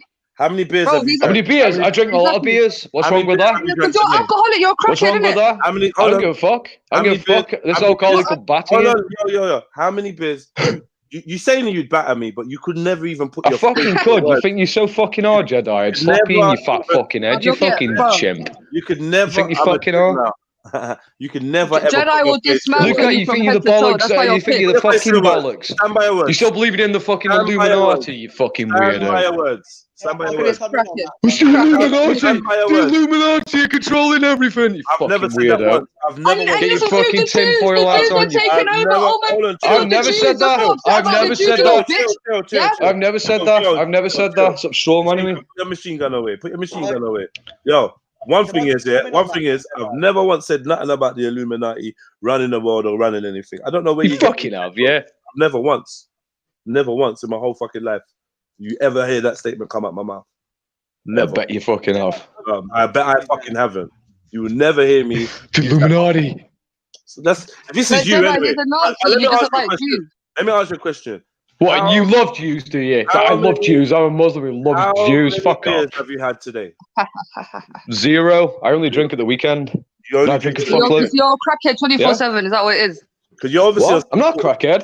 You don't call me a crackhead when you don't see your kid. You don't even see your kid. You don't even see your kid. You don't even see your kid. You sound like a crackhead. You're having these random outbursts. It's very destabilized mindset. When was the last time you saw your child? Answer the question seriously. When was the last time you saw your child? It's none of your business. Who are you Why for me can't to you answer that question? Why can't you answer that question? None of your business. I'll answer that. None of your business. Go on then, answer the question. When was the last time you saw your kid? None of your business. None of your business. Why don't you see your kid? Why don't you see your kid? Why do you care so much? Like, is my kid like? Well, I'll tell you what. I'll tell you why. Because you're a woman talking about politics and degenerates, but you are a degenerate. You don't know me. Do you know me? Have you ever actually met in person? I don't need to know you. I don't need to know you. I don't need to know you. I don't need to know you. If a fucking woman abandons a child, hold on. Let me ask you a question now, Phil. Yeah. Are you prepared as a man that believes in what he says, and you're being truthful and honest? I believe that you're an alpha male. Would that be correct? Whatever. Right. I believe that you would back up anything that you're saying now. Is that correct? You stand by your words. You stand by my words. Yeah. Are you a man of your words? Yeah. What in context? Okay, cool. So that being in context, yeah. Show us your face. Well, you want to see my face? Yeah. What, so you can do that chimp shit? I'll fucking jab you. Listen, I don't look like you. I don't look like a fucking dickhead. I don't need to show my face. Nah. Don't need to show my face. The end of the day, you can talk shit all you want to. The most vocal people, yeah? The ones that go on with the hard man shit. All right, cool. Hold on. Because I know what you want to do. The ones that come on with the hard man shit, yeah, are usually the ones that cannot stand by anything they fucking say. Okay. I want you to not only give the words, but show that you are proud of your nation. You're proud. But I just meet you up in London. I just meet. Anytime you can meet me. Anytime you can meet me in London and fuck me up. Yeah, you don't live in London. It's gonna be a fucking travel for you. Yeah, I'm not sure that you can pick between traveling to London and buying 24 cans of beer. Yeah, and burping and fucking burping and breathing and smoking shape. You're gonna get smacked up. But if you want to come down, I'm gonna be down on Sunday. Yeah, you can meet me anywhere you want. You can hit me up on Instagram. In fact, you can take my number off the internet now. Give me a call. What's your fucking BMI? Yeah. You reckon I'm out of Meet me up. shape? What's your fucking BMI, you fat bastard? What's your BMI, eh? What's your body fat percentage? Fucking fat bastard thinks that I'm out of shape. I'm a fucking middleweight. I'll slap the shit out of you. You're not slapping nowhere. You're not slapping nowhere. The guy's like, you're out of shape. I've seen the fucking size of your head. You got like a fucking 13-stone head. Yeah, so like I said, innit? Yeah, we can meet up. You can back your More words. body fat in your fucking face than my body. You can meet up. You can back your words. Yeah, you can step up to the plate. You can show that you are a man and not just an internet geezer spouting off. Or you can humble yourself and know that you actually don't. Listen. Anyway, back to the argument. Back to the argument. You're talking shit. You're talking shit about my people. Talk shit about my people. Talk shit about my people. You're a fucking degenerate who's abandoned their kid, right? The point is, right? While you are benefiting by living in a Western country, your own nations are suffering, and they'll continue to suffer because of brain drain. While you're not there paying tax to your fellow fucking Algerians or Jamaicans or whatever, you're not there. You're not contributing to your nation, to your people. Can I respond to that, please? Yeah. Go on, then. So if we're gonna have an argument here, at the end of the day, yeah, like I said, your government has given me, JEDI, whoever, the right to be here. Yeah, they've given us British passports. They've given us nationalities. They've given us home. They have given us authority even in this country. Who the hell are you now? Some irrelevant backup dancer to come in, floating in now, acting as if you dictate anything. You don't. You understand? You can't do piss, mate. This is the thing. This is why you're stressed. What authority? What can you do? How can you change this government? You probably can't even change the rules in your own household or wipe your own ass, let alone go into parliament and make any or implement any laws. That's why you're stressed, and you use your internet. You use the internet as a voice. If somebody like you really wanted to do something, you wouldn't be on the internet spouting nonsense and disrespecting females and being racist. You'd actually get up off your ass and go do something about it. Don't be racist, everybody. Don't be racist. We need to adopt liberal values. Tolerance. You're helping me out, though. Anyway, carry on. Go on. Fucking listen. At the end of the day, right? I only come on the internet, I don't know, once a day maybe while I'm waiting, right? But the point is that yeah, I do get involved in politics. I'm involved in local politics. I'm not involved in the senior level, but I'm involved in local politics. I get involved in that. You know? Have you changed anything? Obviously, have you implemented anything? Oh yeah. We have changed something. I've got a leader in place in my local community. Yeah, have they kicked out any immigrants? I don't understand. Like, are we being sent back home? What do you mean kicking out immigrants? I don't think we need to kick out immigrants. But you said we need to go back home and help our people. I think you should do, but you don't want to because you're greedy and selfish and don't give a fuck about your people. Okay, but do you not think I can help my people here as well, though? There's different ways of helping people. Oh, your people here. So what about your people in Algeria then? I can raise British pounds, yeah, in this country and send it back home. Yeah. How much have you sent back home then? How much have you sent back to Algeria? I can benefit from this country a lot. I'll use the British pound, and convert it to millions back home. How often have you done that then? I'm not willing to discuss my plans because you've never done it. You're just fucking lying. Still lying. You know the art of war? You know the art of war? You've never done it. So I send money back home. No, you don't. You spend it here when you sell. Bro, my family's got 2 houses in Algeria. Do you understand? Like, you understand? I don't even need to go into it. We don't discuss our plans with the opposition. You know the art of war? We're the opposition, are we? So we should kick you out. Of course. You've made that very clear we'll yourself. Kick the fuck out then. But the thing is, though, yeah, you're not gonna kick anyone out. So all this fantasy talk, deal with reality. Do you reckon? Yeah. Do you reckon? Yeah. 100%. All right then. I'll make a bet that in 50 years' time you're fucking gone. How much you want to bet? 50 years' time, I don't want to be here. 50 years' time, I don't want to be here. Like, what are you talking about? Do you think man has? Well, you won't be here. You'll fucking die of obesity. Yeah, of course I will. Of course I will. You will. Fucking fucking body fat fucking percentage. Fucking 30% body fat. Fuck off. Go look after your kid, you fucking degenerate Jew. You would get slapped back to your yard to go and.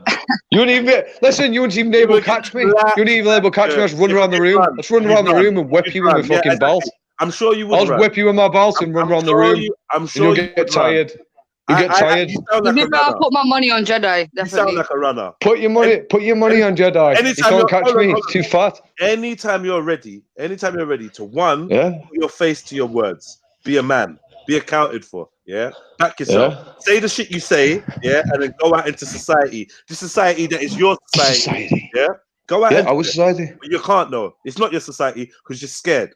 Yeah. What do you mean it's not my society? Where I live, it's majority white. There's only about two fucking Asians. Yeah, where I live is majority Asians and Africans. I love it. Haha. That's why you can't come around what's here. the crime rate like? What's the crime rate You can't like? come around here. Try come to the pedo major rate? city of London. Yeah, try come to this gangland. Is what you're trying to say. Come to our gangland. Hold on. What's the pedo rate in your city? What, the penal rate? What's the rapist rate in your city? What's the lice rate in your city? Really, really low. Yeah, it's really low. Even your cat's fucking covered in fucking fleas. He's from Newcastle, them areas, which is remember, Jedi is LGBT friendly his area, and he's against gays. Of course he is, man. What? Yeah. What do you mean? I'm against gays? Well, you've made that very clear. Yeah. Yeah, backtrack. What? And you a favour of gays? No, don't point at no one else's politics. Your politics. Okay, what about your politics, sir? Your politics. No, I said don't point at no one else's politics. Okay, but look, I can't do that though. If you say you're against gays, no, sir, are you against gays? Are you not against gays? Yeah, I'm not against them. I think that's the wrong terminology. I don't think it should be encouraged. You're lying. This guy changes his mind, bro. That's what I'm saying, bro. You don't know what you're talking about. Everything you said here is a direct contradiction to stuff you've said. No, it's not. When have I contradicted myself? When have I contradicted myself? What about the LGBT? You said that they should all be put on an island. Yeah. No, I didn't. I've never said that. No, I fucking didn't. Quote me precisely where I said that. I've just shut up for a minute, man, because you got. Stop making shit up. Like I say, Jedi said that all fucking white people should be executed. I don't make stuff up. Yeah, you were talking about. Yes, you fucking do. Bruv, can you just mute for a minute, please? I don't like you try to turn it into an argument. It's very barbaric behavior. Yeah? Very barbaric. Okay, you look after your child then. You was talking about the issues between the stopping English people, British people breeding, right? And then you said that the LGBT are not contributing to society, yeah, and they're slowing people down, yeah, and they should all be put on an island where they can. I never said they should be put on an island. You did say no, I didn't. So now you're gonna backtrack on that, yeah? But it's cool. No, I'm not backtracking. I'm not backtracking on it because I never said that. Maybe you're afraid to speak against the LGBT. No, listen, I'm against. Chill. I don't think the homosexuality should be no. Maybe you are afraid to speak about the LGBT in your. I never said they should be put on an island. Same reason why you're afraid to put your words and your face and connect them, because you know that you wouldn't last a minute. Fuck off! Get your cardio game up, you fucking fat fuck. You wouldn't last a minute in your society. Yeah, in your. Do you mean I won't last a minute in my society? I'm already lasting. There's a British man in the comment section called Craig Difford who's free from you. Job. Show your face, and stand by what you say. I'm not showing my face. There's an English man in the comment section that says he's free from you. You don't represent him whatsoever. Even your own English He's probably a liberal cock like you. They don't like you. Even your own English people don't like you. We did. If you're not just starting bullshit, yeah, to get effect. He doesn't represent me. I'm a liberal degenerate who lives in the countryside. You are the liberal degenerate because you're European. I'm not a liberal degenerate. You're a degenerate. You said those are European values. Was last time you saw your kid? You said those are European values. Well, they're right. In regards to European values, there's different sets of European values. There's not just one European value. There's obviously Marxism, liberalism, neoconservatism, fascism, communism. There's loads of European values that differ from each other. Somehow you're going to unite them under one banner of just being. No, I'm going to unite people under a certain set of values and ideals. I don't accept all of them, obviously. It's like before, I don't accept freedom of speech. I'm not in favour of that. That is what some European people believe in. I don't, but it does come from European people. You know what I mean? There's not just one set of European values. There's different sets of values that Europeans have. Well, what I find is people like you, with your mindset, with your racist mindset, you're very much a minority in this country. No, racist. You are. Yeah. No, I'm not. You are. Yeah, you said I should be gassed. Okay, because you tell me. Now, hold on. When I finish, you said I should be gassed because I have Jewish DNA in me. No, I didn't. I said you should be gassed because you're a degenerate mother. It's got nothing to do with you being Jewish. You said because I was a Jew, but anyway. No, I didn't say that. Hold on, rewind. The fuck wind. I didn't say you should be gassed because you're a Jew. I said you should be gassed because you're a degenerate mother. Okay, even that mindset is just so barbaric and backwards, and this is why people like you are disruptive to society. People like you need to be de-radicalized, Yeah, and actually, Oh, send, right, you know, yeah. I need to be you need to be mentally, de-radicalized. you need to be mentally observed because your behavior okay. is actually quite shocking. It's not quite normal behavior. You What's understand? This is normal? why. What do you mean by No, normal?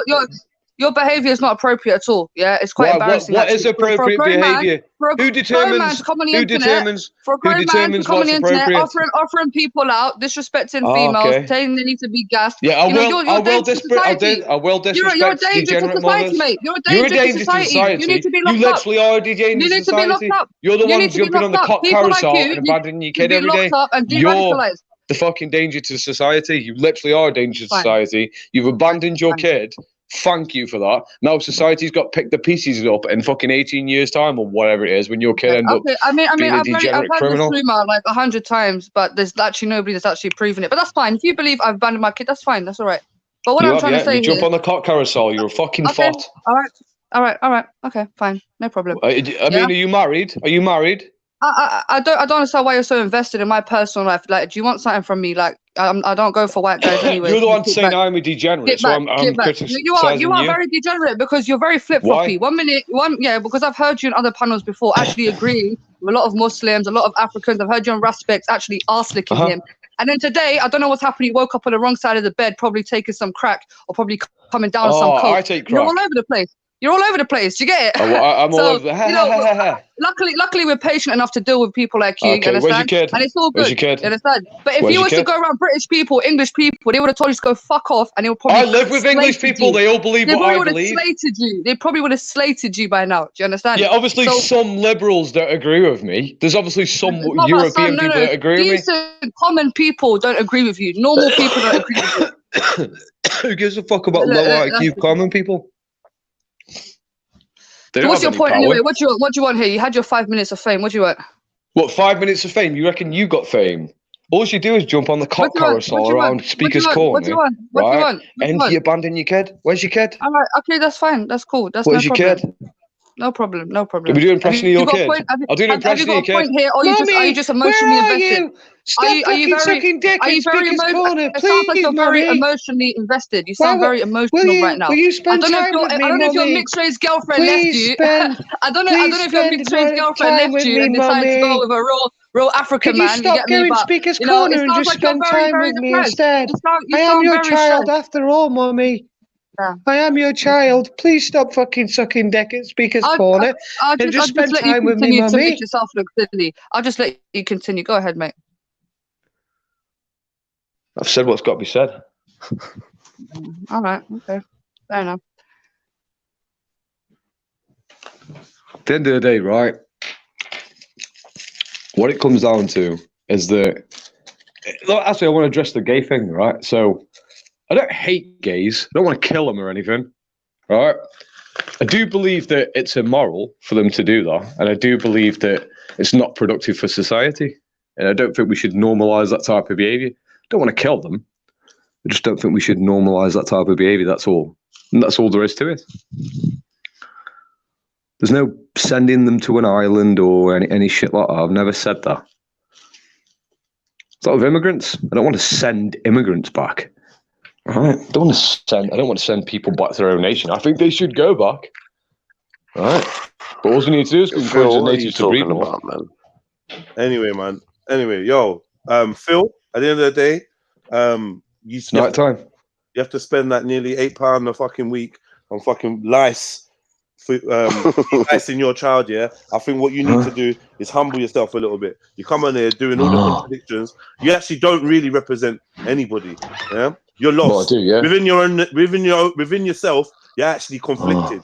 Yeah, and the reason why you're conflicted is you talking all this stuff about one nation and that, and then you get amongst white people and start talking about how the English people and British people don't know how to breed, and you need the Slavs to come over and teach them how to breed because they don't know how to breed. And you think you're standing unified with other British people. You think other British people are gonna hold on, shut up. No, you shut the fuck up. I've got let me finish speaking, or I'll just put you in the back room, and then when I'm done, you can speak. Yeah. Don't you're not gonna overpower, you're not gonna fucking do all this bollocks that you're doing. Shut the fuck up. Please let me finish speaking. Okay, finish and then let me speak. All right, cool. Yeah, I will do, like I always do. Yeah. Anyway, like I said, you think, yeah, that you're gonna bring the slabs over here to come and fuck the women and show British men how to breed, yeah? Because basically you don't think that the British know how to reproduce. Now, when you speak like that amongst other British people, they tell you where to fuck to go, yeah?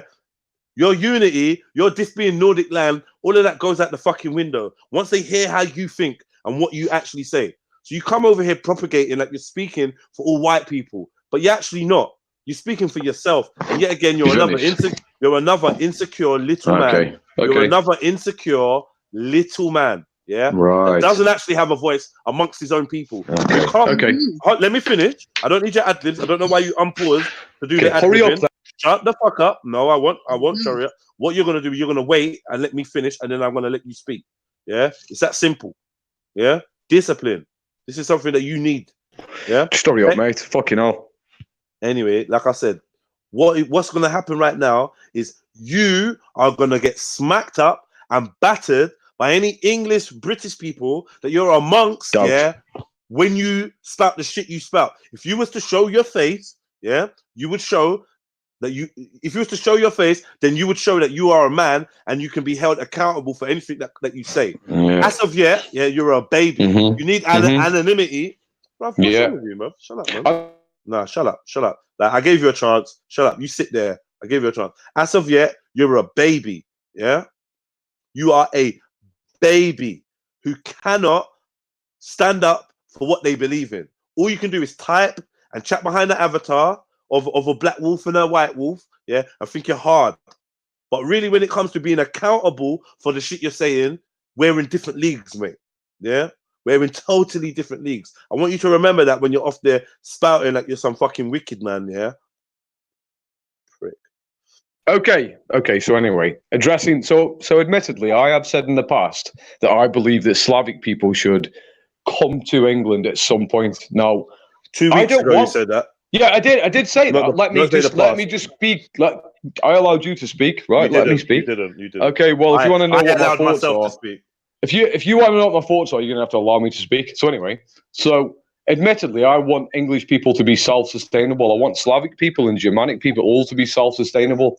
But if it does come to the point where fucking England has fucking fallen and it becomes non-white, there's a non-white majority, then I will have to adopt. That's not bringing in Slavic people. That's not what you said. That's exactly what I said. It's just that you didn't listen. No, it is. I always listen. Yeah, it is. And you know you don't listen. Well. You know, just Mr. Strawman argument. You're lying. What's happening is you're lying, and the stream. I've said it on stream. I've said it on my own channel multiple times. Oh, no one cares about your channel. Like, literally, no one cares about your channel. Yeah. What the fuck are you talking about? No one gives a fuck about your channel. As you talk to people from fucking Speaker's Corner. Wait 1 second. Are you from Speaker's Corner? No, I'm not from Speaker's Corner. I don't go there. I don't fucking talk with fucking degenerates and low IQ motherfuckers. But yet, this is your 20th time on my channel. So clearly, you're chatting shit. Yeah, listen, I'll come on for fucking 10 minutes, but I don't take it seriously. I don't think that you've actually got any fucking consistent fucking opinions. That's why you keep coming back.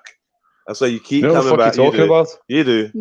This fucker's been on my channel, been on Raspet's channel, been on your channel. You're a bed, you're a clout. I've been on your channel. I've been on your channels. You've been on my channel like a little beg, scrounging around, and we told you kick, innit? We told you dip, get out of here. Oh, fuck off. Go see your fucking kid, you fucking degenerate Muslim. We don't even need you here. Who the fuck's going to want to breed with you? It's in the fucking state of you. Go delight your kid. Fucking fat fucking bitch. Show us some evidence for the great replacement, Phil. There is no evidence for the great replacement. Okay. Do you want to see some evidence? I'll show you some evidence. Hold on 1 second. Is that, what's his name? Philip. Do you want evidence for the great replacement? Fascist Phil. Phil, can I ask a question? Because you said like replacing people with Slavic people. Are not the Slavic people here already? Sorry. What? Hello? What I said, are not the Slavic people here? Hello? Are not the Slavic people? Hello? Can you hear me? Slavic people are here already, but we're from the same fucking haplogroup group. Yeah, they're already here. So then, what's the replacement? Yeah, but they're a small minority. Okay, right, but so when we're talking about, but you said if English people fail to be the majority, Now that is a long way from happening. You know that's a not long way really. from If we look happening. at it, isn't no. Like if we look at the But how much arms of the sort of population? One second. How much of the population are you? how much am I? The percentage percentage of of population? Yes, English people. How much of the Oh, percentage white of the English population? people. Yeah. Percentage of population. They're like what is it? I think it's 81%. That's what they are. So then, I mean, if that doesn't change in the next like 20, 30, 40, 50, 100 years, your idea is not going to be able to come into place. One is flawed because Slavic people are already here, and that's the problem because they're now trying to get them out, innit? We trying to come out. I know, yeah, that is a problem. That is a problem. Like if we look at the data, right, and it's from the government. That's the source that I'm citing in regards to ethnicity, right, and population demographics, right. If you look at that, white British people have dropped in population by 7 million in 10 years. That's from 2002 to 2011. Yeah, but you right? said that's because they don't know how to breed. That's correct. That is correct. Yeah. No, and then if the next census is the next, not to do with them being replaced, just to the fact that they're not reproducing anymore. Okay, but there's more to it. Because there's the more women to are it. off to the work. The women are off to work. Yeah, and the rest of them are joining the LGBT. Okay. Do you want me? So next, so we've established. Well, I've made the claim that the fucking white British people are dropping in population. That's true, right? I can find many sources to back that up. Right, But compared to what, though? Sorry, compared to what? I mean, even though compared to every other ethnic group is increasing in population apart from the white British. Yeah, but so what? Because remember that we're less than 8%, a whole of us. Everybody else black who's not British. No, everybody else who's not British is that 8% that you're talking about. You know what I'm saying? That's not true. If we look at certain ethnic groups which are increasing in population, some are increasing more than others. So Indians and Chinese are increasing more than black people, for example. In fact, black people, it's more difficult. Like if we're talking about Africans, like people of African ancestry, their population is increasing, like it's doubled in 10 years, whereas people of the Windrush generation, they've remained the same population. They haven't increased by any. So are they different black people though? Are they different black people, or are they going to be classified the same? Of course they're different. Like there's different types of black people. There's not just black people. There's people from Africa.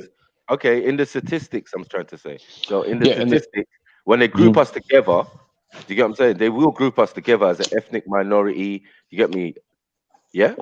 Whether you're from the Caribbean or wherever else, America or wherever else, you're still black, right? So you know, they would assume, not really. Hold on, they would assume that you're African, no matter which type of black or if you look at the data, they don't do it that way. They do it based on they go more precise. They say Africans, Caribbeans. But the percentage even in the breakdown is tiny. It is tiny. That's why I'm not even. Right. That's why. So you haven't got an issue. Hold on. You haven't got an issue with foreigners. You shouldn't have an issue. Some foreigners are different than others. If we're talking about black people in England aren't really a problem. They're not increasing significantly, and you're still like it's in regards to percentage, incredibly small thing. It's like 6%. It's like 6% of the population. I know. So I'm saying Chinese and Indians, Pakistanis and Bangladeshis, on the other hand, are a significant population that's increasing to a certain amount. Now, next, I need to establish because I've already I need to say something. So the thing is that white British people have lost their they've dropped in population by 7 million in 10 years. That was done in 2011. The next census is due in 2021, right? And then we'll see then how far it's even dropped by then. If current trends are accurate, right, and I believe they are, then white British people will be a minority in England by 2066. That's what it will be. Now, how many of those English people actually leave the country for their own reasons? What, emigration? Yeah, significantly small. It's not in comparison. 7 million people haven't left fucking England. I'm just saying. Like, there's also we've got to work that into the factor of course, them not producing more children. And as JEDI said, you get what I'm saying? Because things have changed now. You know, they're out of the closet now. You know, so people can be supposedly, you know, and obviously that's fucking up the gene pool. Okay, well, there's more to it. There's more to it than that, because there's actually a document provided by the United Nations, right? And I'm hoping that you believe.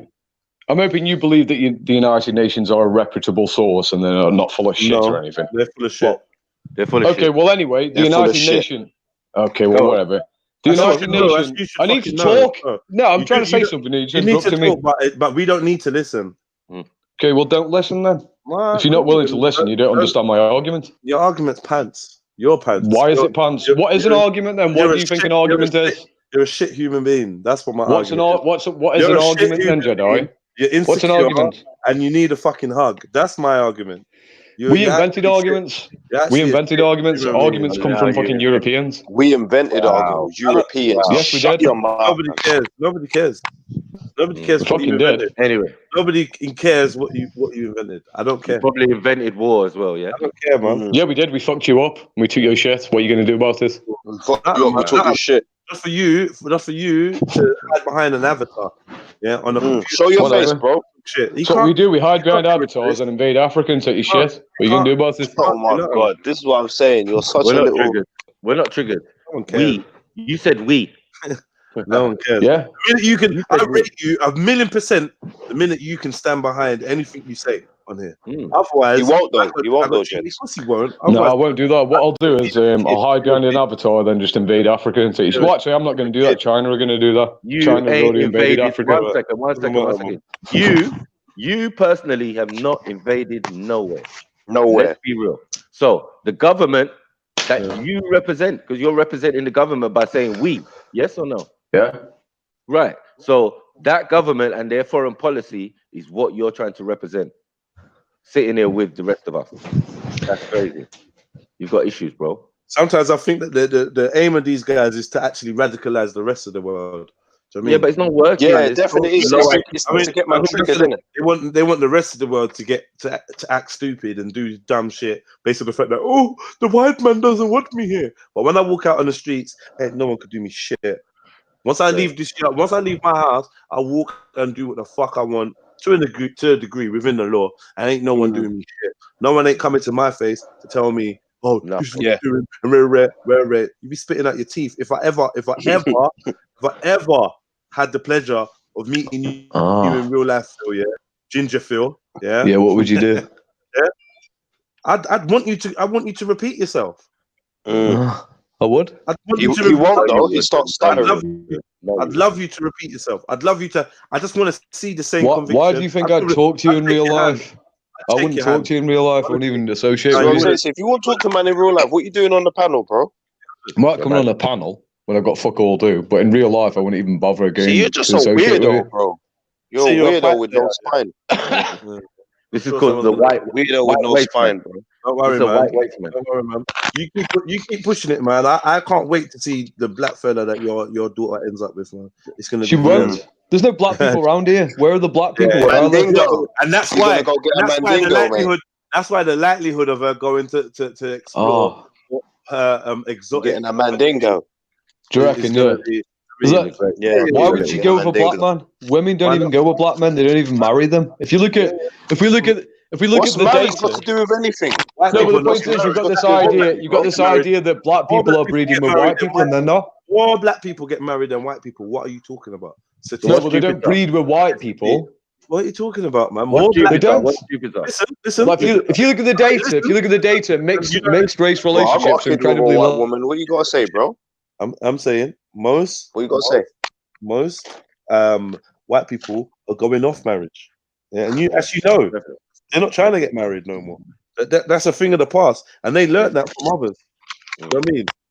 That's a thing of the past. You gotta really understand what you're talking about and stop waffling on. Yeah. Are you married, Phil? Water in Europe. Yeah. Your married, Phil? Christian ideals that you're trying to impersonate, they're dying out for favor of the LGBT. That's what Europeans are embracing. If you're being honest, yeah. Liberalism, like you say, you call it what? Degenerate liberalism. That's what your people are embracing. This is your own terminology. This is you. You've classified it. So now you're gonna come here and pretend that loads of white people are getting married and that, and they're just not. They're just not, by your own admission. Like literally 5 minutes ago. Why marry when you could do IVF? Mad thing. Mad. Do you reckon you can say shit to a gay person in public, Jedi? I don't need to. Whatever, man. No, because you get slapped. It's not my society. Come in and send you jail. It's not my society. Slapped, man said slapped. I've already told you, I'm not British, right? You know I'm not English. You know I would never claim to be European or any of terminology. You know that. I've been very clear with my brothers, with my neighbors. I've been very clear that me living here, me being born here, me having this accent or this what do you call it, the European style or whatever, makes me not 1% European by your own admission, and I know that. So whatever happens over here happens over here. Your people like you and people with your mentality are the reason why I've detached from this. I've detached from the society. It can never form my it can never be the underpinning factor to my personality or my ID. It's just a place I live. So where are you going? So when Europe goes to complete shit, where are you going? I go where I want, where I like. Where? I've not decided. I go where I want. And how will those nations be doing? See if you move to Africa now. Oh my God, he's got this European apocalypse. I literally don't care, you know. Like what I'm saying, moving to Africa, I don't need to move to Africa because I'm from Africa. My people are from Africa. So moving to Africa is literally just a full exercise. I'm always in Africa. I've always been represented. I'm always getting the information. I'm always exchanging and always relating. And I will always travel there. So what African languages can you speak? Unless there's a ban on going to I speak the language of money and love. So you speak the language of the Jew then, yeah? I speak the language of money and the love. Yeah. So as long as I can fuck about your own people then. As long as I can trade, with my people, as long as I can bring resources and money to my people and to my people, I'm doing my bit. That's all the language I need. Because there's people that speak the same language, my little brother or a small and they work for you. They work for the European. So language. You work for the European there? They're not going to shame me. You're not going to shame me. Oh, what language do you speak? I speak my language, innit? You work for the European. Like you pay your taxes. You fund our wars. Thank you. No problem, man. No problem. No worries. I also take as well. What do you take exactly? That's private. You didn't take fuck all, man. I also take as well. Trust me. I reckon personally, if we went pound for pound of the input to society and the output, I would outstrip you. No, you wouldn't. Yeah, I would. Well, if we're talking about a nation, like the nation of European people, you don't contribute. It isn't based on material wealth. Between me and you, what I put into this country and what I do for this country compared to what you put into this country and what you put into this country, if we put it to a vote, I would outstrip you. That doesn't determine, like, a vote doesn't determine who's more productive to a society. But majority rules, right? Is that not? No, it doesn't. Is that I'm not in favour of democracy. That doesn't determine the truth of something. But that's fucking weirdo. Unfortunately, this is what your European society is. No, hold on a minute. The truth of a premise is not determined by a fucking vote, you fucking brainlet. Your society is not a democratic society, no? Yeah, but you don't determine someone's fucking value based on a vote, you fucking weirdo. How do you... I didn't say you determine your value. I said... Yes, you did. I said if you put your value, what you do up, and I put what I do up for the country, in terms of value, in terms of input, I would outstrip you. It's exactly what I said. What do you do then? Come on, let's have a competition. We're not going to have a competition. We're just saying, innit? Come on then, fuck it. How much do you pay? How much do you earn a year? Come on. How much do you earn a year? How much do I earn a year? Yeah. About 40 grand a year. You earn 40 grand a year doing what? Yeah. Playing pipe. Yeah. And how much do you cost the taxpayer with your alcoholism? What do you mean cost the taxpayer? Yeah. Dickhead. I have a little drink at the weekend. So do you. You don't have a little drink at the weekend. You guys got fucked up all day. No, I don't. I don't, honestly. Yes, you do. I have about 16 cans at the weekend, that's it. What? Don't worry, man. Don't worry. Soon, man. Soon. Did you say 16? 1 6? Machine. is going to be switched off, man, for you self-abusers. And I have 8 on the start. Don't even do fuck all. I don't even care. Anyway, I like. What time do you start popping those cans? What time do you start popping those cans? Pardon? £40 a year. Before you brush your teeth, yeah? But 8 o'clock. a year. Laying pipe, yeah? No, 8 o'clock. By 8 o'clock, by 8 o'clock a.m., yeah? And 40 grand a year. No, PM, dickhead. You have to lie. No, see, why you got to add on homonyms? Why can't you speak normal if you're so educated? Yeah, Phil. Did you say educated? No, you obviously need to clean out the website. I said educated. Educated. This guy, man. It isn't an ad hominem anyway. It's not an ad hominem. It's not an ad hominem. Do you know the difference between an insult and an ad hominem? Phil, why has it got to be dickhead this and dickhead that, Phil? Educate me, why, Phil? Okay, right. An insult would be me saying you're a dickhead, right? An ad hominem would be saying your argument is invalid because you're a dickhead. That's an ad hominem. I can insult you. I can say you're a knobhead. You're a piece of shit. That's an insult. Why take it there? Why take it there? Because it's important. It's a great conversation. Admittedly, it pisses me off. It pisses me off when people call insults ad hominems and they're not. They're just insults. You're allowed to insult people. You know what you need, Phil? Over the weekend. You know what you need? You know what you need, Phil? You know what you need, Phil? You need AA, man. Phil, you know what you need? Get one of them elastic bands. Get one of them elastic bands and put it around your wrist. And every time you want to swear, give it a little flick. Okay. That's what you need. Easy fix. He was saying about how Zubaydah needs to be gassed. I don't know if it's because of her Jewish heritage or whatever. It's not because she's Jewish, it's because she's a degenerate mother. Oh! Yeah. Have you ever been a mother? You just happened to mention her being Jewish and then mention that she needs to be gassed. But you're just a coincidence. That's how you feel. Yeah. That is just a coincidence, legitimately. Third Reich, Fourth Reich. You applying for the SS? What? I'm not a German National Socialist, man. You'd fit right in with them, innit? I wouldn't. Gas people. Fucking. What you want to gas Zubaydah for? Because she's abandoned her kid. She's abandoned. I don't literally want to gas her. How do you know if she's abandoned her kid? How do you know? That's rude, though. Yeah, that's a bit rude, isn't it? Yeah, how do you know who's abandoning their kids? What's it got to do with you? Why do you care? Why did it hurt your feelings, did it? Fuck me. Everyone's getting bottled. You can't say that. Wait. It's a question, man. I would say. Have you ever heard of humour? Have you ever heard of humour? It's called having a joke. Fuck me. We have to be dead serious all the time. Nobody can have dark humour. 1 second. That's a low blow considering you don't know Zubaydah. You get what I'm saying? I do know Zubaydah. I've spoken to her. I've known her for about a year or so.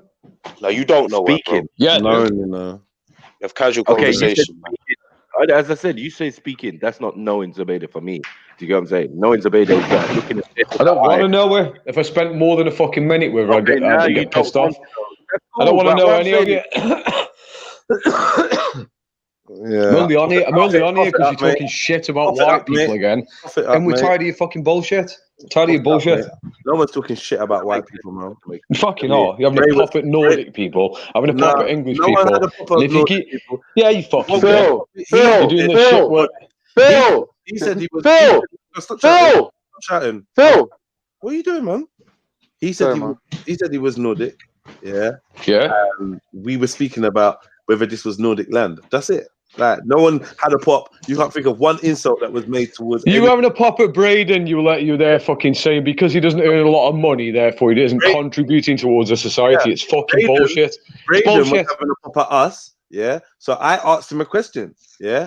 You're talking about all this. What do you contribute to your society? Apart from you getting on the internet and talking, what is it you contribute to your society? Me? What do I contribute? Do you want to know what I do in my everyday life? Okay, fuck it. I will. I'll tell you right now.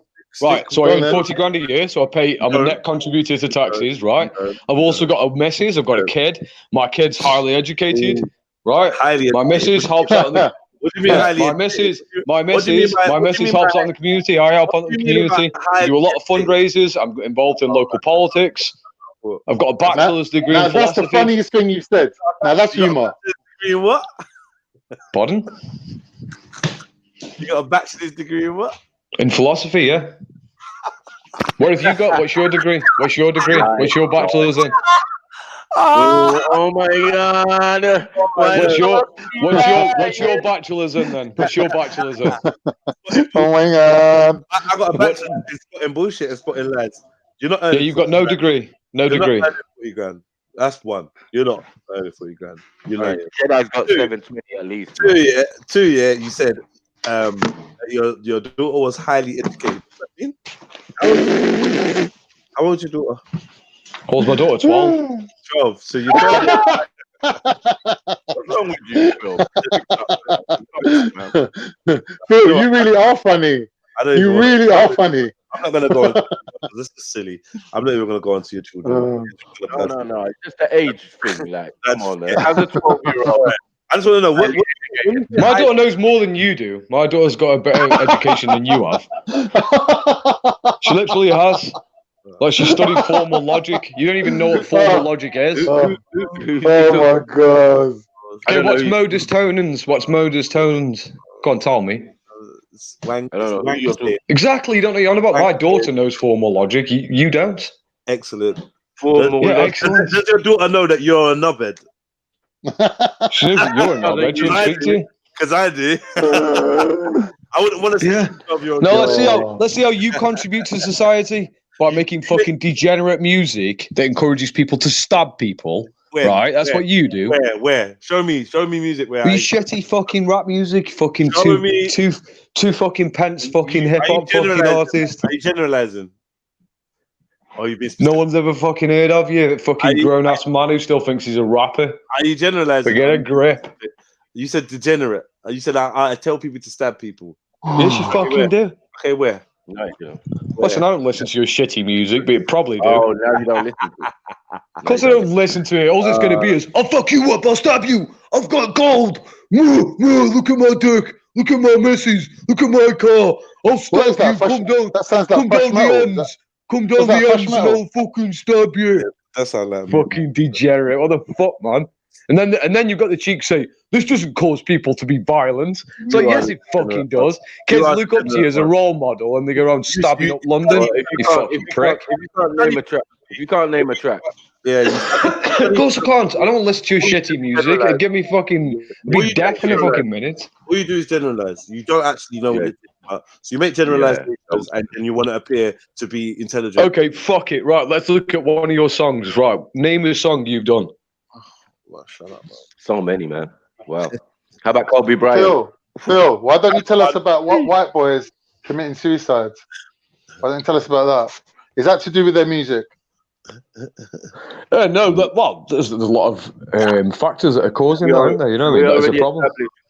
We already established last time that country and western is the most violent music on the planet. So fuck. Of course it is. But you don't see people. You don't see people what? Lynching people. We don't see people being KKK and Nashville, Tennessee, and all of that. Cowboys and that. We don't see that. No. Kind of makes sense to me. You get what I'm saying? Yo, hit the like button, family. Hit that like button. Sorry, I've kind of been in and out of the conversation, a bit distracted. But yeah, please hit that like button. It's gonna help the channel to grow and help us have more conversations like this. Like, yesterday we were speaking to Boatface, and today we're speaking to Phil, and we've been speaking to BRAYDEN, and you can see the difference in people. You can see the difference in intelligence and people that know how to have a conversation and people that don't. Obviously, it's just gonna descend into name calling and all of that shit and generalizations and that. And I was actually trying to stay out of that. But yeah, man. But this is the tone that's set by the lofty intellectual Nordic representatives, which are BRAYDEN and PHILL. Yeah, this is the tone of conversation they bring, not us. BVM, I would implore you to do that same thing that you say, journalism, and use a critical mind. Know that when Mike speaks, you get what I'm saying, it's based in previous research and information that man's collated from before. You know what I'm saying? We're not dumb like you. You know what I'm saying? We don't just sit there and go, I don't know, do I? You get me? We got to work these things out. That weren't bad. That was actually good. Fuck's sake. Black That's what man. it sounds like. But it's like the more white people he surrounds himself with, the longer his vowels get. So it goes from all right to all right. Yeah, all right, mate. It's me, oi, oi. The vowel just gets longer. Yeah, I want to know what phone he's got. He must have a good phone, man, because they keep smacking that phone out his hand. Don't he learn? Don't he learn? Stop holding your phone up, bro. Keep it close to the chest, like. No, but it would be nice to have a good conversation with one of these dudes. If they could slow down a bit, I don't know if it's the booger sugar or what, but that's the booger sugar, you know. Fuck. Yeah, it's the booger sugar. The booger sugar gets the man. They come on there ranting and raving, screaming and shouting, and it's like, yo, did you not hear the tone of the conversation before you arrived? Did you not hear how it was before? Please come out. I'll close the door. You bodied me, yeah? Fuck's sake. I don't take no L's. Plus, Wakanda ain't real. You're the one who keeps mentioning it. You needed some Wakandans around you the other day. Yeah, man. I mean, he needed some Wakandans, bro, to have his back. You get me? When I was boxing the phone out of your hand, Joker. Yeah, you know, like some people's mission is to try and, I think, just radicalize a conversation and turn it. Because I was actually chatting with a sister in the chats about being black and being African and these terms and how, like, they're just terms, and unless the people become strong, then the terms that they label themselves with or are labeled by are actually irrelevant. Yeah, and, you know what I mean? And it's never here nor there, but I feel like we're so invested in certain words, so invested in a location, that we don't actually think about the actual people, the lives, the faces, the souls of the ones that we actually want to empower. I think there's a big difference. So yeah, I mean, like, you've got a man like Phil here advocating for white Europe, but then doesn't class himself as a European, and then wants to further label himself as a Slav, and then tell the British that they don't know how to breed, they don't know how to reproduce, and that if he'll bring his Slavish people over and they'll come and repopulate this this land because British people are failing at that. Yeah, now that is a thought process or an ideal that a lot of British people, a lot of English people will find offensive. Do you know what I mean? So like, I think Zubaydah made a really good point in just highlighting that at no way should you believe that any one of these individuals speak for a mass. They're usually people that are socially inept and cannot even vocalize themselves in their own mini microcosm. So somebody like Phil, you will see, will eternally be an avatar, and will never show his little ginger beard or his little ginger hair. Yeah, he will never show it up because he can't back his words. Yeah, he can't back his words. BRAYDEN, on the other hand, is too dumb to know that he shouldn't be saying the stuff he's saying and showing his face. So every time he turns up around a group of white people, they smack him up. As seen on the Ross Kemp Belmarsh documentary. Go and check that out. The white guy that's been smacked in the mouth and been sent off on the show. That was BRAYDEN. You don't see his face, but we just know that it was him because it was filmed. I remember seeing BRAYDEN with a bloody mouth, with the Union Jack waving proudly behind him as he got smacked in the mouth. It's mad.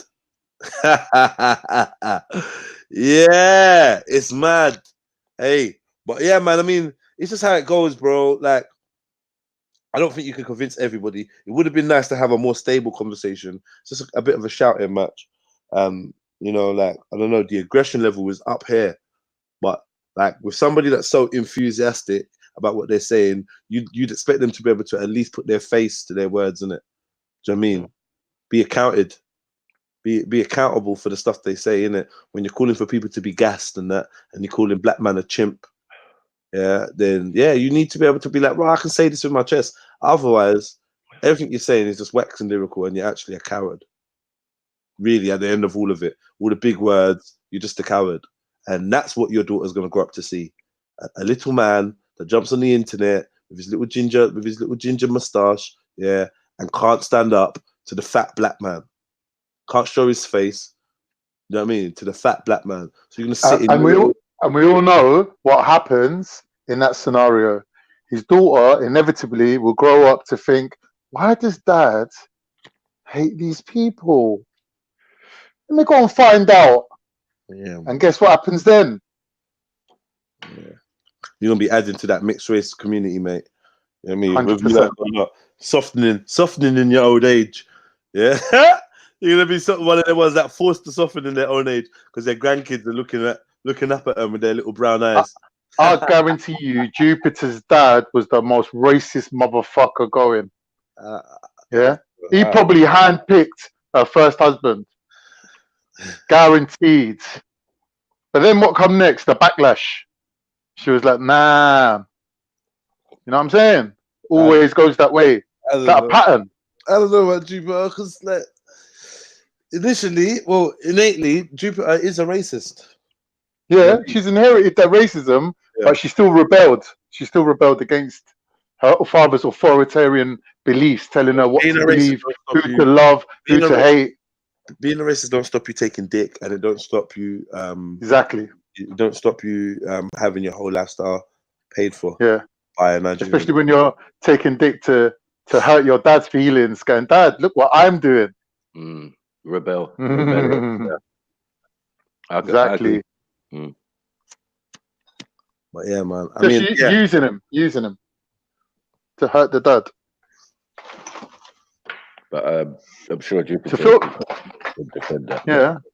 But Phil needs to watch out because he's going down that route. Because he seems to want to talk to black people, but he can't put aside his prejudices. No, coming on and talking about rap music. Come on, what bro. it is though, like Jedi said, I think this guy's in his house. It's probably very dark in the middle of the day. Do you get what I'm saying? And he can say what he wants from the comfort of his home. This is what a lot of people do. They have their opinions. This is the same guy. This is the same guy who was sleeping with old women for money. Well, the same guy, the same Phil, and his people are coming on exposing him, going, he robbed her, he bumped her for a couple of grand. Oh shit, is that right? I don't know. Same guy. Yeah. Anyway, man. Degenerate people. At the same time, I appreciate people having their say and say what they want. But like when you make the show descend into chaos, like it's like you kind of fucking it up for everyone because then no one can get a word in edgeways. I've got to start hitting the mute button and putting people in the backstage. And I don't want to do that. That's not enjoyable. And to be honest, like even if you're being I prefer you did it in a certain way that didn't hurt my head, didn't give me a headache, because I got a lot to deal with this morning. Do you know what I mean? I got to go out there and be a productive member of society while you sip beers and pretend that you're not sipping beers. Yeah, I got to get out there, man, and make some shit happen for me and mine, because I can't sit here talking with you lot all day. Do you know what I mean? Every day. Some days I can, but on the days when I can't, I got things to do, man. Do you know what I mean? I genuinely believe he done it on purpose. He sabotaged the whole conversation. Phil, just now. He just came going with the yeah. I think.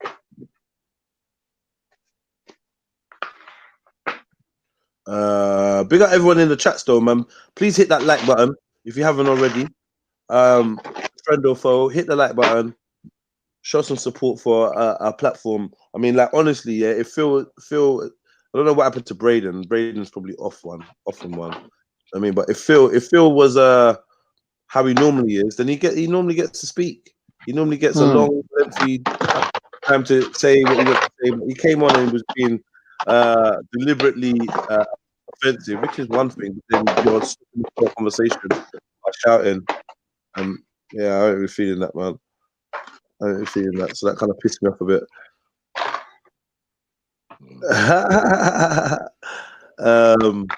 Yeah, man. Big up to everybody in the building. What can we say, man? Mackie, what are you sipping on? What's that? Tea? No, ginger tea. Yeah. Ginger, yeah. Cool. Wake you up, boy. Tell ya. Spicy. What am I talking about now? Let me look at this. Looking in these chats. You lot just been having Someone asked me a question about spirits and Masonic thing. You've never seen that around here still. You know what I'm saying? You've seen us explain it and that type of stuff, but I don't even believe in spirits, let alone ghosts and that. That don't even make no sense to me. Yeah, same.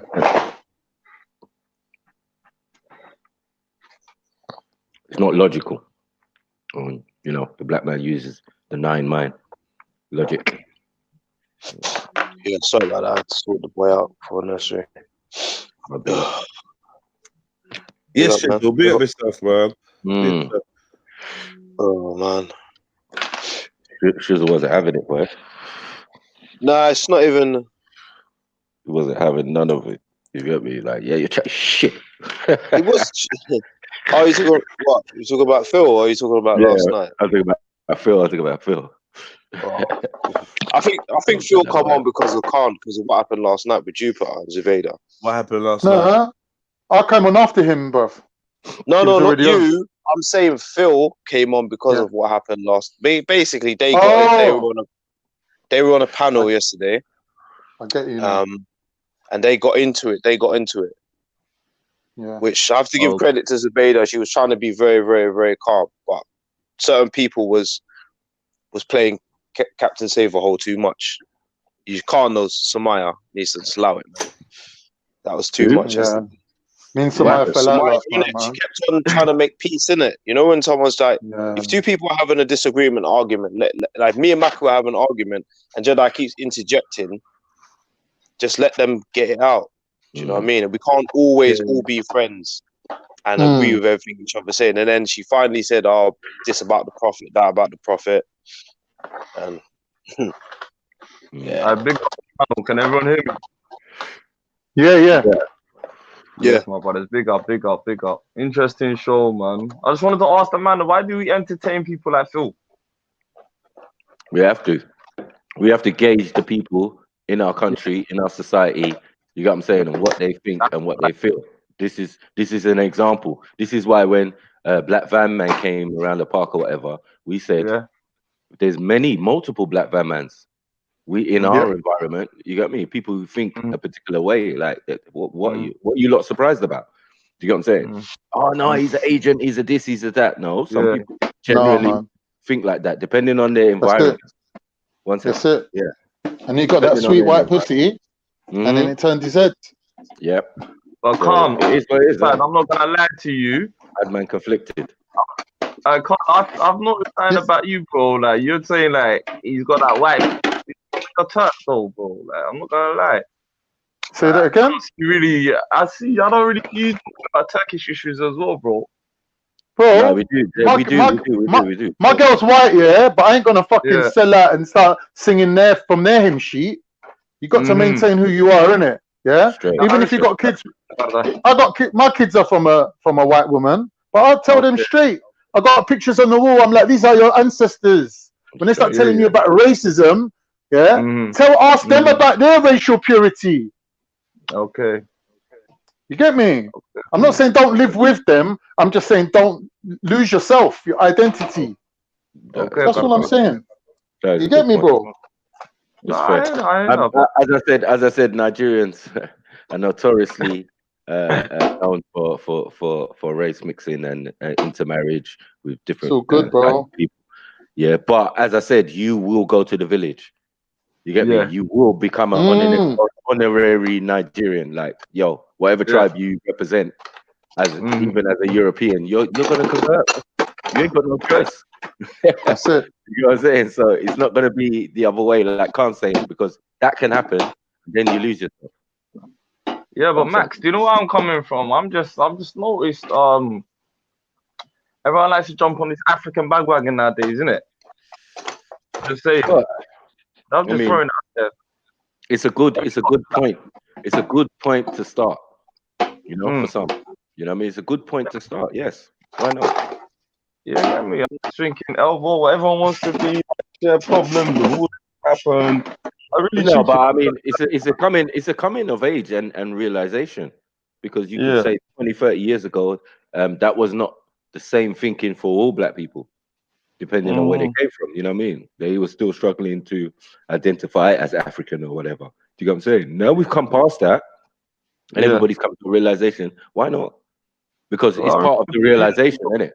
I mean, if we're at the level where we're still saying I'm not African, then we're still stuck in a particular time period. You get what I'm saying? We're way past that now. We've got internet, we've got everything. How could we possibly sit there and not think otherwise? You get what I'm saying? No matter what thing you go into, whether it's science, it's still going to tell you, oh, you all came from Africa.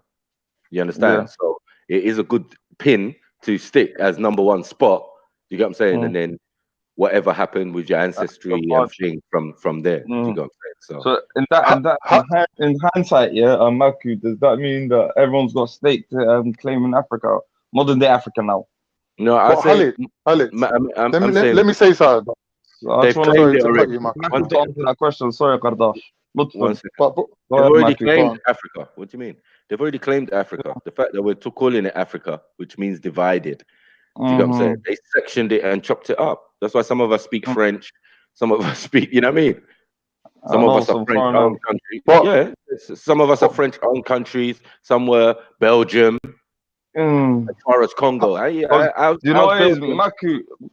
Belgium owning thing. We're owned by England, Nigeria. Like, let's not play these games. We know. So even though we're saying the modern Africa now has been invaded, has been divided, has been a lot of people have settled there, basically, who are not of that origin. Do you know what I'm saying? Now the people in the diaspora, the people outside of Africa who know their origins, they have a right to say, yes, you get me? Well, I'm African and this is where it started. And now they took us to the Caribbean, whether it was slavery or maybe it wasn't. Maybe we sailed over there. These are the things we're still trying to work out. Do you get what I'm saying? So, but the question I have, I don't think it's a bandwagon. Halit, let me ask you the question you come on with. Like you said, Khan, why don't you talk about Turkish issues? Yeah, is that correct? No, even right now. With one minute. Can I say something? Halit. No, listen, Halit. Brother, sorry, brother. Let me finish. You can do this all day long, innit? I'm not arguing with you. I'm not a debater. I've just noticed something in you, Kardashian. But I'm explaining to you what it is, though. You're not letting me. I'm just thinking. Cool. Halit. My grandmother. Halit. My grandmother was Habeshi. I'm from Cyprus. Habeshi. What's Habeshi? Habashi, say pronounce it properly, man. Habashi. That's how we say it. We say that's how we say it. What part of Habashi was she? Oromo, Tikrid. What Habashi? What tribe was she? Part of Habashi. I don't come from. They were Ethiopian. You said she's Habashi. There's so many Habashi. There's Oromo. There's the Tikrid. There's a lot of them. Amharic. You get me? I don't. Which one?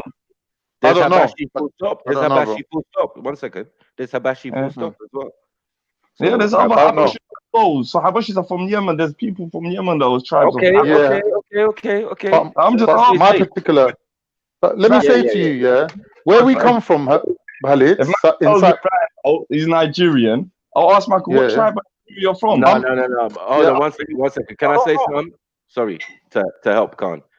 Khan has showed us a picture of his grandparents. Okay. They are definitely African. Do you get what I'm saying?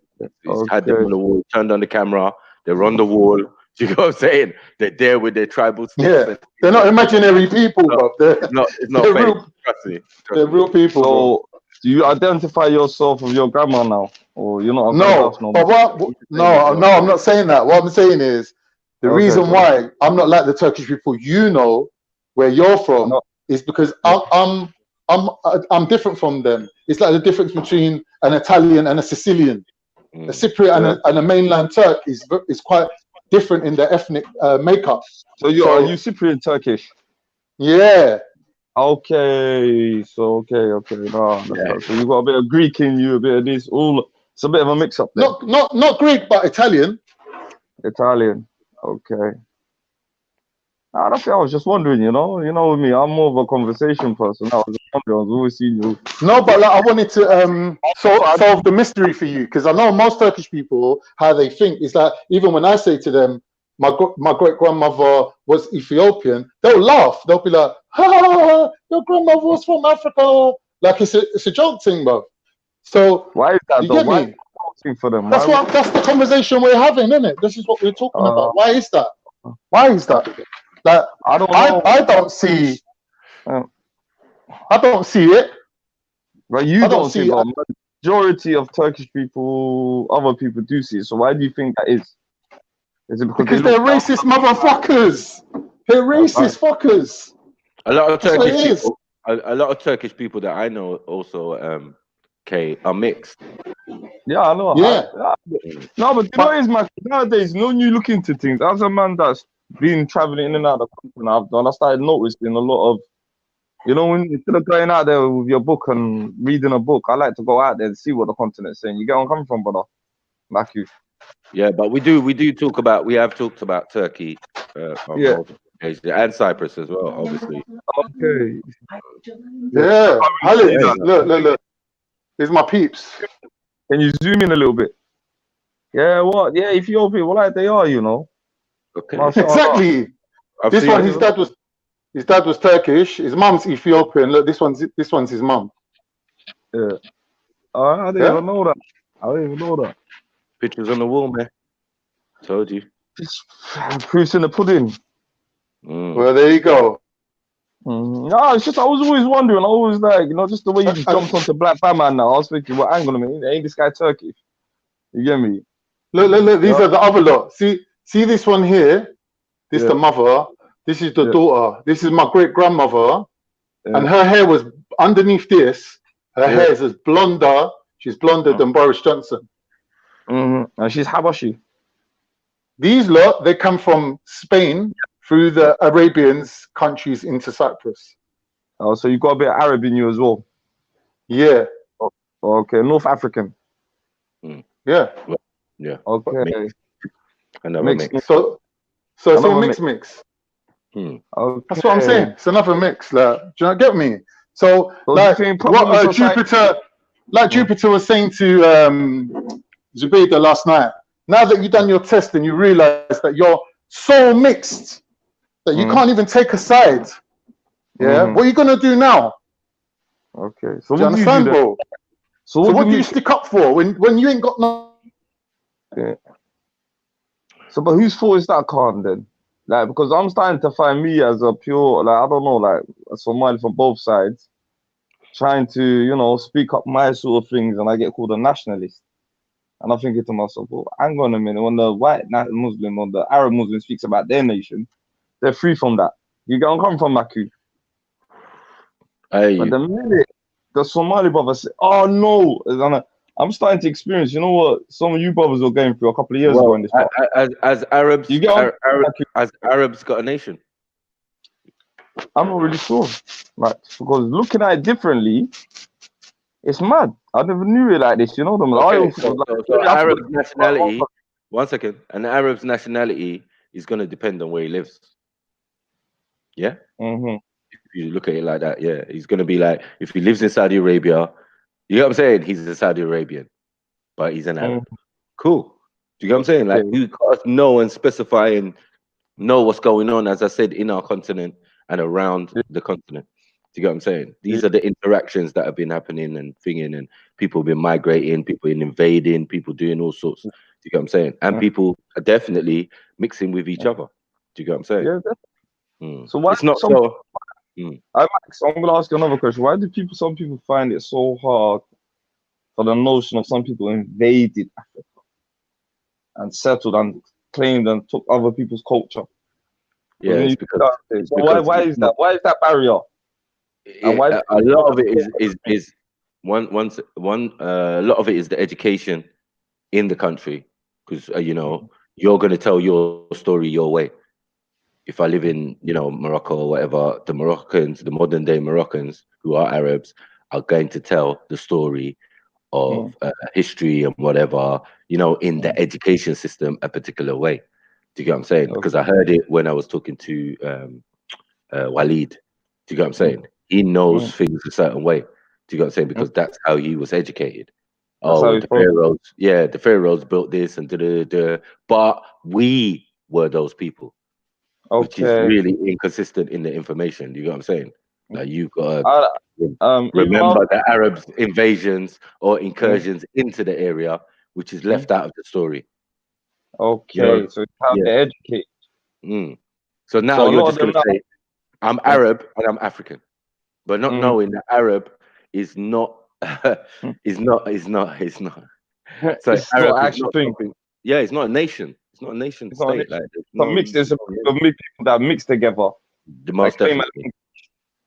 Before they use the word mixed race, they use the word Arab. Arab.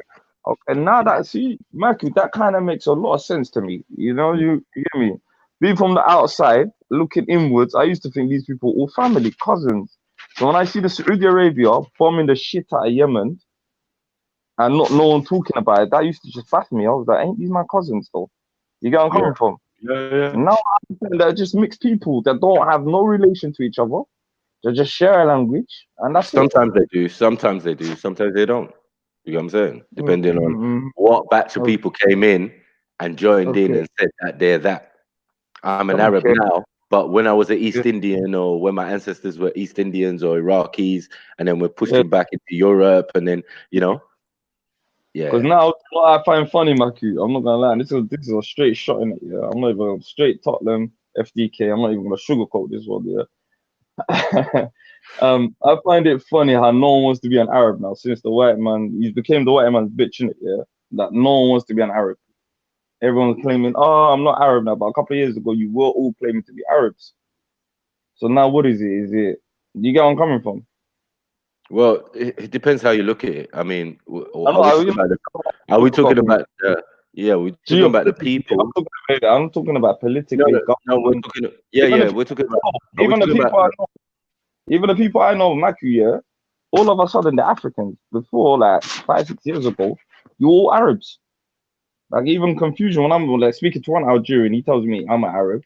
The other one tells me I'm Berber. The other one tells me this. The other one telling me I'm European. The other one telling me I'm like, bro. So how many are there? So does the problem lie with them, not us? Because man, I don't know. The problem lies with, as I said, the education and their ancestors. You know what I'm saying? These are things that generally happened a couple generations before these people even existed. How are we going to put it on them and say it's their fault? No. What we're going to do, we're going to identify and bring up that fact that, hold on, wait, you lot either migrated in or you invaded.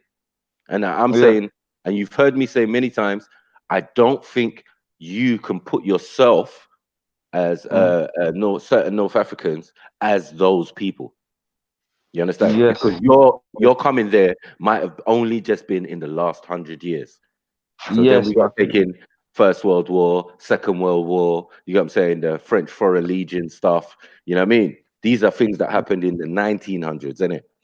Yeah. So my point is, like, there's been a lot of movement of people. So now someone's settled in North Africa and he's saying, yes, I am Moroccan, for example. Do you get what I'm saying? Just 1-2 generations in, the child that they have is definitely supposedly Moroccan because he's born in that land. The parents don't necessarily have to be, you know what I mean? They could have just migrated there one generation and say, oh, we're going to live here now. Okay, cool. Now the child's born there, and then that child has a child. How are they supposed to know that they weren't originally from there? Do you get what I'm saying? And this is the problem we have, because the people we're talking to are the younger generation of these people. You know what I mean? Oh, no, 100. When you talk to the elders now, you get the real deal. That's all. You do. You 1 or 2 of them will tell you straight, man. For the knowledge. No, it's just I'm baffling. Mm. It's just like, nowadays, you know, since it's a topic, and I just wanted to clear out there because a lot of people calling me your Arab phobe. I'm like, no, I'm not Arab phobe. If I'm calling out white supremacy, I'm calling out Arab supremacy. That is very detrimental to the African. Because nowhere else on the continent are we in cages, and it's affecting my people to a max. You get where I'm coming from? I feel you, brother.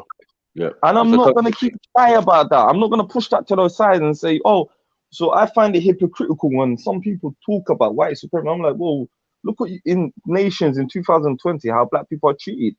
It's disgusting, bro. I've experienced it myself, Maki.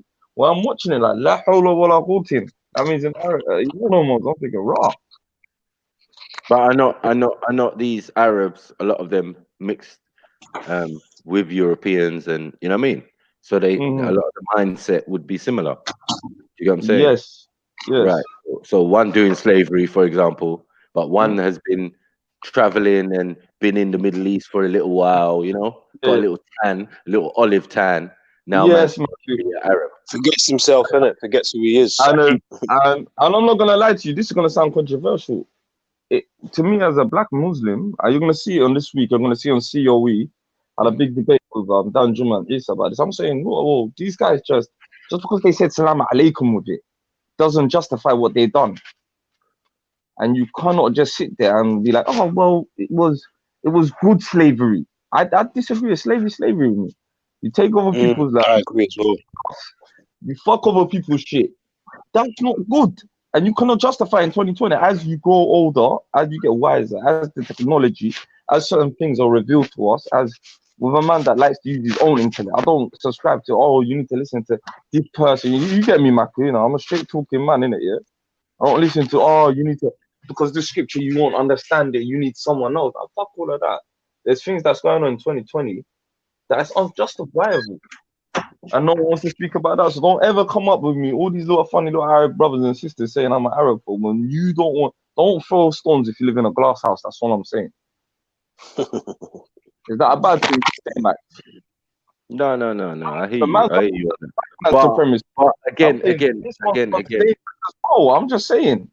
There's a lot of fake narratives going on.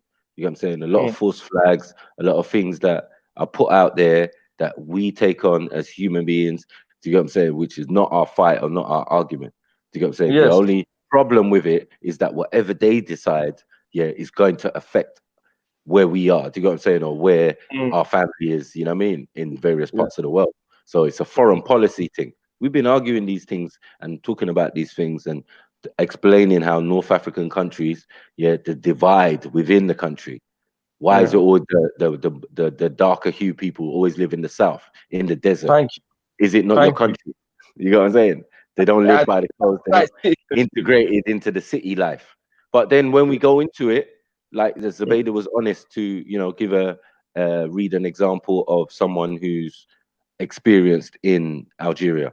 Do you get what I'm saying? And it wasn't nice. Do you get what I'm saying? So these are the things that I'm trying to say to some of these people. Like, look, you need to be realistic. Like these things are going on in your country and the neighboring countries. So if it's happening next door and Libya's destabilized, how long do you think they're going to come before they come to you? Thank you. Do you get what I'm saying? It's either that or you are them and you're in league with them. Do you get what I'm saying? Why they would leave you alone? That's Maku. It's clear to say, like I'm saying, it's like I'm starting to see a lot of similar traits between white supremacy and Arab supremacy from a distance away. You know, I'm coming from where it's okay, and I'm saying, well, if I'm a Muslim, this is not okay. This is unacceptable. Like you're saying, how Zubaydah's called that out. I don't see enough of them calling this out. It's not an issue in their eyes because I spoke to one brother from Kuwait the other day. After you see this video, he came up to us and goes, oh, is it because we Arabs, we don't see African struggles? We don't see it on the newses, we don't hear it, we don't feel it. I'm like, that's bullshit, bro. Ain't I a fellow Muslim like you? So if we believe in, because I'm starting to, you know, this one ummah thing is starting to get on my nerves, bro, yeah? So okay. Do you believe that even the word and the point of being an Arab, is not about struggle? It's Yeah. definitely about struggle and war and conflict and invasion. Yeah, So you yeah. know, if you come from a sorry, no, they don't remember they don't have a nation. Do you know what I'm Yeah. saying? So it would have Mm. only been, yeah, they have a culture of conquering, invading, and blah blah blah. Where are you getting that from? Do you know what I'm saying? You've got to check the Yeah, that's DNA. true. You've got to take the origin. Man, are Mm. East Indian originally, Pakistani, Mm. Uzbek, come and wandered into the area, and and then you've got Europeans, because there's a case to say that these Saudis, yeah, are from a Jewish bloodline from Iran. They are. So They're not original. thank you. So this is my point. You know what I mean? Mm. I'm not saying that's true for the people, but Yeah. that is true for the people in authority. So they Yes. do place people who maybe have the smallest minority in the region. So they might be the youngest people who wandered in there. Do you know what I'm saying? Okay. So they're the smallest. You know what I mean? That's how they pluck Saddam. They don't pick from the biggest tribes and you know what I mean, and be the face. If you're Europeans trying to do something, you're Yeah. gonna pick from the tribe that has a closer relation to you. Yeah. You understand? So that would be the tribe that usually comes in last or been around a while and no one ain't messing with them. Do you know what I mean? Just like Kurds, for example. Kurds were in Iraq, but they had a little corner and they were just governed over by Saddam. He's like, you lot stay over there. But other people was upset. Turkey was upset because Turkey saying, listen, as far as Kurds are concerned, they don't deserve no land. What are Kurds? Kurds are gypsies. What are gypsies? They're usually Ashkenazim or different types of Jews. You understand? Yes. So this is, and then they've wandered their way all into the Middle East, and they've wandered their way all into North Africa as well. Do you North understand? Africa. Yeah. This is why we're finding their DNA. It seems all over the place. Do you know what I'm saying? That's another one. That's another one. That's big facts, definitely. I just find it, that struggle where it's, when you're trying to explain things to people that I don't say that tend to have racist tendencies. Matthew, you're starting to get on my nerves. Like, is it you just don't see it, or you just don't feel it, or you just don't want to acknowledge? That's the question. What I want you to see. I have right now. It's like, I hear you. What I want you to see is white supremacy and Arab supremacy is only one and the same. It's just an off branch. These are the same people, but an off branch of them have mixed and but the agenda is still the same: to conquer, to take over. While the other ones, what were they doing? They were conquering and taking over. You understand? But these ones are a bit more nomadic because they're travelers. They move around. They, from country to country and whatever, and sometimes they stay, sometimes they move on, as gypsies do. You know what I mean? So in a way, we as people of the planet are gypsies. You understand? Because we can claim Africa, but we don't claim Africa. We claim the entire planet. We are indigenous to the planet. We are not indigenous to one particular part of the planet. It's just that there's a higher population, and where our ancestors choose to reside at a particular point, because they weren't always there. True. They would have come from somewhere else or moved, or you know what I mean. It's just a moving thing within the continent, and then we got the external through history of different incursions and different people coming into the northern, western, and even the southern part. Do you know what I'm saying? So all parts are being attacked and divided. Africa.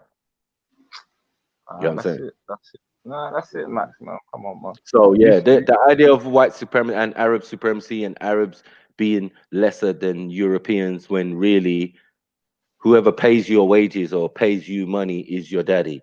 So the Arabs really are the daddies to a lot of these Europeans because they hold all the wealth. Yeah, they hold the wealth, but who runs the wealth though? No, it's the wealth, but the wealth, we know what the wealth is. They came into wealth, so it's oil. So once they got oil in the 70s and blah, blah, blah, that's when the House of Saud and the Bin Ladens became very prominent. Now, are the Bin Ladens Saudi Arabians? I swear they were Yemenis. No, yeah, they came from another country, yes. So they're not the natural people, but they're the financial backers of the Saudis. Yeah. So the Saudi finances is Bin Laden. You get what I'm saying? The Bin Laden family group, or you know what I mean? Yeah, and then it's funny because when you go out there, the man built like there's a lot of Bin Laden streets. Like the family built half the city, like, literally engineered half the country up. You get where I'm coming from, Max? Yeah. Like so, it was mad. It was mad. You get me? Yeah. So a lot of these puppet ministers and prime ministers and presidents and you know what I'm saying, emperors and stuff. You know what I'm saying, who are of the lighter shade of the more Arabian look. Do you know what I'm saying? Arab like. You know what I mean? That's already showing you from early when they started to do this thing. You know what I mean? This colorization of Africa. You know what I mean? Oh, don't worry about the color. Don't worry about the color. We never did. Color wasn't an issue. Yeah. You understand? We've always had an open door policy, just like they have in England. I don't know about they talk about immigration, but still the policy is open. Until it changes, we can discuss. And you know, some people can jump on whatever side. Yeah, we need people out of our country. We need this, we need that. But the actual policy of the country is open door.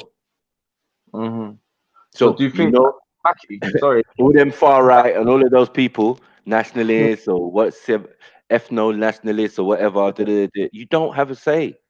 The rule of law today is what it is. And when they do get into power, you're just a puppet. The Queen tells you what to do. She's your mummy. Matthew, I had a conversation a couple of weeks ago, man, and we were talking about Africa. You know how you're saying this open door policy? Should Africans right now start implementing? Is there two? And plus, I wanted to ask you, is there two Africas now? Is there North Africa and Sub-Sahara now? Because blatantly, it's not. We've been having this debate lately, and everyone keeps saying, West Africa, West Africa, West Africa. But when I last looked on the list of countries and where some countries are placed within Africa, like places like Nigeria are considered North Africa. Okay. So I don't know where they do their line point from, but it seems like now what they say the slave coast, you know what I'm saying, is part of North Africa because they've removed some countries from the top. Yes. You understand? They're not recognized. If you're a failed state, then you're basically saying you're not a country right now. You know what I'm saying? So they removed the titles or the thing from certain countries a couple of years ago in the north and said, no, they're not part of it now. Okay. You know what I'm saying? So now when I'm looking on the listings of, okay, what considers you to be, you know, it comes in a classification basically. So they say white, you know what I mean? White is European, Middle Eastern, and North African.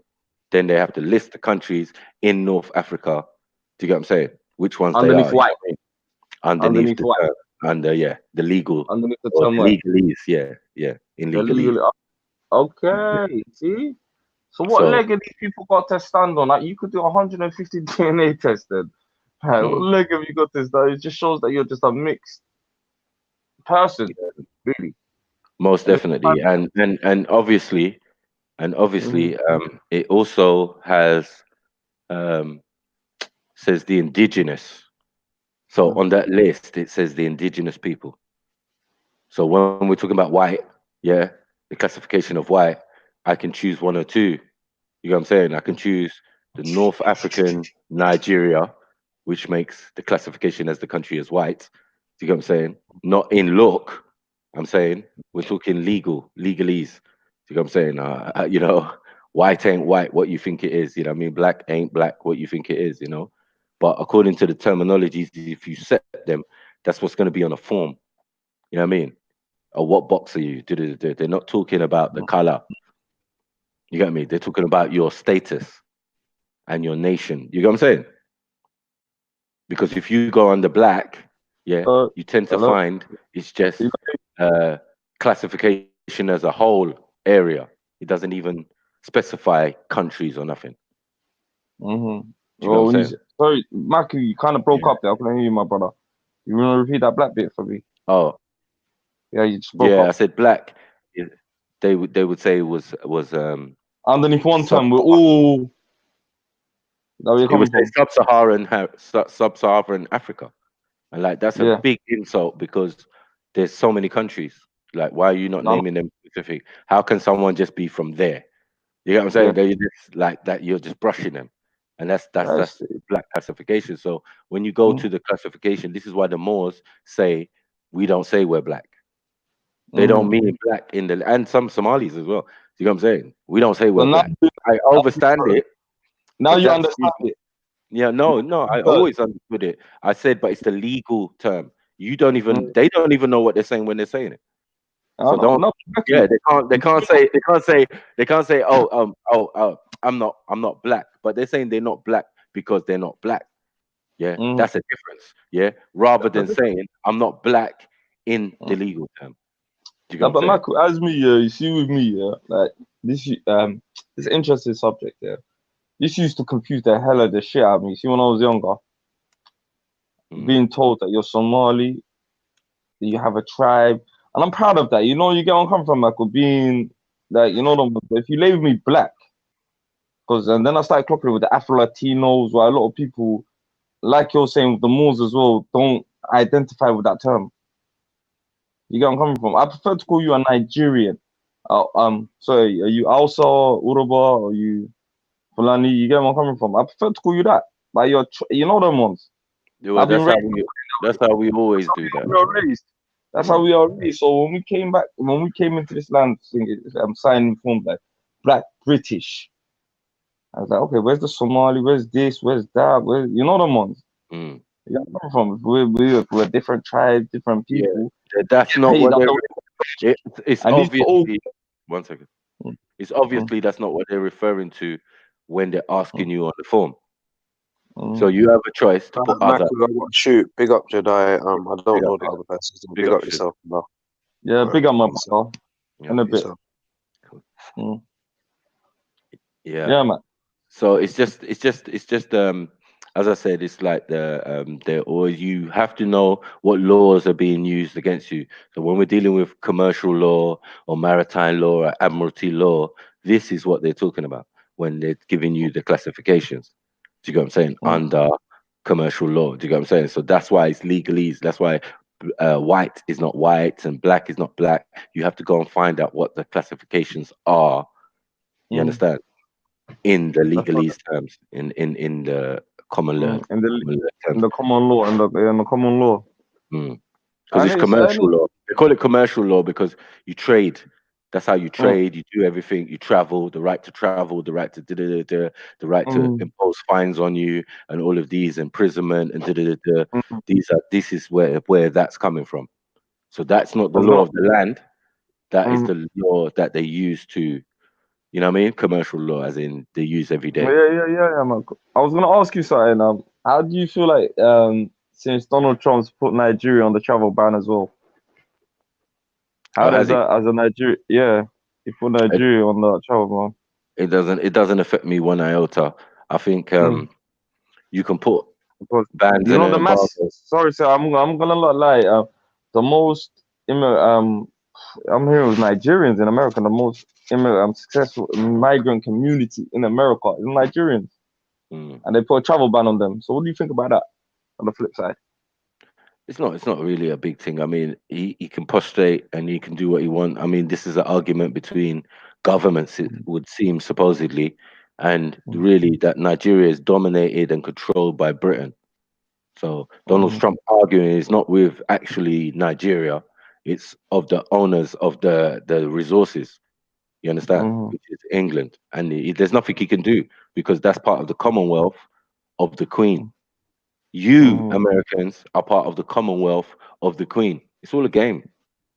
Americans could do. No, it's true. It's all a game. How are you going to say one colonial country, yeah, colonized by British and Europeans? You know what I'm saying? And then another one colonized and controlled by Europeans, taking all their natural resources, implemented the rule of law.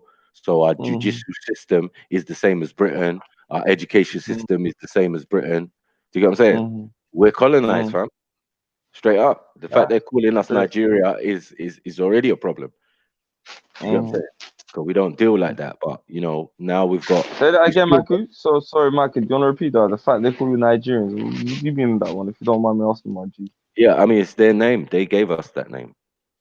So what was that region called? Because before, if you don't mind me asking, what would you? Well, it wasn't called Nigeria. You get me? We know that the river Niger runs through there. You get what I'm saying? They we call places the Delta.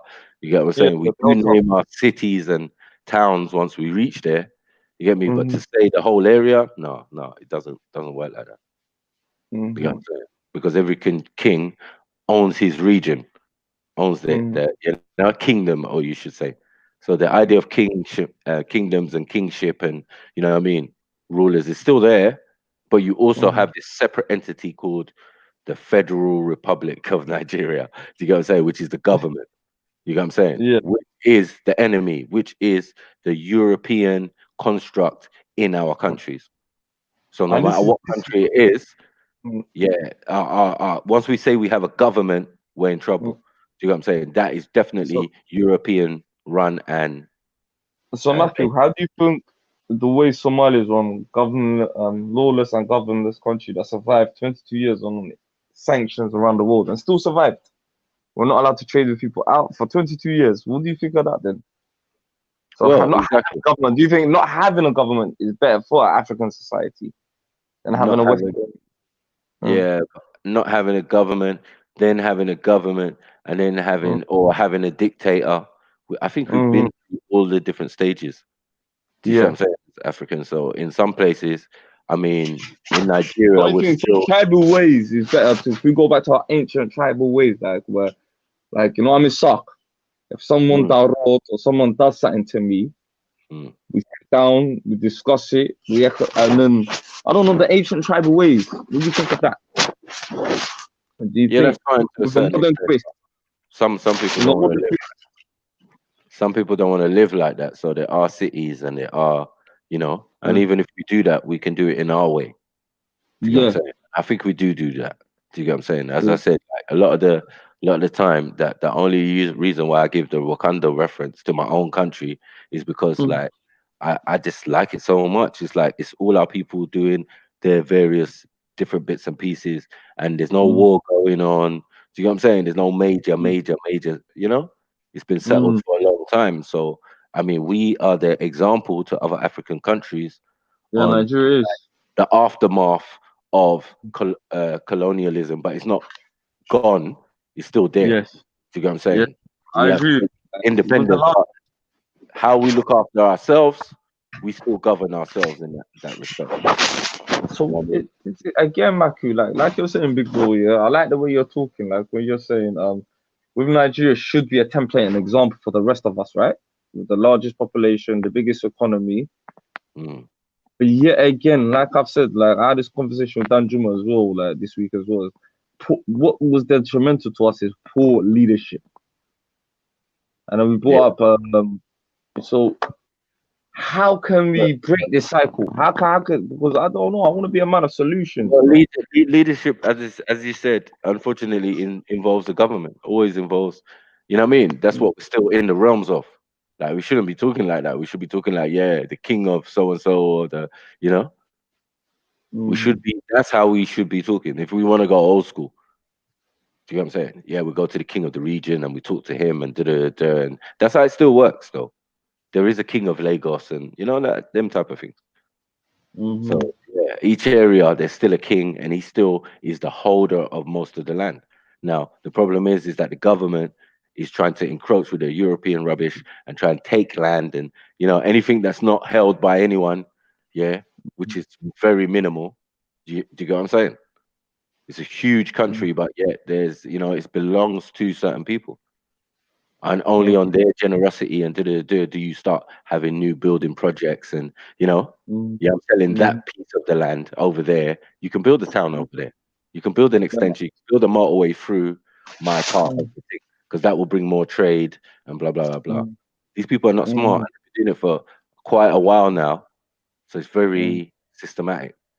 You know what I mean? No, I agree with that, man. I agree It's with that. growth. It shows growth in a sense, you know what I mean? Because there's always new land to start building and developing on. You could see it in the distance or something, you know what I mean?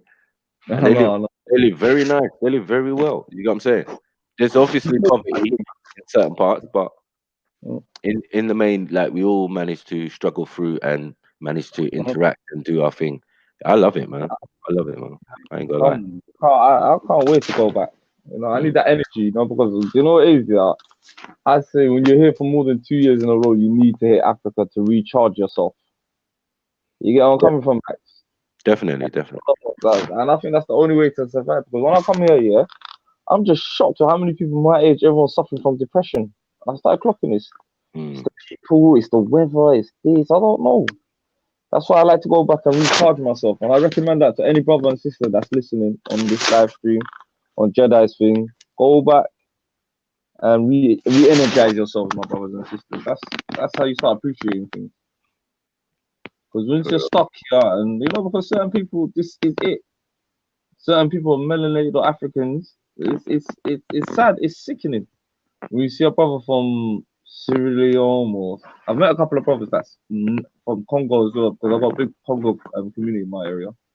That will tell you, I've never been back, Maku. And you see it, the generations, young generations that are losing, you know, that connection. Yeah. And falling for anything, any type of hoo-ha. You know where I'm coming from, my bro. Yeah. Oh, you need to, man. So that's what I recommend. But anyway, Max, pleasure talking to you, my brother. Yeah, man. Big up, man. Big up the stream. Inshallah, see you Sunday if you come through, my brother. Yeah, man. Big up everyone in the chat. And yeah, that's it, man. Safe. Big up, bro. Yeah, big up my brother Khalid, bro. North Wheezy up in the Hazer house. Get me? Big up my brother Shizzle as well, bro. North Wheezy, big up my brother Red Pill Trill. What's going on? Trilluminati. Like, comment, and subscribe. Hit the PayPal. Get me? You know you like the content. You know you like how my brother does his thing. Get me? Big up to him. Get me? So yeah, do that. Do that. Yo, Jeds, wagwan. Where you at? Where you at?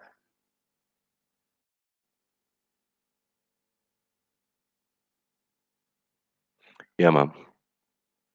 But yeah, yeah, we talk about these things, man. We love all that. Get me? Big up Obasaksi, my cousin. Mood Best B. Jeb Wallace.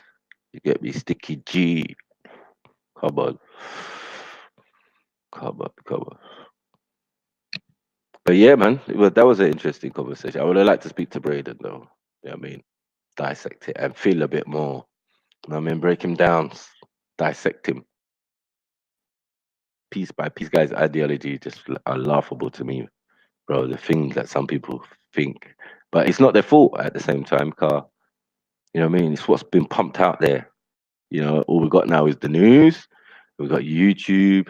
We got other forms of Twitter and all of these things that give us our information now. You know what I mean? So people are stuck in their house, yeah, with this information, and they interpret it whatever way they feel. And then the only outlet they have, some is Speaker's Corner and some is the internet. And by rights, it should be. You know what I'm saying? Like, let them say what they want to say. But really, if your thing don't affect no change, I'm not really bothered, mate. Not going to be bothered at all. You know what I mean? That it's not going to make no effect on my life. I told you, don't even really deal with politics. But I studied the law, innit? Don't deal with politics, but study the law. You get me? And keep an eye on what's going on. You know what I mean? Keep a keen eye, but there's no illusion of inclusion with me, mate. You know what I'm saying? I'm not voting anyone into power. I'm not thinking. I'm not choosing to be governed over. I'm choosing to live by and abide by the laws of the land that I'm in. You know what I'm saying? It only makes sense. So You know what I mean? And you have to know that that's not the laws being used against you, because that law allows the Queen is subject and the government is subject to the people. You know what I'm saying? So they want to talk about straw man and all that, but the straw man is in Article 6 of the Magna Carta. You know what I'm saying? No free man, straw man, or more can be taxed. You get what I'm saying? So Yeah. right.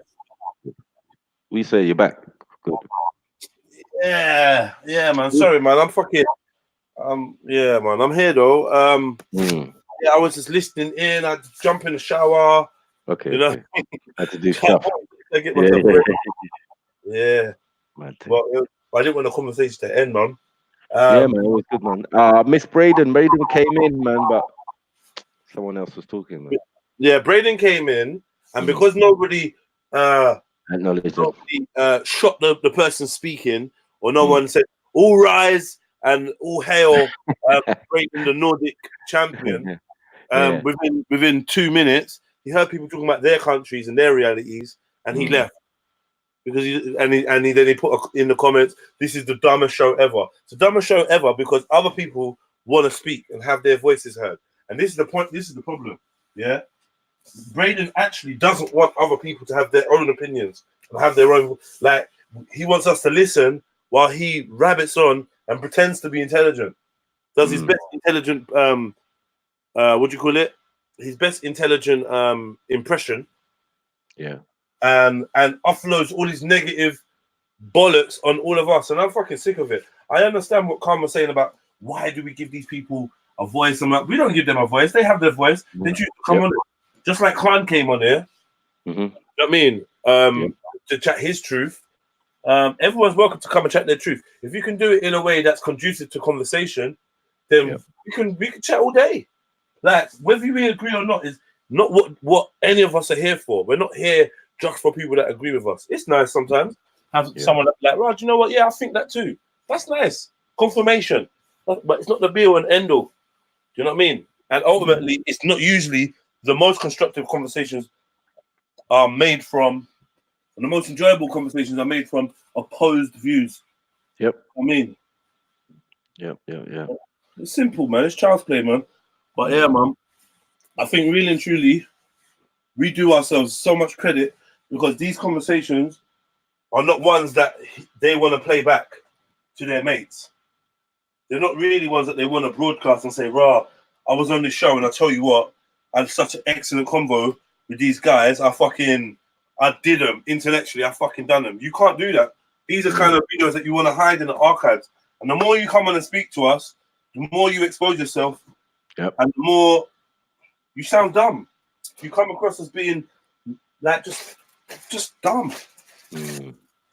Personally, if I was you lot, I'd be running from these type of platforms in the other direction. Do you know what I mean? Because I'd hate to like go back and listen to some tape of me sounding like how these guys do. For real. It's really poor, man. Yeah, and I think even his 12-year-old daughter is intelligent enough to know. Like, yo, Daddy, why do you sound like that? Why are you chatting shit, Dad? Why are you chatting pop, Dad? Yeah. We got to go to Uncle Tunde's later. who married Auntie Jane. Yeah. And it's like, yeah, I live in a majority white environment, and like, I'm happy for you. I'm actually happy for you that in England you found somewhere that is majority your people, or people that, or kind of your people, since you're Russian. But yeah, you know, majority white. I'm happy for you, and I think that everybody should have that opportunity to be around their majority. You know, I would love my kids to be in a majority black environment. Unfortunately, they're in England. It's not going to be that. Do you know what I mean? Yeah. It's not going to be that. That's what holidays are for. That's what relocating is for. It's to hopefully give them as much of that experience as possible. And socially, we can do it as well. Like, you know, we got social groups that deal with different members of our society. and I think that's a good thing. I don't know if he thinks that man's upset because you're in a majority white area, but when we start talking about, well, I think that Africans should go back to Africa and do their own thing, but we'll manage them because they've got resources, so we'll manage their resources for them. Like, so basically, you're trying to mug man off. I make man feel like not only do you not want us to be free, you don't want us to be able to control our own destinies as well. Yep. And that's when you start becoming like an issue. Yep. Sorry, I wanted to answer a question in the chat because they say that I read the chat, but I don't answer the questions. Someone keeps asking if I deal with Masonic magic, yeah, and if I'm a Mason. Ask him if after his name is Abraham, yeah. Ask him if Abraham was a Mason. Your name is a Mason. Yeah. How about that? Yeah, we don't want FDK. Dude. How about your name is a Mason? Abraham. Yeah. Yeah. 40 cubits by 40 cubits. What's that? You know. So if you want man to be a Mason, then yeah, man's a builder, isn't it? Yeah, master builder. But in terms of Illuminati and magic and all of that, I don't know what that means. You know what I'm saying? I don't know about Masonic magic. If Masonic magic is to build structures that no one else can replicate, yeah, then yeah, our ancestors are definitely responsible for that. You get what I'm saying? And masonry is such low level, you get me? I'm always here talking about 720 degrees. Me and my brother's got 720 degrees. That's 360 and 360 of physical and metaphysical knowledge in our DNA. It's just like, you know, we just tap into it when we can. When we want. But yeah, man, these men are funny. You're amazing. I'm amazing. Amazing. You don't see man throwing up no symbol, none of that. Exposing Baphomet, the many-faced gods and all sorts. Like, what? What are you talking about? The supreme architects and all of that, Nimrod and all of that. We bring that information forth. Secret societies, all of that, what they're doing, and you know, Knights of Malta and all of that. We bring that information forth. Yeah. You know what I'm saying? To highlight to you guys, to give you that overview or overstanding of what's going on in the world. And I'm different from Maku because I believe in magic. I believe in spirits. You know? I believe in magic. I believe in spirits. Someone asked a good question because he said, do you practice magic? I'll say, yeah. Man makes the what?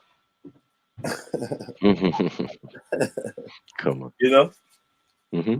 Do I believe that my words, my deeds, or my actions can manipulate reality and cause a change in actuality? Then yeah. Of course. Or when you make dua, you're appealing to the creator of everything in hopes that he hears you and somehow gives you the result you want.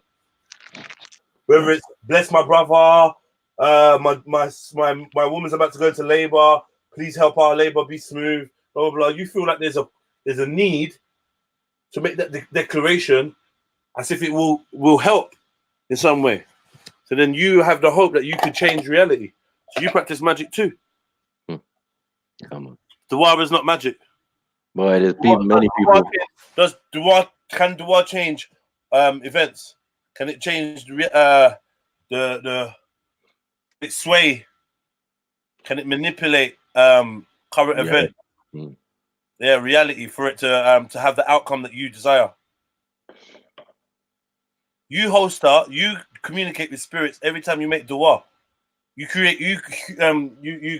communicate with spirits every time you whisper to each shoulder, to the angels and the jinn on each shoulder. That's if you do. Pray. If you pray, don't you look on your left and right shoulder? No, not me. No. No, not you. Not Okay, you. Yeah. He does probably. Those, he those probably positions of prayer. Sunniism. Come on, man. And let's not get into Sufism because everyone likes to divide Islam. Let us off. Yeah, they like to divide Islam. Yeah, they push us in the cupboard, man. Disrespect. Say that again. They push us in the cupboard, innit? Like Yeah, the Sufism. You forget about the nasty bad smell in the room. You get me? But what is it called? 72 sex. If it's not magic, what is it called when you say a certain set of words in Arabic to cast a spirit out of someone's body? Yep. Yeah. Mm-hmm. You're correct.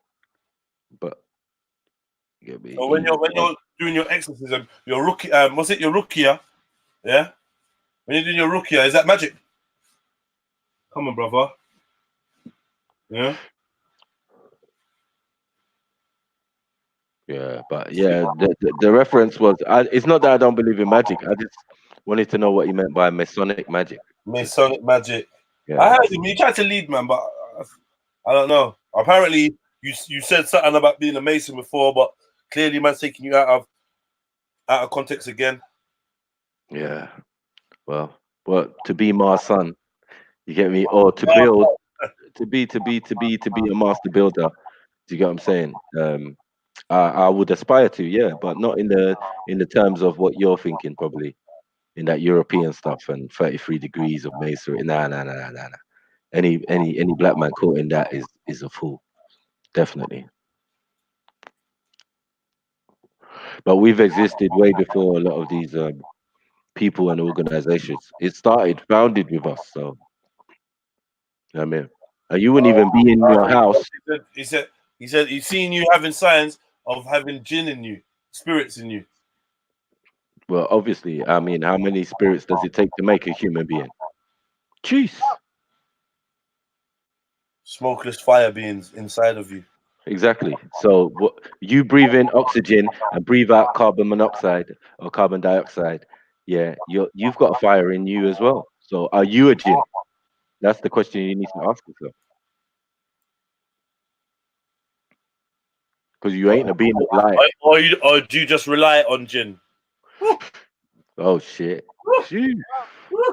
Bars and hooks. I'm proud of that one still.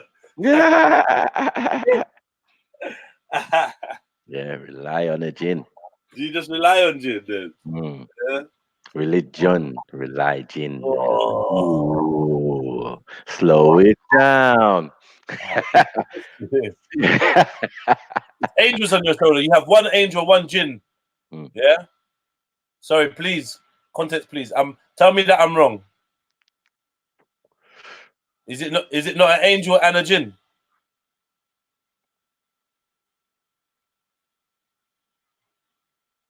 Angel and a jinn. Tell me, I don't know. Like, are you telling me I've got that wrong?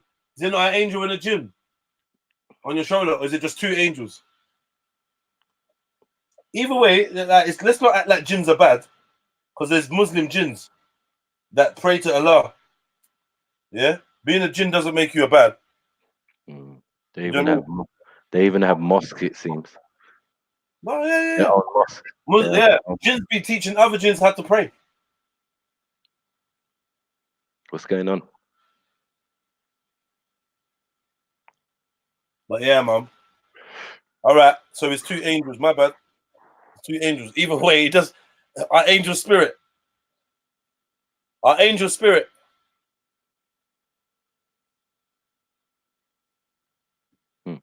Oh, you got Muslim shaitan. Is that what you're saying? I'm confused, bro. Bro, do you have a voice? Do you have a voice? Just jump on and talk, man. Genies. Have you blacked out? I haven't blacked out. What do you mean? Oh, you mean I have visions? Have I ever had a vision? Of course I must have had a vision. Every time I dream, is that not a vision? Anytime I dream of something or have a deja vu, is that not something that I dreamt about and came to fruition? Man, stop all that, man. You have capabilities because you know what you're formed from. You're formed from jinn, bro. Just like allow it, man. You're trying to get back to that angelic state, that energy, that pure energy. You get me? Of like an angelic or a malik. You get me? But yeah, unfortunately, you've fallen from grace, bro. You get me? We've all fallen from grace. You get me? And we're here now on the planet, wondering, calling other people jinns, and not seeing the jinn within your own self. Mad thing. You need to go and pray, man.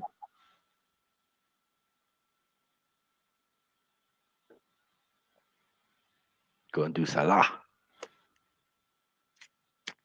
You get me? You can never test bad on this. This subject is definitely out of your remit. You know what I'm saying?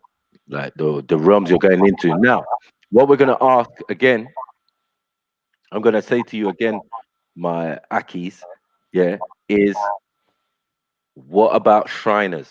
Where did Shriners come from? Why have we got Shriners in Islam? Do you know what Shriners are?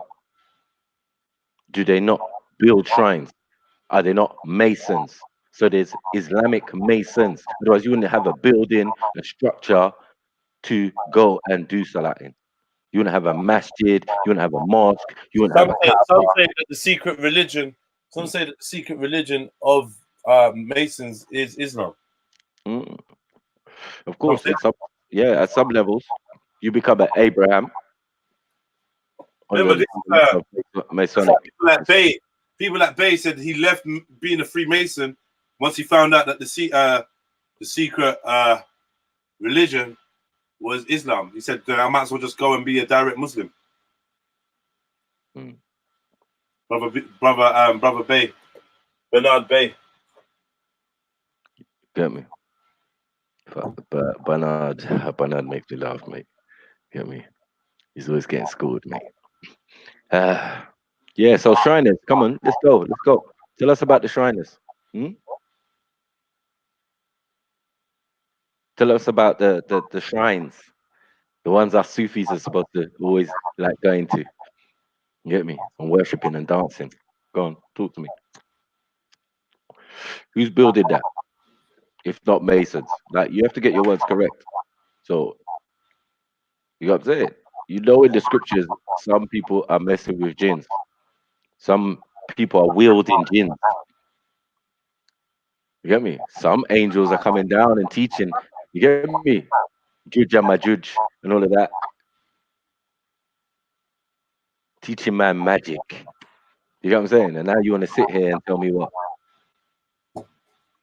Come on, man. Stop all that. But yeah, let's get back to the masonry. Yeah, because at the end of the day, no building structures exist on the planet without masonry.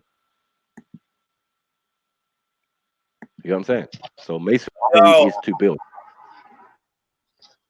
What's good? What's good? Hello? What's up, man? What's up? Can you hear me? Yeah, man. Bro, good to hear your voice. Yeah, man. Big fan. We got you. We drove you out enough then, yeah, for you to come out now. How'd you say your name, bro? Sally Rovers. Sally Rovers. Okay, cool. Yeah, man. Big up, Sally. What was you gonna say, bro? Yeah, I was gonna say the angels you were talking about. You were saying that is. Oh, I'm getting feedback. How can I deal with this?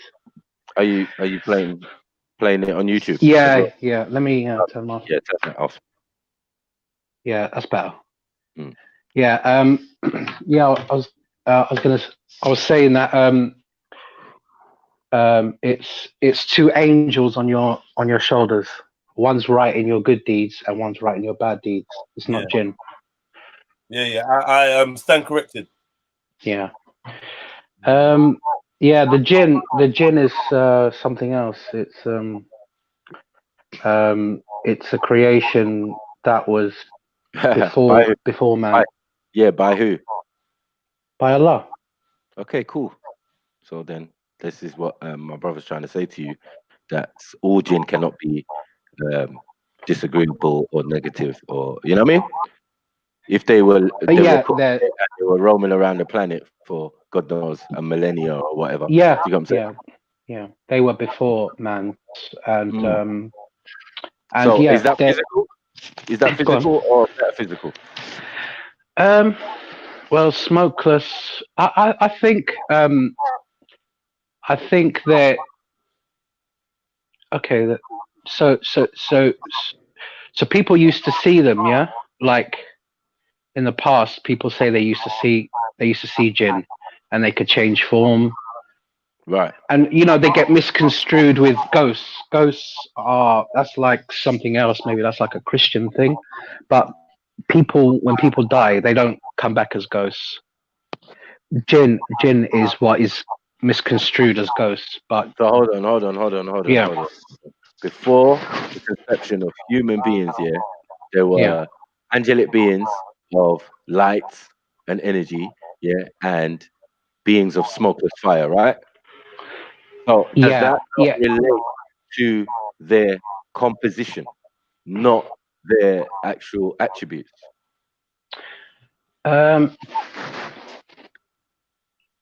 Well, smokeless fire. How would they manifest? I don't know, but yeah, they must have been some kind of another form of creation that is not really fully understood to us. Nah, what it is, I think it is like me and my sister Zubaida was we were debating one time, and she pulled up some research basically on the jinns and what their capabilities were, and most of them were physical. They could be dogs, they could be this, they could be that, they could appear in physical form. So it would make sense that if they were roaming around the planet, roaming means you have feet. You know what I'm saying? So they must have been physical. They must have that capability to transform, or but always in the physical. Whether they're out of the body afterwards, do you get what I'm saying, or at a different state. I think what it relates to is time periods.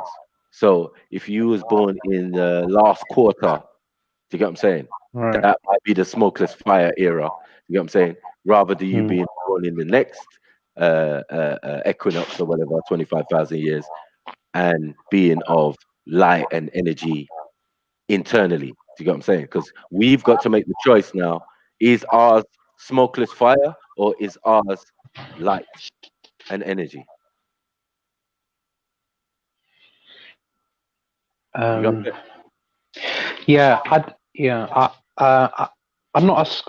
not like that knowledgeable on this, so I don't know exactly how they would manifest. I don't know if you could actually touch them, or you could really interact with them, or were they like apparitions? I don't know. Were they like, I don't know if they were like, like holograms, or were they actual physical beings that you could like, touch. Okay. Let me make it easier one. Is Shaitan a physical being?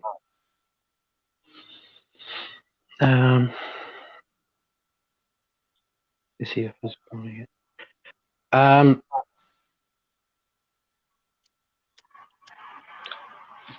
don't know. Maybe he, because maybe it's a physical in the sense that he's like a gas, isn't it? So he's not of this realm, so he's not flesh and blood, but he can possess people, so he could take over people's bodies or whatever. So he could jump like in films where someone like a spirit or something who jumps into people's bodies and then controls them. So hold on, you're saying, but they're saying that he's a jinn. Yeah, he's a jinn, but in this is who's a jinn? Yeah, Shaitan. Shaitan's a jinn. Shaitan's a jinn, and not and it's not physical. In this, but if we believe in heaven, if we believe in paradise, are we going to be flesh and blood in paradise, or are we going to be some kind of other element? Are we going to be like? Are we going to be? Because if we're going to live forever, you'd be like what Adam was before he was sent to Earth, when he was created in the Quran, right? He was created. He was created outside of Earth first, right? Yeah. So he must have. Hold on, because it says he was made from clay. Right. Yeah, but it was a spiritual clay. I'm being told. Yeah, he was a spirit, but I'm told by Muslims that it was a spiritual clay. Yeah. He was made from first. Yeah. But before the clay did he exist? Definitely But incorrect. did he exist before the clay? Oh yeah, he did. Yeah, he did because How? Wait, in what I don't know capacity? actually. No, I think the body was created first, right? Right. If you got the story correct, from a clot and blah blah blah, wrapped in the clay into the dirt and then left to bake and dry out or whatever. Yeah. And But then if he was created, was he created in the Garden of Eden? If he was created in the Garden of Eden, that was on Earth. okay, so this is the dispute between some because some think Jannah, and I would more back the argument that it was an example of Jannah on Earth. Yeah, it was. Yeah, it was. It was functioning on a different level, innit? And then when they were cast out, then it was like, now it's like I'm aware of the harsh realities of that outside that that perfect situation. So it's like So when Satan and the angels are asked to bow to the creation, what's going on there then? Like if you ain't got knees and a physical body, how are you bowing to the creation of Allah subhanahu wa ta'ala? Right. Who was bowing? All the angels apart from Shaitan. What was he doing there? But that's another question. Yeah, but we don't fully understand what that realm consists of, in it, because really that's otherworldly, in it. That's in a spirit. That's in a different dimension, really, in it. It's just like who said that's what it was. Because look, if you're creating something from the dust of the ground, from the clay, that's hands. Hands have to do that. Spirit and thing don't do that unless you're saying that Allah subhanahu wa ta'ala is a spirit, and you know that for a fact. Or can he embody himself? Can he make himself physical and then carry out these achievements? And because really he could just say kun fire kun, and then it's created. Yeah, he didn't need to physically do it, and even though there's reference him to him, maybe like the debate about him having hands or not, or because there's and it gets a bit shirky, innit? Because then people start anthropomorphizing the creator, but it's like you said, that could be like hyperbole, innit? Or hyperbole. Wait. Like so you can't would you say anthropomorphize the creator? But you can do that with the creation, yes?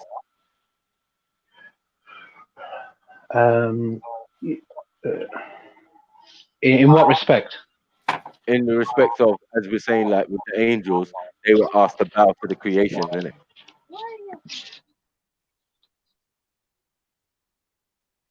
Hello? Okay.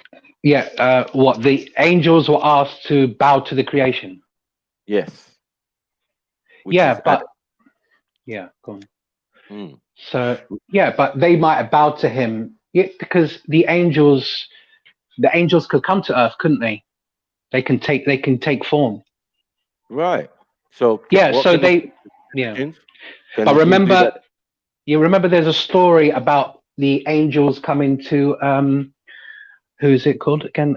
Is it Abraham? And they and he invited them into his tent to eat.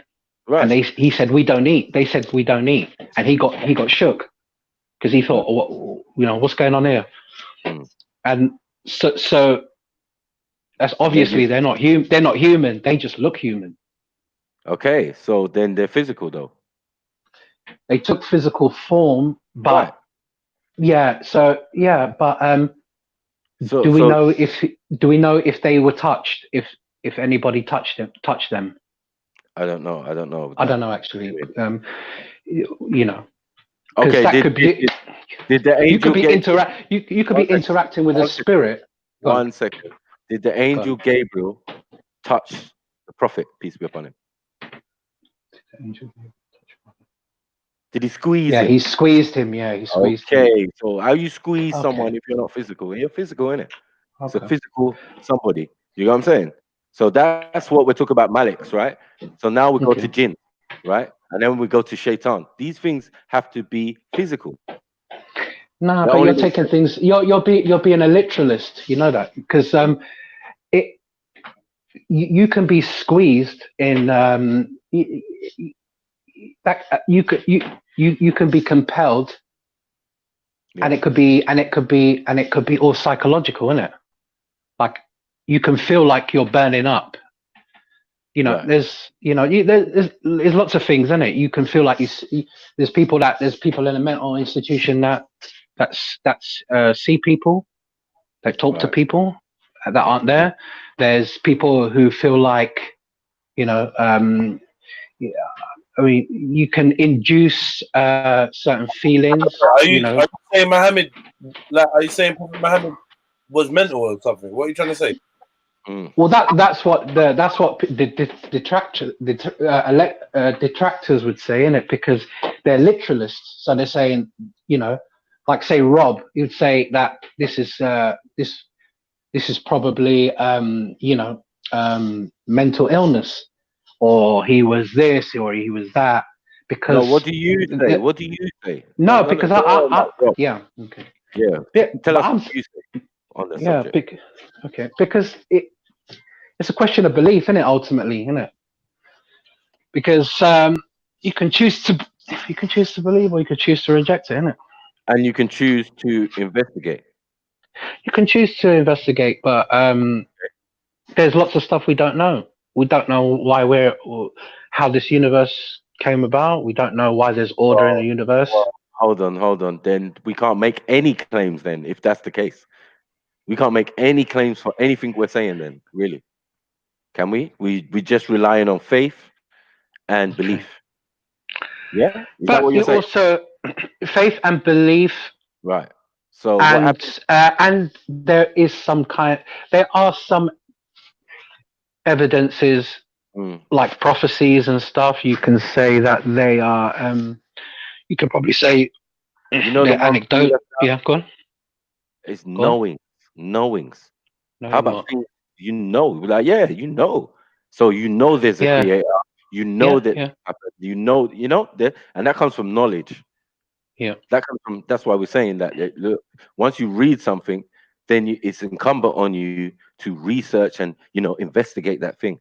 Do you get what I'm saying? Yeah. And find out if it's an allegory or it was actually something literal.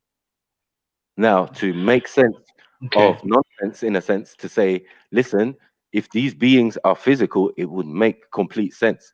Then we can get that out the way, and it wouldn't even be an argument. So then you could understand an angelic being squeezing the Prophet Sallallahu in the cave. You know what I'm saying? You can understand that now. So that's out the way. But then you have to make another question about the squeezing itself. What was the purpose? What was the need? Had the angelic being exercised these habits and behaviors before in previous scriptures and texts? Not to our knowledge. So we find it a bit strange that all of a sudden that basically the angelic being is doing something out of the norm for an angelic being, if we could put it that way. Why is it outside the norm? Because he hasn't done it before, so it is very strange behavior. If the angel Gabriel went around squeezing other prophets and nabis, do you know what I'm saying? We would have heard about it. Yes or no? Yeah. But every prophet has a unique story, doesn't he? True. So what we're saying now is that at least with the idea of Maliks or jinns being physical, we can at least say on the Malik side, we've got examples of physical interaction. See what I'm saying? And then when we come to the other side and we say, okay, we can't equivalate for a lot of the jinn, we can equivalate for some of the actions in people. But then that might be... Hold on. You know what's weird? Yeah, you just said what? Maliks. Yeah. What's a Malik? A Malik. Malika. Malika. Malik is a king. Malik is angel. An angel. So check this now. Do you know who Malik Taurs is? Who? Malik Taurs. Taurs. No. Also known as Shaitan. Also known as the peacock demon in Buddhism. Also known as the creative, the creative force of the Yazidis. Yeah, but the Yazidis are very shirky, innit? Because they believe in a prophet that came about 100 years ago or something in India or something, and he was. I mean, if Muhammad's the final prophet, you can't have another prophet. So they were already, they were already out of the fold, isn't it? Really. Do you think they knew about jinns and shaitan before you? Who? The Indians. Yeah, because yeah, I actually believe that because it says in I think is it in the Quran? No, I think in the Quran. Of course they did. Let's not play the game. I was only teasing, but I'm saying the actual. What I'm saying is every people. It says in the Quran, every people have been sent a prophet. So we don't know if Buddha or anyone else who then, similar to Jesus, we believe is a prophet, because it says there's thousands of prophets that have come. And not all of them are mentioned. Not all of them are mentioned. That means that you can see a correlation between what happens is people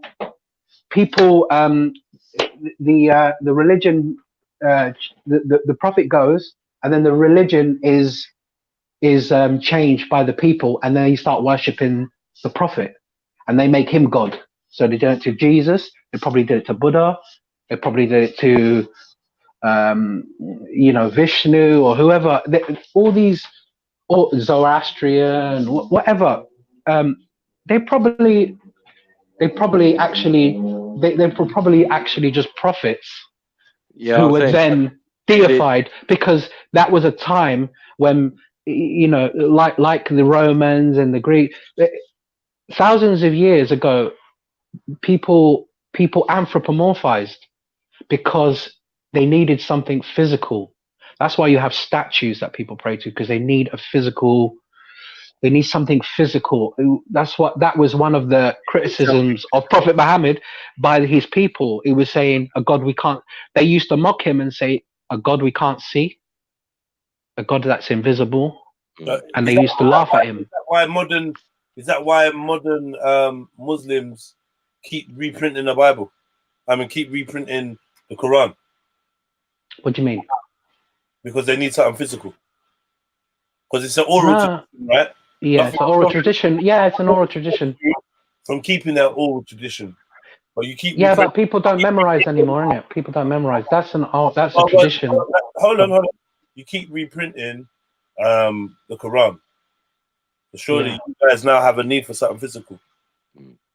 But the Quran is just like it's just like a hard copy, isn't it? It's just a hard copy of God. It's a hard copy of the word, because how about it's a hard copy of the idea of God. Yeah. How about that?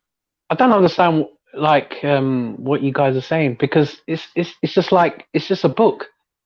It's just a book that you're saving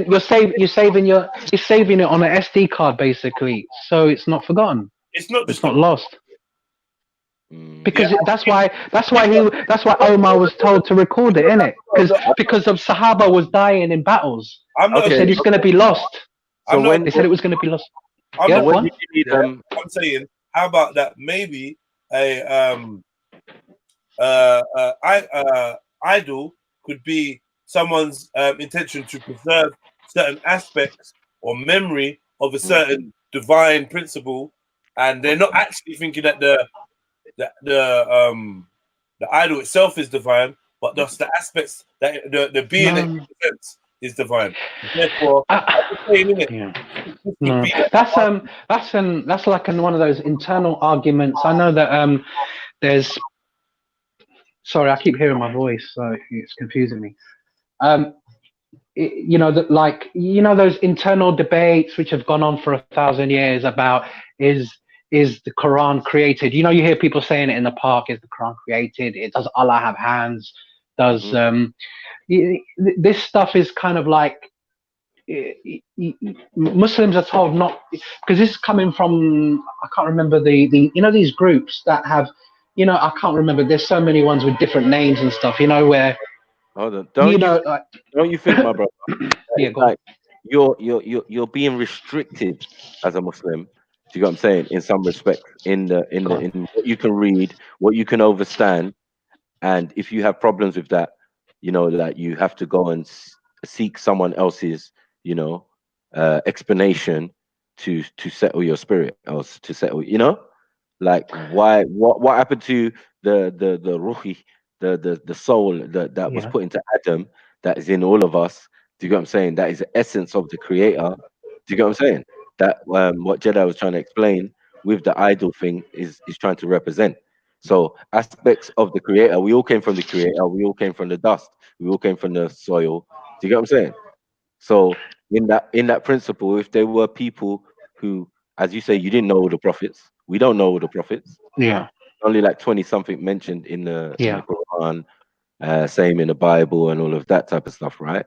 But yeah, we don't know if that's what the Muslims believe, that like Jesus, he came for his people, innit? But he came to correct the Jews because they were on some you know, they were selling in the temple, they were, you know, trading in the temple. So where are the Jews from? Where are the Israelites from? Okay. Where are they from? Where are they from? Right. Originally, I don't know. I mean, what do you mean? They moved around, innit? Because From where? Were they in Egypt and then were they in Babylon and then Egypt and then? Right. So anywhere within that region, right? That would be. Yeah, they were all over the place, because similar to today, the Jews are everywhere, innit? Because they never had a homeland. They were expelled from their homeland. Talk about Israel. Now they have a homeland. Yeah. Now they have about Israelites. Remember, because I don't know if you heard the other day, I was talking about it, and how you if you're a Muslim, you would claim to be an Ishmaelite. Yeah, an Ishmaelite, yeah. Right. Yeah. Okay. So you would also be a Hebrew. See what I'm saying? So you'd be a Hebrew. The father, from the father, yeah. Yeah, right. We keep going back, and it's Ibrahim that is the most significant, and these are the sons of Ibrahim. So you know, yeah, okay. And this is where we know where it all starts and stems from. Yeah. In terms of textual ideologies and stuff. That's why it's Abrahamic religions. You know what I mean? But if you wanna take the macro view, we all come from the two same people, innit? Adam and Eve. Right. So if you just want to trace back and say I come from Abraham, that's fine, innit? But that's fine. But religions. No. I think it's more significant, because obviously he's the patriarch of what they say, Abrahamic religion. So you know, we cover all of you. So, yeah. Well. Yeah. So it's definitely important, incumbent, if you're gonna take lessons and ways of being and all of that and customs from the sun. Do you get what I'm saying? But once you've established that you're from the line of Abraham, now what? What does that do for you? You can still be a scumbag, innit? Well, I mean, are we saying that about the prophet, peace be upon him? No, I'm saying even there's people who claim line of Prophet Muhammad, and they're not. No, I'm saying they're not this is the one good family. people. This is the one family. Remember, this is the aspects of just one family. So no matter if we're talking from Adam all the way down to the Prophet, peace be upon him, this is one family. You understand? So you're saying, Prophets are you related yeah. to each other. They're related. Yeah. Are you There's no saying that? Are you saying if you're related to them, you have to be good? I mean, you are good. No, that's what the book say. The book Which say that book? every so often, whether it's the Quran, whether it's the Torah, whether it's the Bible, do you get what I'm saying? They all say the same thing. No, they don't. I mean, they took what? What do you mean? How are they not saying the same thing? Explain. What they don't say. They say the prophets are good. They don't say if you're related to the prophets. No. I'm not saying you related. I'm saying the prophets are related to each other. Yeah. You're right. Oh, sorry. Right. So Yeah, that's and my they're good. Yeah. So Yeah, that's and in the Quranic in the Quranic idea is the prophets don't sin, they don't, you know what I mean, they don't sleep with their daughters, they don't do this stuff and all that. and that's only because they're from a particular bloodline. That's all, the only reason why that is. It doesn't mean that every single one, like you said, is perfect, because they are just perfect in their generation. That generation of that family, do you get what I'm saying? But they're chosen. They're chosen. They can be. They're of the lineage, but that doesn't mean they're gonna be chosen, because his uncle was a terrible human being, innit? Prophet Muhammad, Abu Jahl, and he said Abu Jahl, his uncle, his uncle fought against Prophet Muhammad, and you can say he's from the line because he's related to his nephew, innit? And he's supposed to be in the lowest place in the hellfire. Exactly. So it doesn't mean that obviously this. But so prophets are chosen, but they're of the lineage. They're over one family. Yeah, they're coming out of one family where there could be a lot of bad or disagreeable or whatever interpretation people have tried to make of these individuals, because we never really went into what they did. Do you get what I'm saying? Or it never really went into what they did. We can't really specify or say that they were bad people or whatever. We just say that this person was the one in the generation that the baton was passed on to. Yeah. And that's what. But but we don't know if there was like 12 tribes of Judah, or was it 12 tribes of Israel? And they went out into the world, and some of them must have went to India and everything, and so it could be like Buddha could be from a line of a tribe of Israel. Some other prophet, someone in South America could be someone who was hailed up. I think the concept of Hinduism, remember, is far older than most things on this planet. So you know what I'm saying? Yeah, I know. Sufi Islam is heavily influenced by Buddhists and Hindus going into Islam and then having an influence on it. With this. And what about Sunniism? Sunni, similar. Sunniism. Sunniism went into India and stuff, innit? So it was impacted. And there was do you know what I mean? People moved around, scholars moved around. So we're talking about 1,000 years of interaction and blah blah blah. So everything changes, isn't it? Nothing stays the same. So, but if we're talking about Wahhabism, this is obviously a post-colonial trauma kind of interpretation. But that's not what we're talking about. So we're talking about, because some people use Sunniism interchangeably with Wahhabism. So I'm just trying to clarify. You're not saying Sunniism is Wahhabism, yeah? I'm saying that the Wahhabis have hidden under the guise of Sunniism. Yes, that's what I say. Yeah, you're right. Yeah. So they're a sect. But not every Sunni. Not every Sunni is a Wahhabi. Yeah. No way. Okay. Yeah. It's just the ideology of a particular, the Saudis. Let's keep it real. See what I'm saying? This is what the Saudis. Yeah.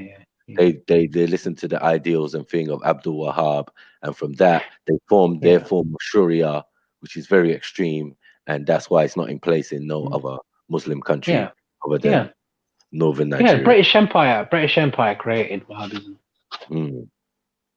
Yes, exactly. So you know, they put them in power, and the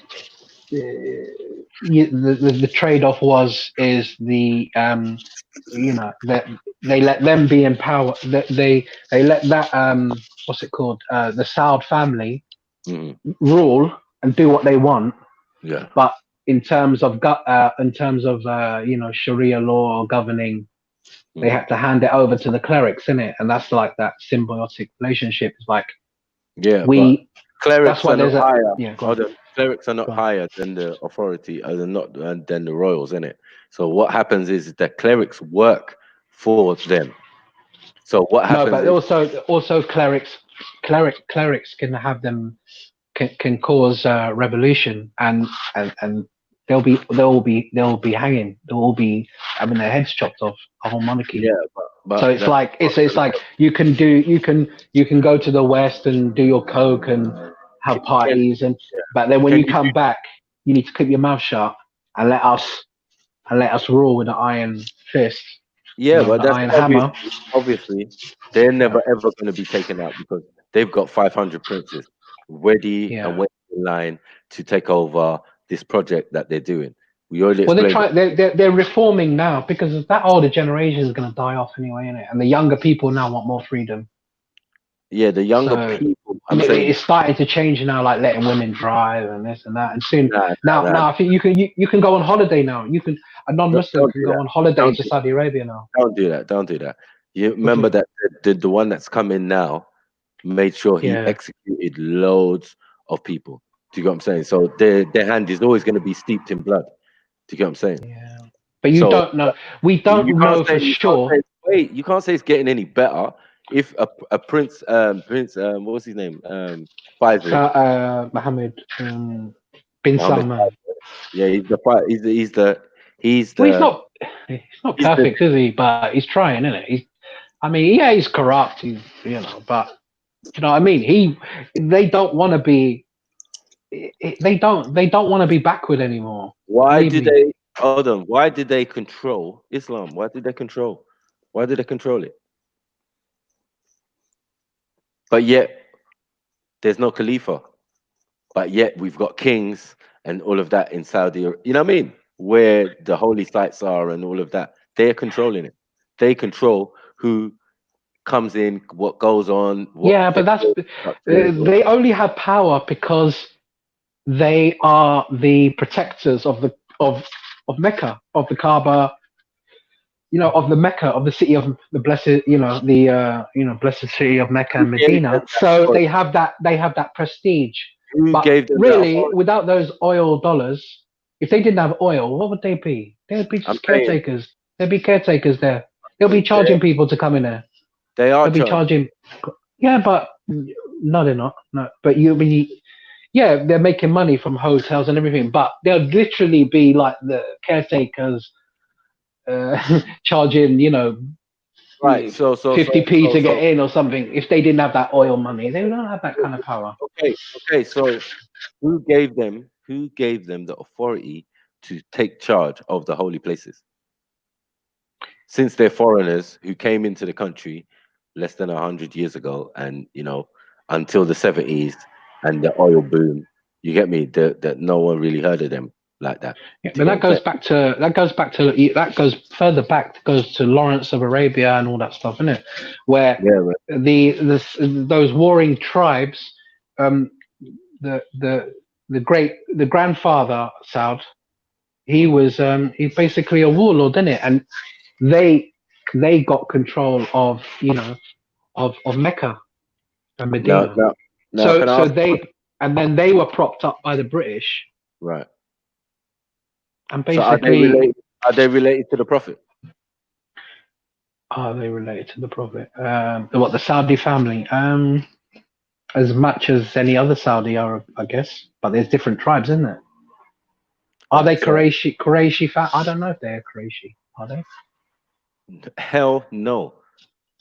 Are you Yeah, serious? they probably married in and stuff, but they're probably, but there's different tribes, isn't it? Yeah, they were probably I like think you need, I a think you Bedouin need, tribe. Yeah, they no, probably weren't even from the sea. Bedouin and looking like that, having to wear sheets to protect you from the sun. No, these guys are Europeans and they are Jews. No, in but fact. have you seen? One Have you second, seen? one Go on. second. He came from Iran. They crossed over the Gulf and came into Saudi Arabia in the late 1800s. Like these things are documented. Like these are foreigners, fam. Do you get what I'm saying? They're not Saudi Arabians. Your average Saudi Arabian does not look like them. You're saying they're black, yeah? Of course, most definitely. Of varying degrees. They look Somali, they look Ethiopian, they look Niger, they look all sorts. Do you get what I'm saying? Definitely. But it's just Yeah. time and invasion and people But wandering. Prophet is described as having a ruddish complexion, inclining towards being white skinned. No, ruddish means brown. Ruddy means brown. Does Don't it? play word semantics. Yes, it means Yeah. brown. Check in the animal Inclining kingdom. towards Check in the animal kingdom. Ruddy means ruddish brown. complexion. No. You ain't trying that slick shit. Ruddish. Really? Especially the oldest. Especially in the olden term. Yeah, means brown. Ruddy red. You get me? Like Adam, ruddy red. You get me? I'll try Adam. that one. You get me? Yeah, I'd say ruddish in the sense of not being white and not being black. Yeah. No, black. No. What are you talking about, man? Who is black? What are you chatting about, man? Stop this, man. Oh, you guys, man, you know your race thing, man. No. Hold on, wait. You on your race thing. Is on it, man. the Islamic point of view, yeah, that Adam was a black man? I believe that. Yeah, I believe that. Right. So I'm saying and then we're saying the Prophet and all of them are from the same lineage.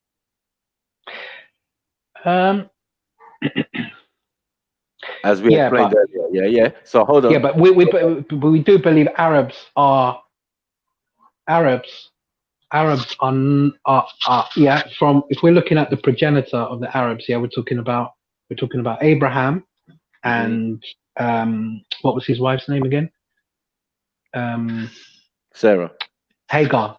Not that Hagar. Yeah. Oh, to do with the Arabs. Yeah. So Hagar okay. is a black woman. Yeah, from Sheba. Yeah. From Egypt. From Egypt. Right? Yeah. Okay. So and if we believe so you saying Adam, you're saying that Abraham is black as well, yeah? Yep. Probably. So, but everyone accepts this. Like Musa is black, this one's black, everyone's black. Even Isa Salam is definitely black. Do you get what I'm saying? Everybody agrees this already. This is not an argument. But my point is now it's one bloodline.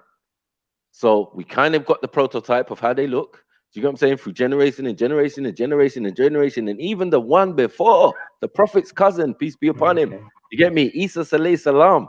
You get me? As black as day. We know this. You get me? And then all of a sudden, it gets to his cousin, who comes from a tribe of dark people, the Quraysh. They ain't Arabs. Or if they're Arabs, they're black Arabs. Because obviously, so it was nowhere in Jesus' the hair. world. One second. There's nowhere in the world where there's a bigger desert than North Africa. So an Arabian desert to us is like a small pool. Do you get what I'm saying? So we can migrate up and down that land as frequently and as infrequently as we want over thousands of years, uninterrupted. This is what people fail to realize, uninterrupted, until the 1900s, when a lot of Europeans started to come into the area. We're not going to play the game. I think your history is a bit too soon. If you want to say like Iraqis, Persians mixed with the darker Arabs, we created then that's way before 1800s. Yeah, I'm saying we created. That's got to be like 2,000 years of mixing, bro. I'm saying there was people have been trading for millennia. I know that, bro, but I'm saying you're saying it's happened like 1800s. I'm saying to extend to take and wipe out a whole area where originally would have been people of the darker hue of varying degrees. What are you talking about? Like we You would have just want resided. you just want to make all the prophets fit as black No, before I never the made time that of claim. European mixing. Listen. I never made You that know claim. what? They've What I'm changed. saying You know what, Matthew? Yeah. Mm. I'm telling you, we need to fuck off this word black. You know, it started to annoy me. I know. Yeah. Okay, what shall I use? Where they were from, African? their nation, Yeah. where they were from, yeah, and what those people look like in those times. That's all we need to deal with. Forget That's this all we title need to black. deal with. Yeah, you know when you see them, you ain't gonna ask them if they're black or if they're white or if they're You're gonna know. Chinese. You're gonna know who they are. They might not go by the name black. Yeah, we might not call them, which we probably shouldn't, because that's not their nation. But if you want to talk about Iraqis, yeah, if you want to talk about Babylon, you know what these people look like. If you want to talk about Samaria, you know what these people look like. Let's be real, innit? Who are these people? But you know, you have like Sri Lankans and Bangladeshis that are even darker than some black people. Yeah. Yeah. So, Are they not black people? Yeah, but we're talking about color now, isn't it? Yeah. Can you give me their origin? Yeah, you can say we all come from Africa. No, I'm not saying that. We I don't originally believe come that. from I don't Africa. believe that. Everybody comes. I don't believe that all people come from Africa. That's not my belief. Maybe Brother Maku shares that belief. Like he said, that's the beginning for most people to start their history from. Yeah, actually, I don't believe I that. agree with you. Yeah, because Adam, isn't Eden, the Garden of Eden is believed to be by the river Euphrates. Let's not play games. like Iran and the river Euphrates. The river Euphrates. Yeah. Where so is it's that? the Middle East, isn't it? Middle East. It's that word there went as well, and we need to stop saying Middle East as well. I don't know what it is then. What? It's a skank. You get me? But anyway, you're talking about Sri Lankans and that. We got to deal with the city tribe. We got to deal with the cities and the original inhabitants of those lands and what they look like and what their custom. The city, S-I-D-I, not Yazidi, not Yazidi, city, S-I-D-I. Oh, city, yeah. City. These are the original inhabitants of that land, robbed of their own history, and told that they got brought there via what? Via Arab slave ships. Sidi in I'm Moroccan, yeah. Sidi in Morocco, there's a lot of towns called Sidi, S-I-D-I, and it's usually it's like a title of a saint, like a sharif. You know, even that word sharif is sheriff. It comes from sheriff. It's like a like a famous kind of like man from that village, or like he was a scholar or something like that, or he was just like a notable a noble. No, Shirky Stephen, stop lying. The Portuguese didn't bring no one in there. No. Who said? Shirky Stephen saying that Portuguese brought the city to India. It's crazy. It's always got to be someone that brought us in a slave ship, innit? Because we didn't travel nowhere. We didn't go nowhere ourselves. We didn't get nowhere ourselves. Someone brought. How did they get there? Oh yeah, slave ships. Possibly a slave ship. They want to talk about Dravidians and that mixing.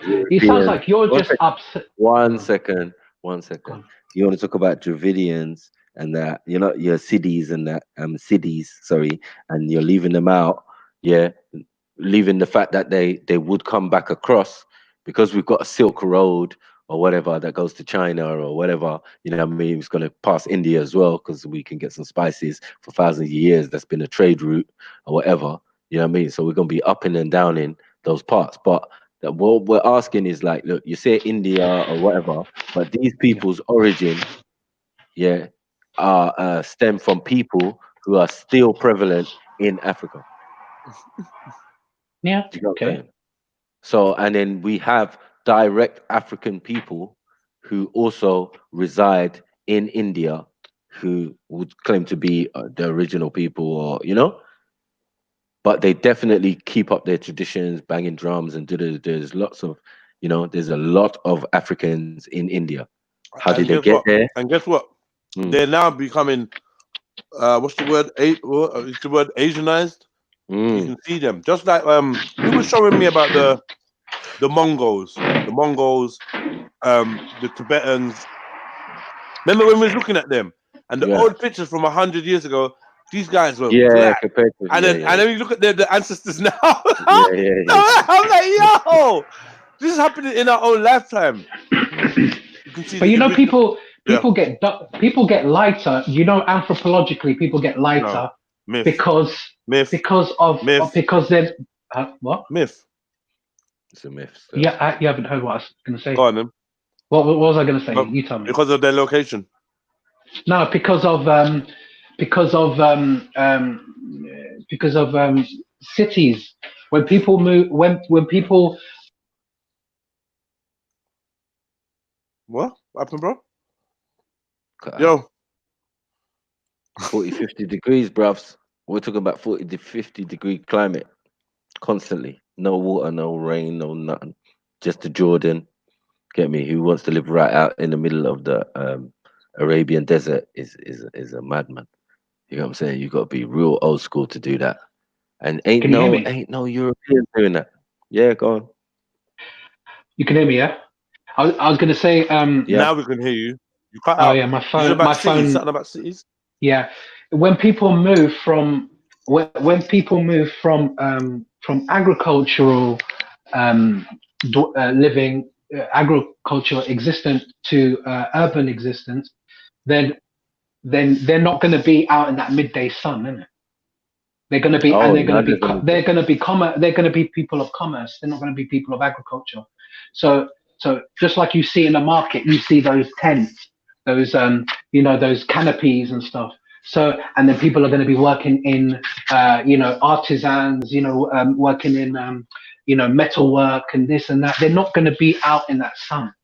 And then just by hundreds of years, people, and there is colorism. People are going to say, I want lighter skins, because they're going to say the black is the dark person, like in India, the what do you call it? The untouchables, they're the dark skins, isn't it? Because they're the ones picking. They're picking the tea, innit? Oh no, they're picking the tea, innit? They're picking the tea. They're the untouchables, cleaning the shit. But guess what? And picking the and working out, and they're working. The cities are beneath the untouchables. Mad thing. Well, that's not me, innit? I wouldn't. We don't. Okay, yeah, but you're not. It's colorism. It's colorism. It's just colorism. Yeah, but colorism is everything new. is colorism. I'm saying it's new. In ancient times and in old times, that wasn't an issue. So wait. Are you saying that your generation, the generations will get lighter based on where you work in the same country? Is that what you're saying? Yeah, I would say that. Yeah. And so you're saying because my great grandchild will be lighter than me, based on the fact that my children, don't work in the field, so they are biologically going to get lighter. Their actual pigments are going to develop less through genes. So you're talking about epigenetics now, right? Or what are we talking about? If you're not isolated, if you're isolated and you're with your own people, then you probably stay dark. Because beauty is not about color. So we're not talking about you. So when you say anthropological, I just want to be clear. You are talking about nurture, not nature. You're talking about people's behaviors will change. You're not talking you're not talking about people's DNA will change, but you're saying people's genetics, but you're saying people's natures will change, as in who they pick for their partners. Therefore, it's selective breeding. Yeah, is what you're saying. Why people get lighter? Kind of, yeah, because of the metropolitan city states, city hubs. They'll have different people coming in and out. So now there's just like here in England, there's a lot of mixed race. A lot of white women have mixed race children because of access. If you're isolated, there ain't going to be that access. Okay, if you're European and you're isolated around a lot of dark-skinned melanated people, what happens then? Well, don't the ethno-nats say they're going to be bred out? They're We're going to not be. talking about ethno-nat. There's no ethno-nats in Arabia. We're talking about Arabia. We're talking about a very hot place. We're talking about, you know what I mean? We're talking about the Prophet. We're saying, like, how did a man from a dark-skinned tribe in that environment, there would be extra dark-skinned because it seems extra hot around there. Do you get He what was I'm from a saying? city. He lived in a house. A darker hue. It doesn't matter if he lives in a house. I live in a house. What does that mean? Yeah, but we haven't had. You haven't had. We don't know what your great grandchildren are going to look like. Someone might jump in there in the mix, isn't it? I don't know what that means. Anyway, Some even if European in it. You're gonna yeah, some Europeans might jump in the mix, and then is European gene stronger than mine? yeah, but we're talking about we're talking about skin shade, isn't it? We're talking about different skin shade. I didn't say the Prophet was white. Wait. Yeah, is a European's genes or thing, according to the World Health Organization, are they stronger and more prominent than mine? Technically, no. Thank you. So how are you worrying about me? Like my generations when I have the predominant gene. So if any gene is going to change anything, it's going to be mine, isn't it? Yeah, but we were talking about. Okay. Weren't we talking about how saying that people become different shades? Yeah, but that's through mixing. Yeah, well, that's my point, isn't it? We live in a city. Yeah, but that's through mixing. But then what happens, especially even in a hot environment like Saudi Arabia, where most of the people will be of a darker hue, do you get what I'm saying? You're going to mix back with what? You're going to mix back with people of a different hue to you. If he was fair skinned, even his wives would probably have been dark skinned. Then his kids would have ended up being dark skinned. Then we wouldn't be able to tell the Prophet's children because they wouldn't look Arab. Yeah, but the Prophet, but right. Mecca was a place, isn't it? Mecca was a place of pilgrimage, isn't it? Okay. For different people, for even different religions. They used to bring their deities there. He wasn't a pilgrim though, was he? He lived there, innit? He was born there, innit? He was born there, but you don't know who jumped in the gene pool, innit? No, because it doesn't. We know his uncles, we know his father, we know his mother. Do you get what I'm saying? We're like, you get what I'm saying? There's no indication that these people are mixed in any type of way. They are of their tribe. Do you get what I'm saying? So if we can identify the tribe as some Europe or Arabized type fair-looking tribe, then fair enough. But that's not the case. You look up the Quraysh, you know what I mean?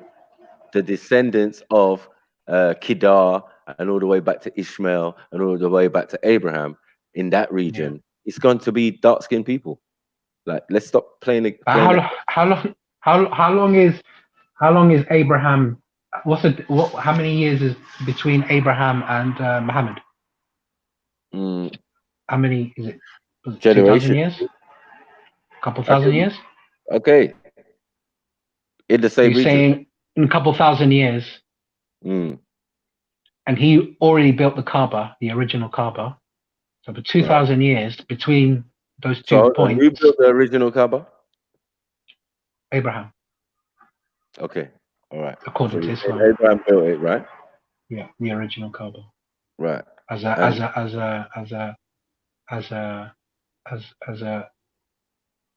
house of God. All right. Okay. Cool. Right. Or a house for gods. Yeah. As a sign. Well, as a centralizing place, isn't it? Like you get. Right. So what's around? So what's around the whole region then? Is it idol god? What, when he built it? I'm saying in the whole region, because remember, if you're centralizing something, if you're taking all the gods of the regions and and placing them inside or outside or outside the Kaaba, do you get what I'm saying? No, I'm saying I'm not saying that I'm saying after he passed away, that house that house has been rebuilt several times. You know, it's been destroyed by weather and stuff like that and floods.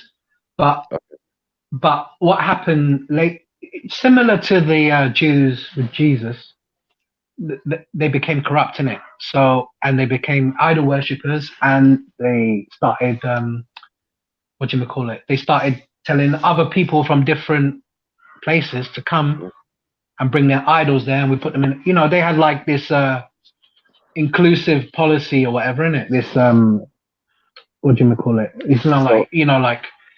So who did that come from? Who did that come from? Not because they were monetizing it. The Arabs were monetizing it. Okay, I'm saying like look, The modern Arabs. Before Arabs, modern Arabs, right? Yeah. Not modern, but it was still. Okay, his it's time. It's Abraham's purpose of building it. If he built a house to house the different gods of the region, do you get what I'm saying? No, he didn't. He built it for the one God, the one true God. But were there gods around the region? Were there already idol gods all over the place? No, it was an empty space. There was no city there. He was in the middle of desert. He was in the middle of between two mountains, isn't it? He was in a wasteland, isn't it? What's between two mountains? Is it not a valley? It's a valley, but there wasn't water there until he the Zamzam, isn't it? He hit his staff on it on a rock. And no, that's Musa. That's Musa. Okay, hold on. No, that's no. Actually, yeah, you're right. No, but Abraham and the Zamzam. I mean, the Zamzam is Hagar. Is Hagar? Yeah, it's Hagar. Yeah, and then that spring sprang, and it's still there till today. But now, because that water is there now, that could be inhabited, isn't it? Because there's water. Now we're gonna a whole city. Even till Maku, today. we've got about 5 minutes. I don't know if you want to start loading up your thing. So you can move over to yeah, Karen, I think we're gonna have a problem because right now what you're saying is Mecca is not between two mountains. I said it is. I'm sorry? Who's saying it ain't?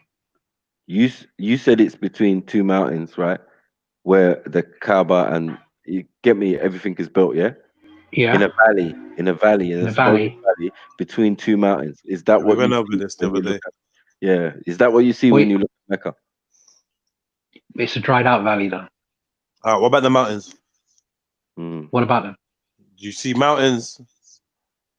And? I said, do you see mountains? Do you see Mecca between two mountains? Better yet, still, can you show it? Better yet, still, can you show us? Between two? I don't know if it's between two mountains. Is it Medina between two mountains? I don't know. It's between mountains, isn't it? Is it? No. What's the point? Because the point is, you just said that it's between two mountains, and it's not. Okay, I made a mistake. And now what? No, just that was it. We're trying to point I out. don't get it. I don't. Yeah. Okay. You made a statement, and yeah. And then Maki was what's trying the point? Maki was just trying to fact check the statement of that you made about it being between two mountains. That's it. Yeah. Because there is a place that is between two mountains. But it's not there. It's not. Okay, or is it Paran or whatever? Are you talking about where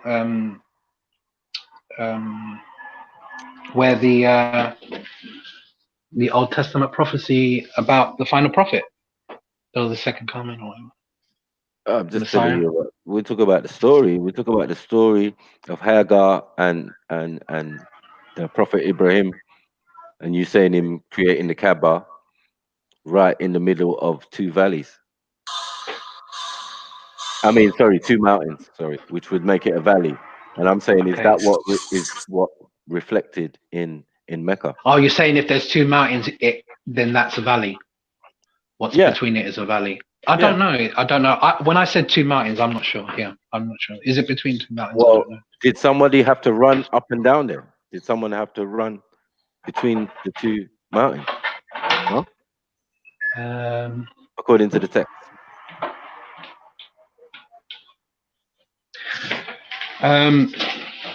Yeah, I'm not accurate on that. So, but But even if so, what does that mean? What does that prove?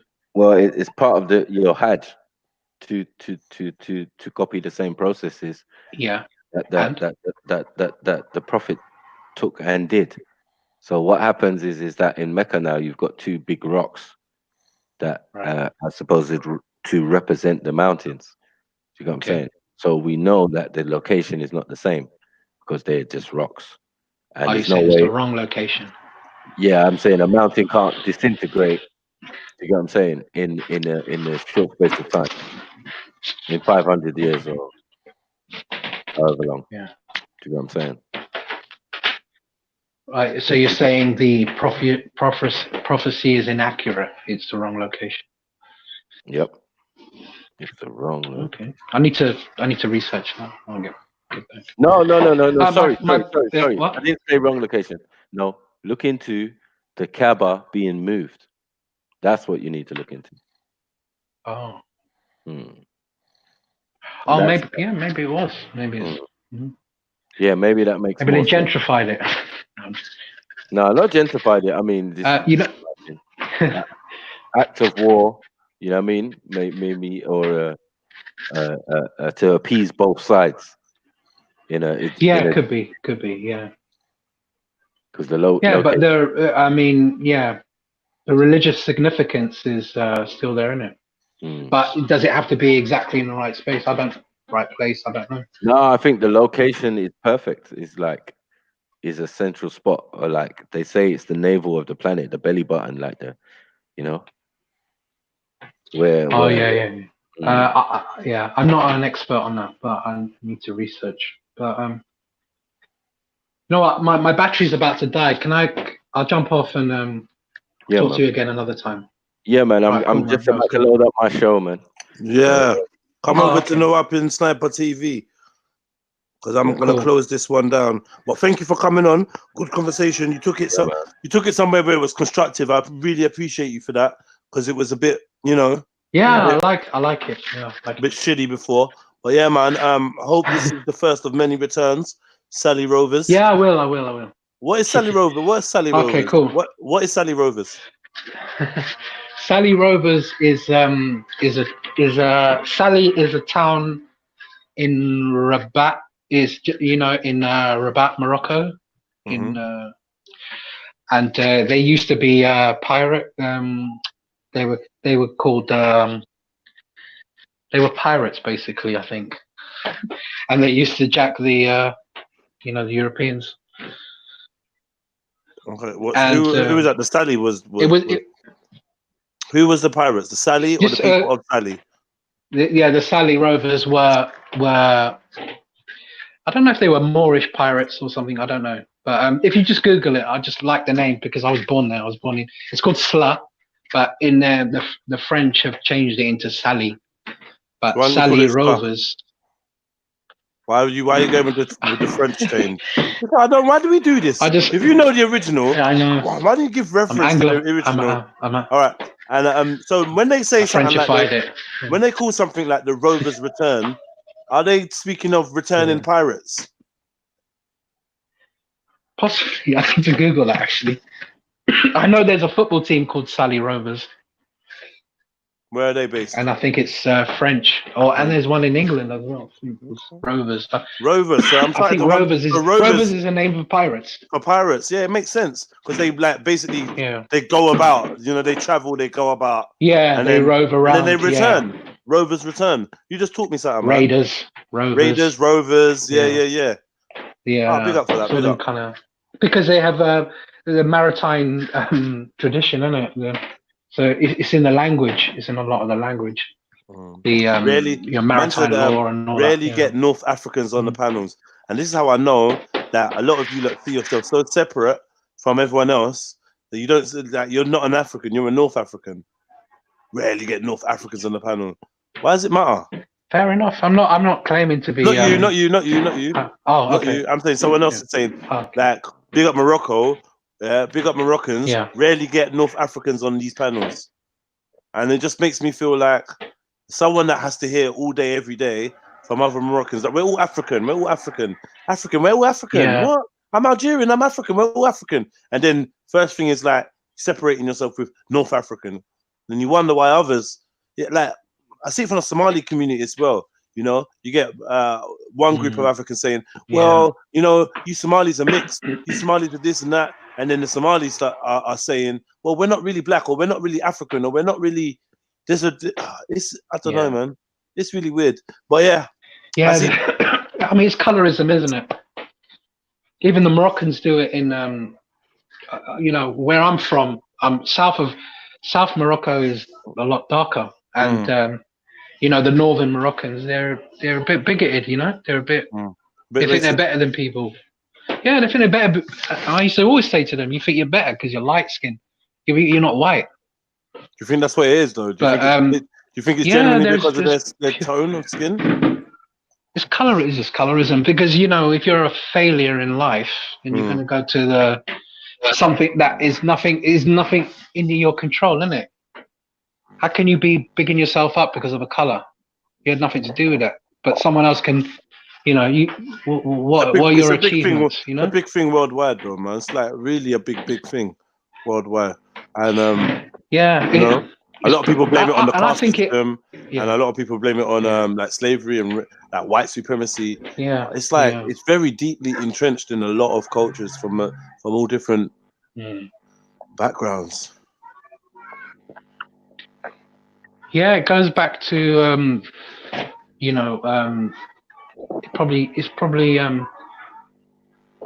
anthropological, isn't it? That and you love that fucking word. People get lighter and they think they're better. You batter that word, right? You batter that. I said you batter that word, anthropological. Because because that's the only way I can rationalize it. Like, you know, but why would someone think you know, a lighter skinned face is better than a darker skinned face? You know, you get ugly white people, you know, and you get beautiful sisters, you know, but it has to go back to some kind of like, I'm better than you because socially, social status wise, I'm lighter because you know, you're lower because you're darker because you work in a field or something, and I'm lighter because I don't. I'm walking around with an umbrella.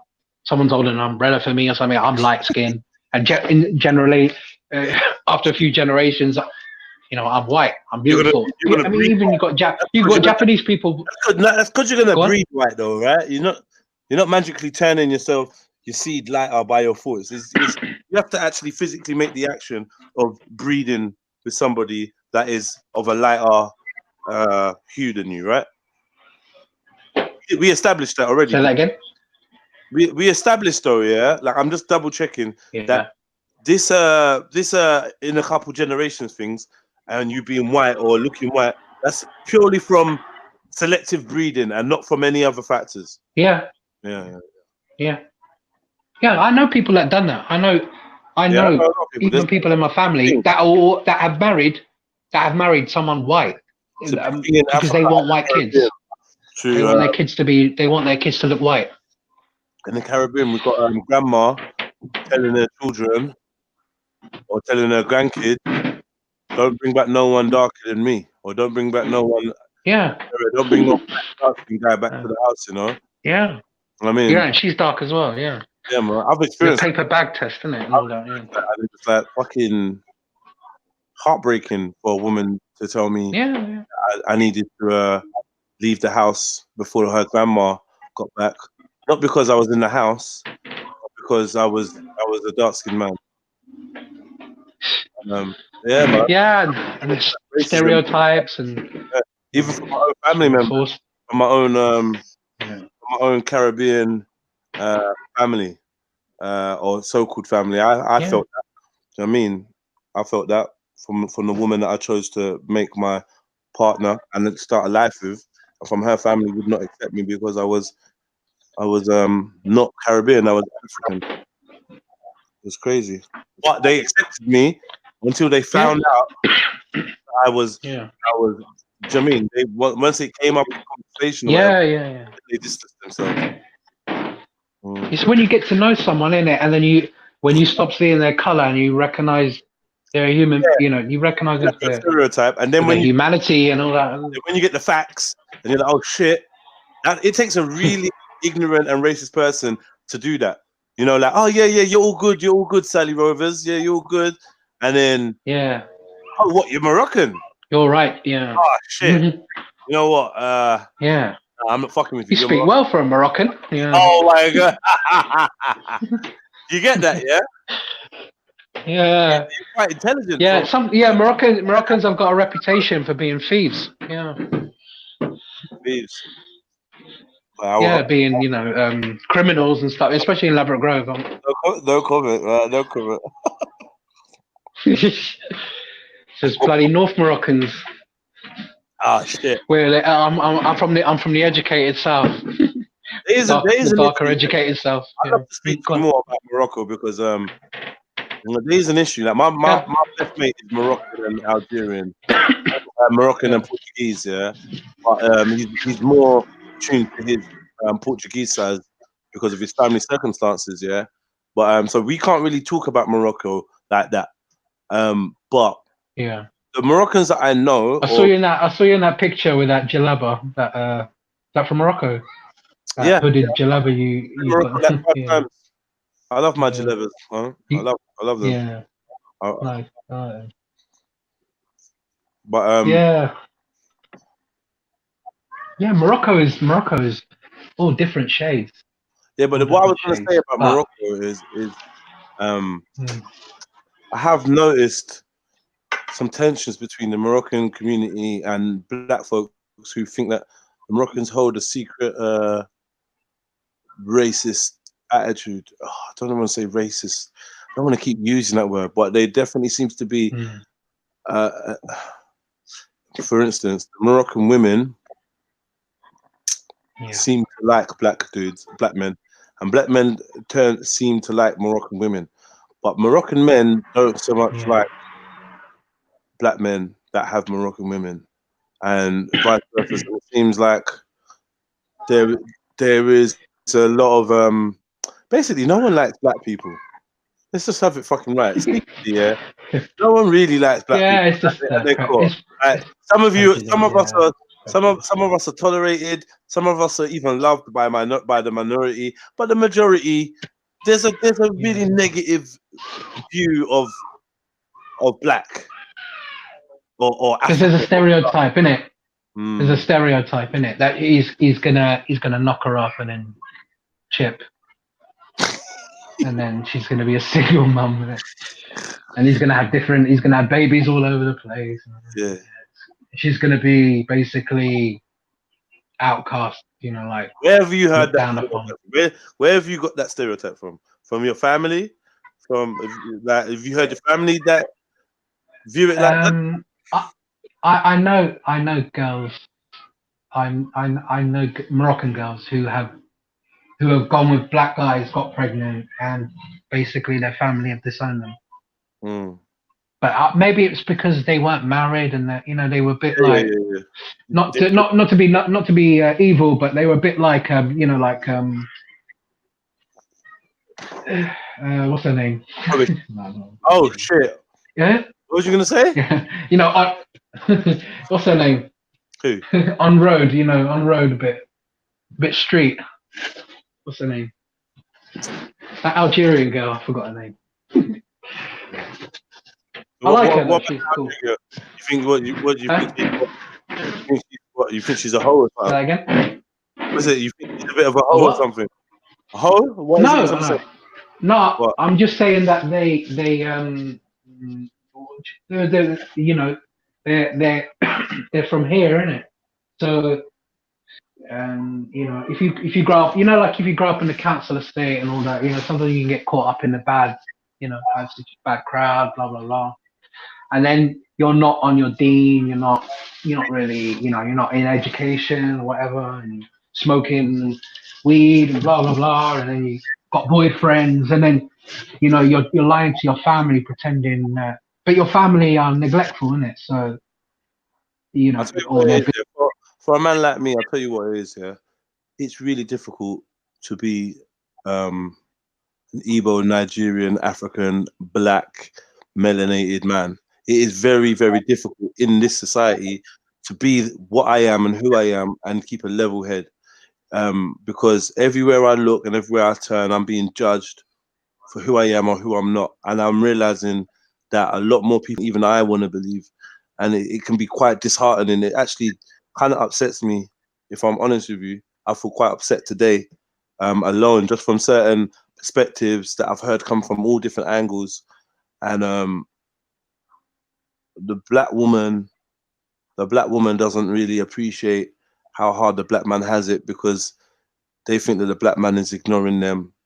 My mixed race friends and my sympathetic white friends think that half of it is in my head and I should just let it go. My enemies, my white counterparts, they think that I should let shit go and I should just look past things. My Arab friends think that religion is the only key. When I look in their book, I see negative language about the color that I'm supposed to be associated with. I get people battling and then saying, "Oh, well, do you know what? It doesn't matter what color the prophet is." Like, I feel like if I was to succumb and give in to the racism or the prejudice or the disdain that I represent, or of the type of people I represent or I look like, I think fucking I'd go balmy and I'd be such an extreme race hater that I'd be horrible to be around. I understand the venom and the fire and the militancy that some of my brothers and sisters exude, because like you need really broad shoulders to carry all that weight around you and still treat your fellow man with non-biasness, with fairness, because you know it's not very likely you're going to get that back in return. Yeah, certain man will be cool with you, certain man will have a laugh with you, but they don't want you to marry their daughter, they don't want to marry their sister. Do you know what I mean? They hold these views deep in their gut and it will come out if necessary. Then I've got the very real reality of seeing some of my non-black friends look 20 times more comfortable with their non-black friends than they do with their black friends. Like, you watch it, you look, videos, pictures, blah, blah, blah. You see a different energy. You see a whole different vibe. And it's like, man, there has to be a massive reward at the end of such a trial, because I fear for my children. I fear for my dark-skinned children. I fear for my lighter-skinned children, because they're going to be judged, if not by what they look like, but who their father is. And man, I need to. You seem like an intelligent guy. All you can do is guide them, innit? I mean, you can just. Yeah, but this world is really, really harsh. Guide them. Really harsh. Yeah, and at some point, it was hard for us as well. Yeah. Darker skinned people just appeal to those, like, for people, and this is why I think people think, oh, you just put in the black card and that. A lot of people do pull the black card because they see it in every aspect. What they call it in England, microaggressions in society. You were assaulted with a multitude of microaggressions before you even fucking stepped out your house. It's so deep. But yeah, what one's the it is deep. Yes, we got Jedi. I just wanted to address the brother's point, because I was used as an example to represent. Hi. I don't know what. I don't know what you meant by road or something like this, because he's referring to me as an example of something. Yeah, I would try to figure what he was saying. Maybe it was whole or what, but I think he said from the roads and so. Why would I be used as an example then?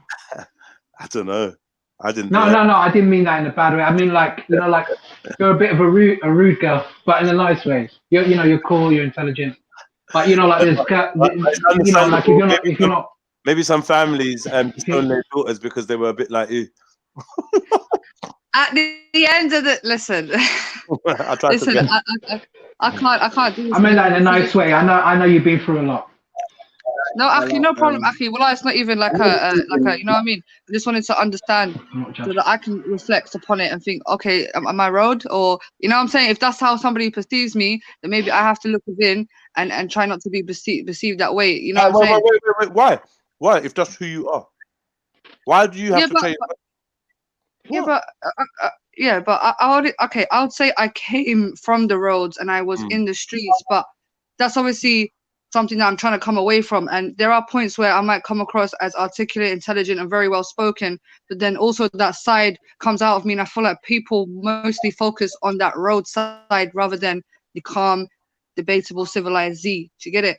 You know what I don't like? You know what I don't like? What I don't like, Z, is when being road is synonymous with not being calm, not being smart, not being intelligent. That's what I don't like. Because that's wrong. I fell into that stereotype. You know what I mean? That's wrong. That's not the truth on the roads. If you ain't got your wits about you on the roads, you ain't lasting. Some people don't last. You understand? And some people don't road either. Like they don't make it in the roads. They don't make it out of the roads either. They die there. It's definitely a place for intelligence and wit, and half the skills you may have or may have acquired have come from the harder side of life. In fact, I feel like humans only really learn when they're under pressure, you know. But that's my perspective, though. But I just feel like I'm coming more from like a lady. I'm trying to. A woman. So I was just listening back to my thing yesterday, and yeah, flipping hell, man. Like when I go off one, is very So I'm trying to avoid cussing people's moms and going down that route. You get me? No, but I really do though. I don't want to do it anymore. I don't want to. You say that, but you say this. You reset every couple. You just reset every couple, man. Like I have to though. I have to. Jedi. But when you need to show discipline. I tell you this all the time, Z. Like on and off air. I tell you, you need to have discipline. If you say that you don't want to indulge in certain things, then stop going over there. How are you going to keep arguing with Jupiter of all people? Man's told you this from like how long ago now? So now this ain't even a mistake no more. This is deliberate now. You're deliberately. No. It's not G. I swear down. She comes on the panel. I acknowledge her presence and I try to, But when something is said, that's where the discipline needs to come in. Yeah. I think I can be on a panel with her, but it's my discipline needs to come in with reacting. That's where the discipline needs to kick in. Just remember, just remember, it's a big world out there, and you don't need to be squashed up on a small little panel with 7 to 8 people if you don't want to be. There's other places. You have your own platform, Z. Like you don't need to be anywhere that you don't have to be. I mean, you actually don't need to be, and you're not. One thing I'm learning from it is. It's not all the time that you're gaining from these interactions. Because I know we like to say, oh, well, no, it's good because then we get to learn and da-da-da-da. But today I actually thought to myself, no, what actually happens is these people come, teeth your energy, teeth your vibration, and they're not gonna put a penny in your pocket. They're not gonna hit the like button. They're gonna do shit for you. They just come, teeth from you, and then fuck off. Because ultimately, they're not actually. They don't have things going in their life. Do you know what I mean? And you have things. No, but I feel like you spoke very, very well today. Honestly, today, like you done really, really good. I was very. No, seriously. Like I'm sitting there thinking, like go on, Jedi, because you broke things down very intellectually, and you had me thinking a lot when it comes to this whole race thing and understanding it from your perspective, because everybody has a different perspective. You might be subjugated because you're black. I might be subjugated because I'm Arab. Someone might be subjugated because they're Asian. You understand? And everyone, yes, there is subjugation happening, but there are different types of subjugation. And you broke it down from a black man's perspective, which I think is up there with the most subjugation when it comes to this whole racism genuinely thing. believe that because like someone put a good term in it. They said oppression Olympics or something like that. Yeah. Do you believe that we compete for who is the most oppressed, who has it the worst, do you think we try to win medals in that? I think there is an aspect of that, but I think there's also kind of recognizing and relating. Do you understand? And I think sometimes relating can be confused with infiltration. You understand? And I think that everyone has their own cause, and people should be able to have their own cause specifically to them, and no one should try and capitalize off their pain. You understand? But I think when folks are trying to relate and extend an olive branch and say, yo, we understand what you're going through because we're going through it too. It might not be the same, but yeah, but it could be a form of unification. Yeah, it comes to the point where all you have is your negative experiences, and you don't want no one to try and rob you of that. So I can't even be like, you get me? I can't even be bottom of the barrel now. You find yourself fighting, and that's not me, but that's it, like us in general. Find ourselves fighting for things that we don't even want. True. Oh, I'm the most poorest. No, my dad was the most shit. No, like, you get me? I did the most jail time. You know that? And it's like you want to own because that's all you have. And I'm coming to that realization. I find it liberating though, in a sense where, yo, like, enough is enough, fam. Let's do something. In my head, you understand? This is why when he said you end up on the roads and stuff, like the people that I ended up being there with were in the same situation as me. So we united upon that and we formed this sort of family relationship and we had each other's back. Like, don't worry, because I understand what you're going through. All right, cool, let's go and fix it together. That's how I'm coming from, because I'd have friends complain to me about more worse shit that I'm going through, and I'll be sitting there feeling sorry for myself, and it's like, right, like you've got it 10 times more worse. So let's get it together. Do you get it? I hear you, man. It's very humbling still. It is humbling still. Sometimes people don't even want to be awoken to that point where they have to be humble because they need that anger. That's all they got. They need that feeling because that's what drives them through the day. They need to hold on to that. Don't rob that from me. Don't rob my fire from me, innit? And tell me I ain't got it the worst. That's why people will fight for that title of having it the worst. It's nuts. But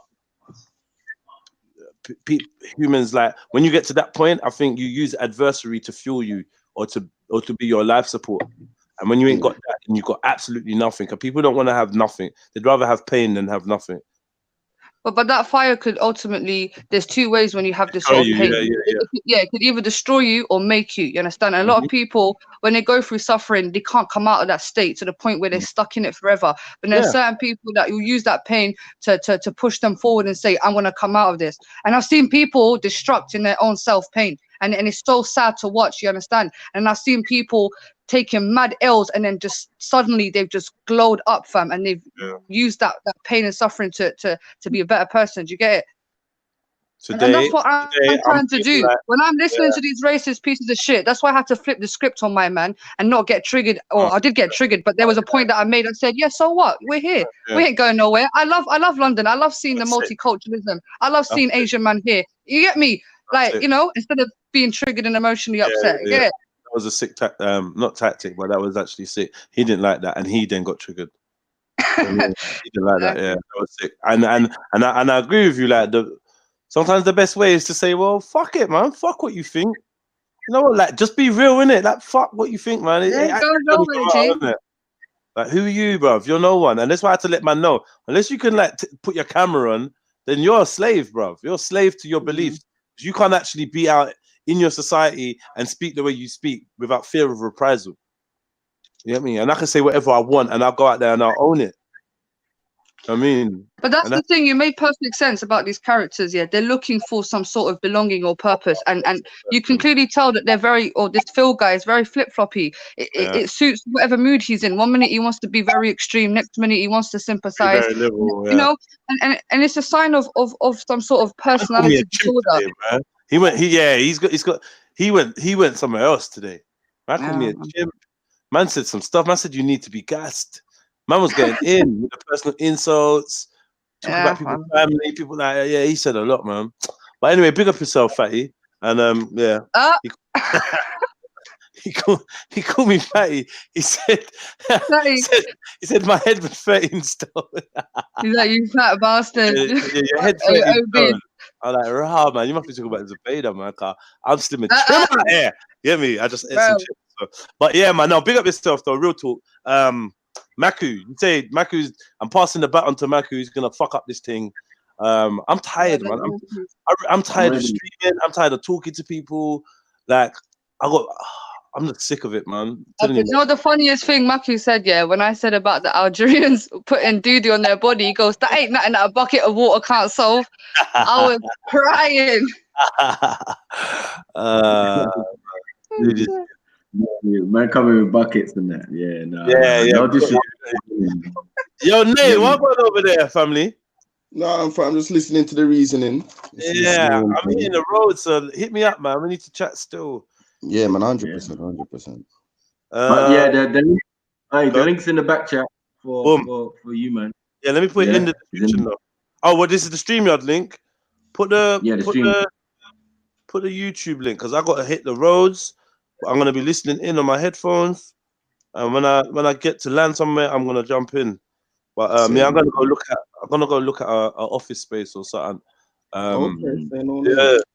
That's what I wanted to chat to you about. Nate, get me? But yeah, man. I catch you lot on the other side. Oh, I pasted it in the wrong place. Anybody that wants to jump on Maku's panel, well, you're gonna have to go to No Weapon Sniper TV first. I'm not even gonna put that link out there. Go to No Weapon Sniper TV, but please go over there and support the boy, the young old man. Get me? We smoking, bro. We smoking now. Huh? We smoking now, bro. Girl Scout, man. Yeah, man. I like right about now. I don't even. Weed is the last thing I need, man. That's gonna just demotivate me. Like I'm demotivated as it is, just from being so tired certain times. Let alone smoking. Trust me. And like I smoked something like the other day with South, and I swear down that shit just like had a knock-on effect. For the next couple of days, I've not been able to get up on time and do my thing. Like just like fucking with my organization skills. It's mad, you know. Nah, I think what's really messing you up is definitely is. Is what? PlayStation is mashing you up. I said PlayStation is mashing you up because you dropped. That's a PlayStation. When I woke up, I saw the missed call. When I woke up, I saw the missed call. I know what that was, boy. I know you said, bruh. Jump She was on. like, "It's my goal. I can't have my goal if he doesn't take his turn." And I'm like, "Let me ring him." But we could hear you zeezing, boy. Zeezing off, boy. Man, I was talking. The camera came on, Jedi fam. Yeah. What you say? I say your camera was on. I don't know. There's like a 40-second clip. I think you deleted it. Of what? What are you talking about? I think you're just sitting there in your boxes or something. Boxes? Oh yeah. Oh shit! I don't think you realized that it was on. I don't even sit in boxes, man. I was wearing shorts probably. Oh, shorts or something like that. I made them look like boxes. What are you saying? What was going on? What was going on with them? Was it imprinting? What's going on? Talk to me about it. Man. What did you see for 40 seconds? No, I just saw it. I had to just. Oh, okay, all right. What's it that you saw? No, I just saw you chilling, like you was in your shorts or whatever, and yeah. Yeah. And that's it. Yeah, that's all I saw. Was you like this? Was you like this? Yeah.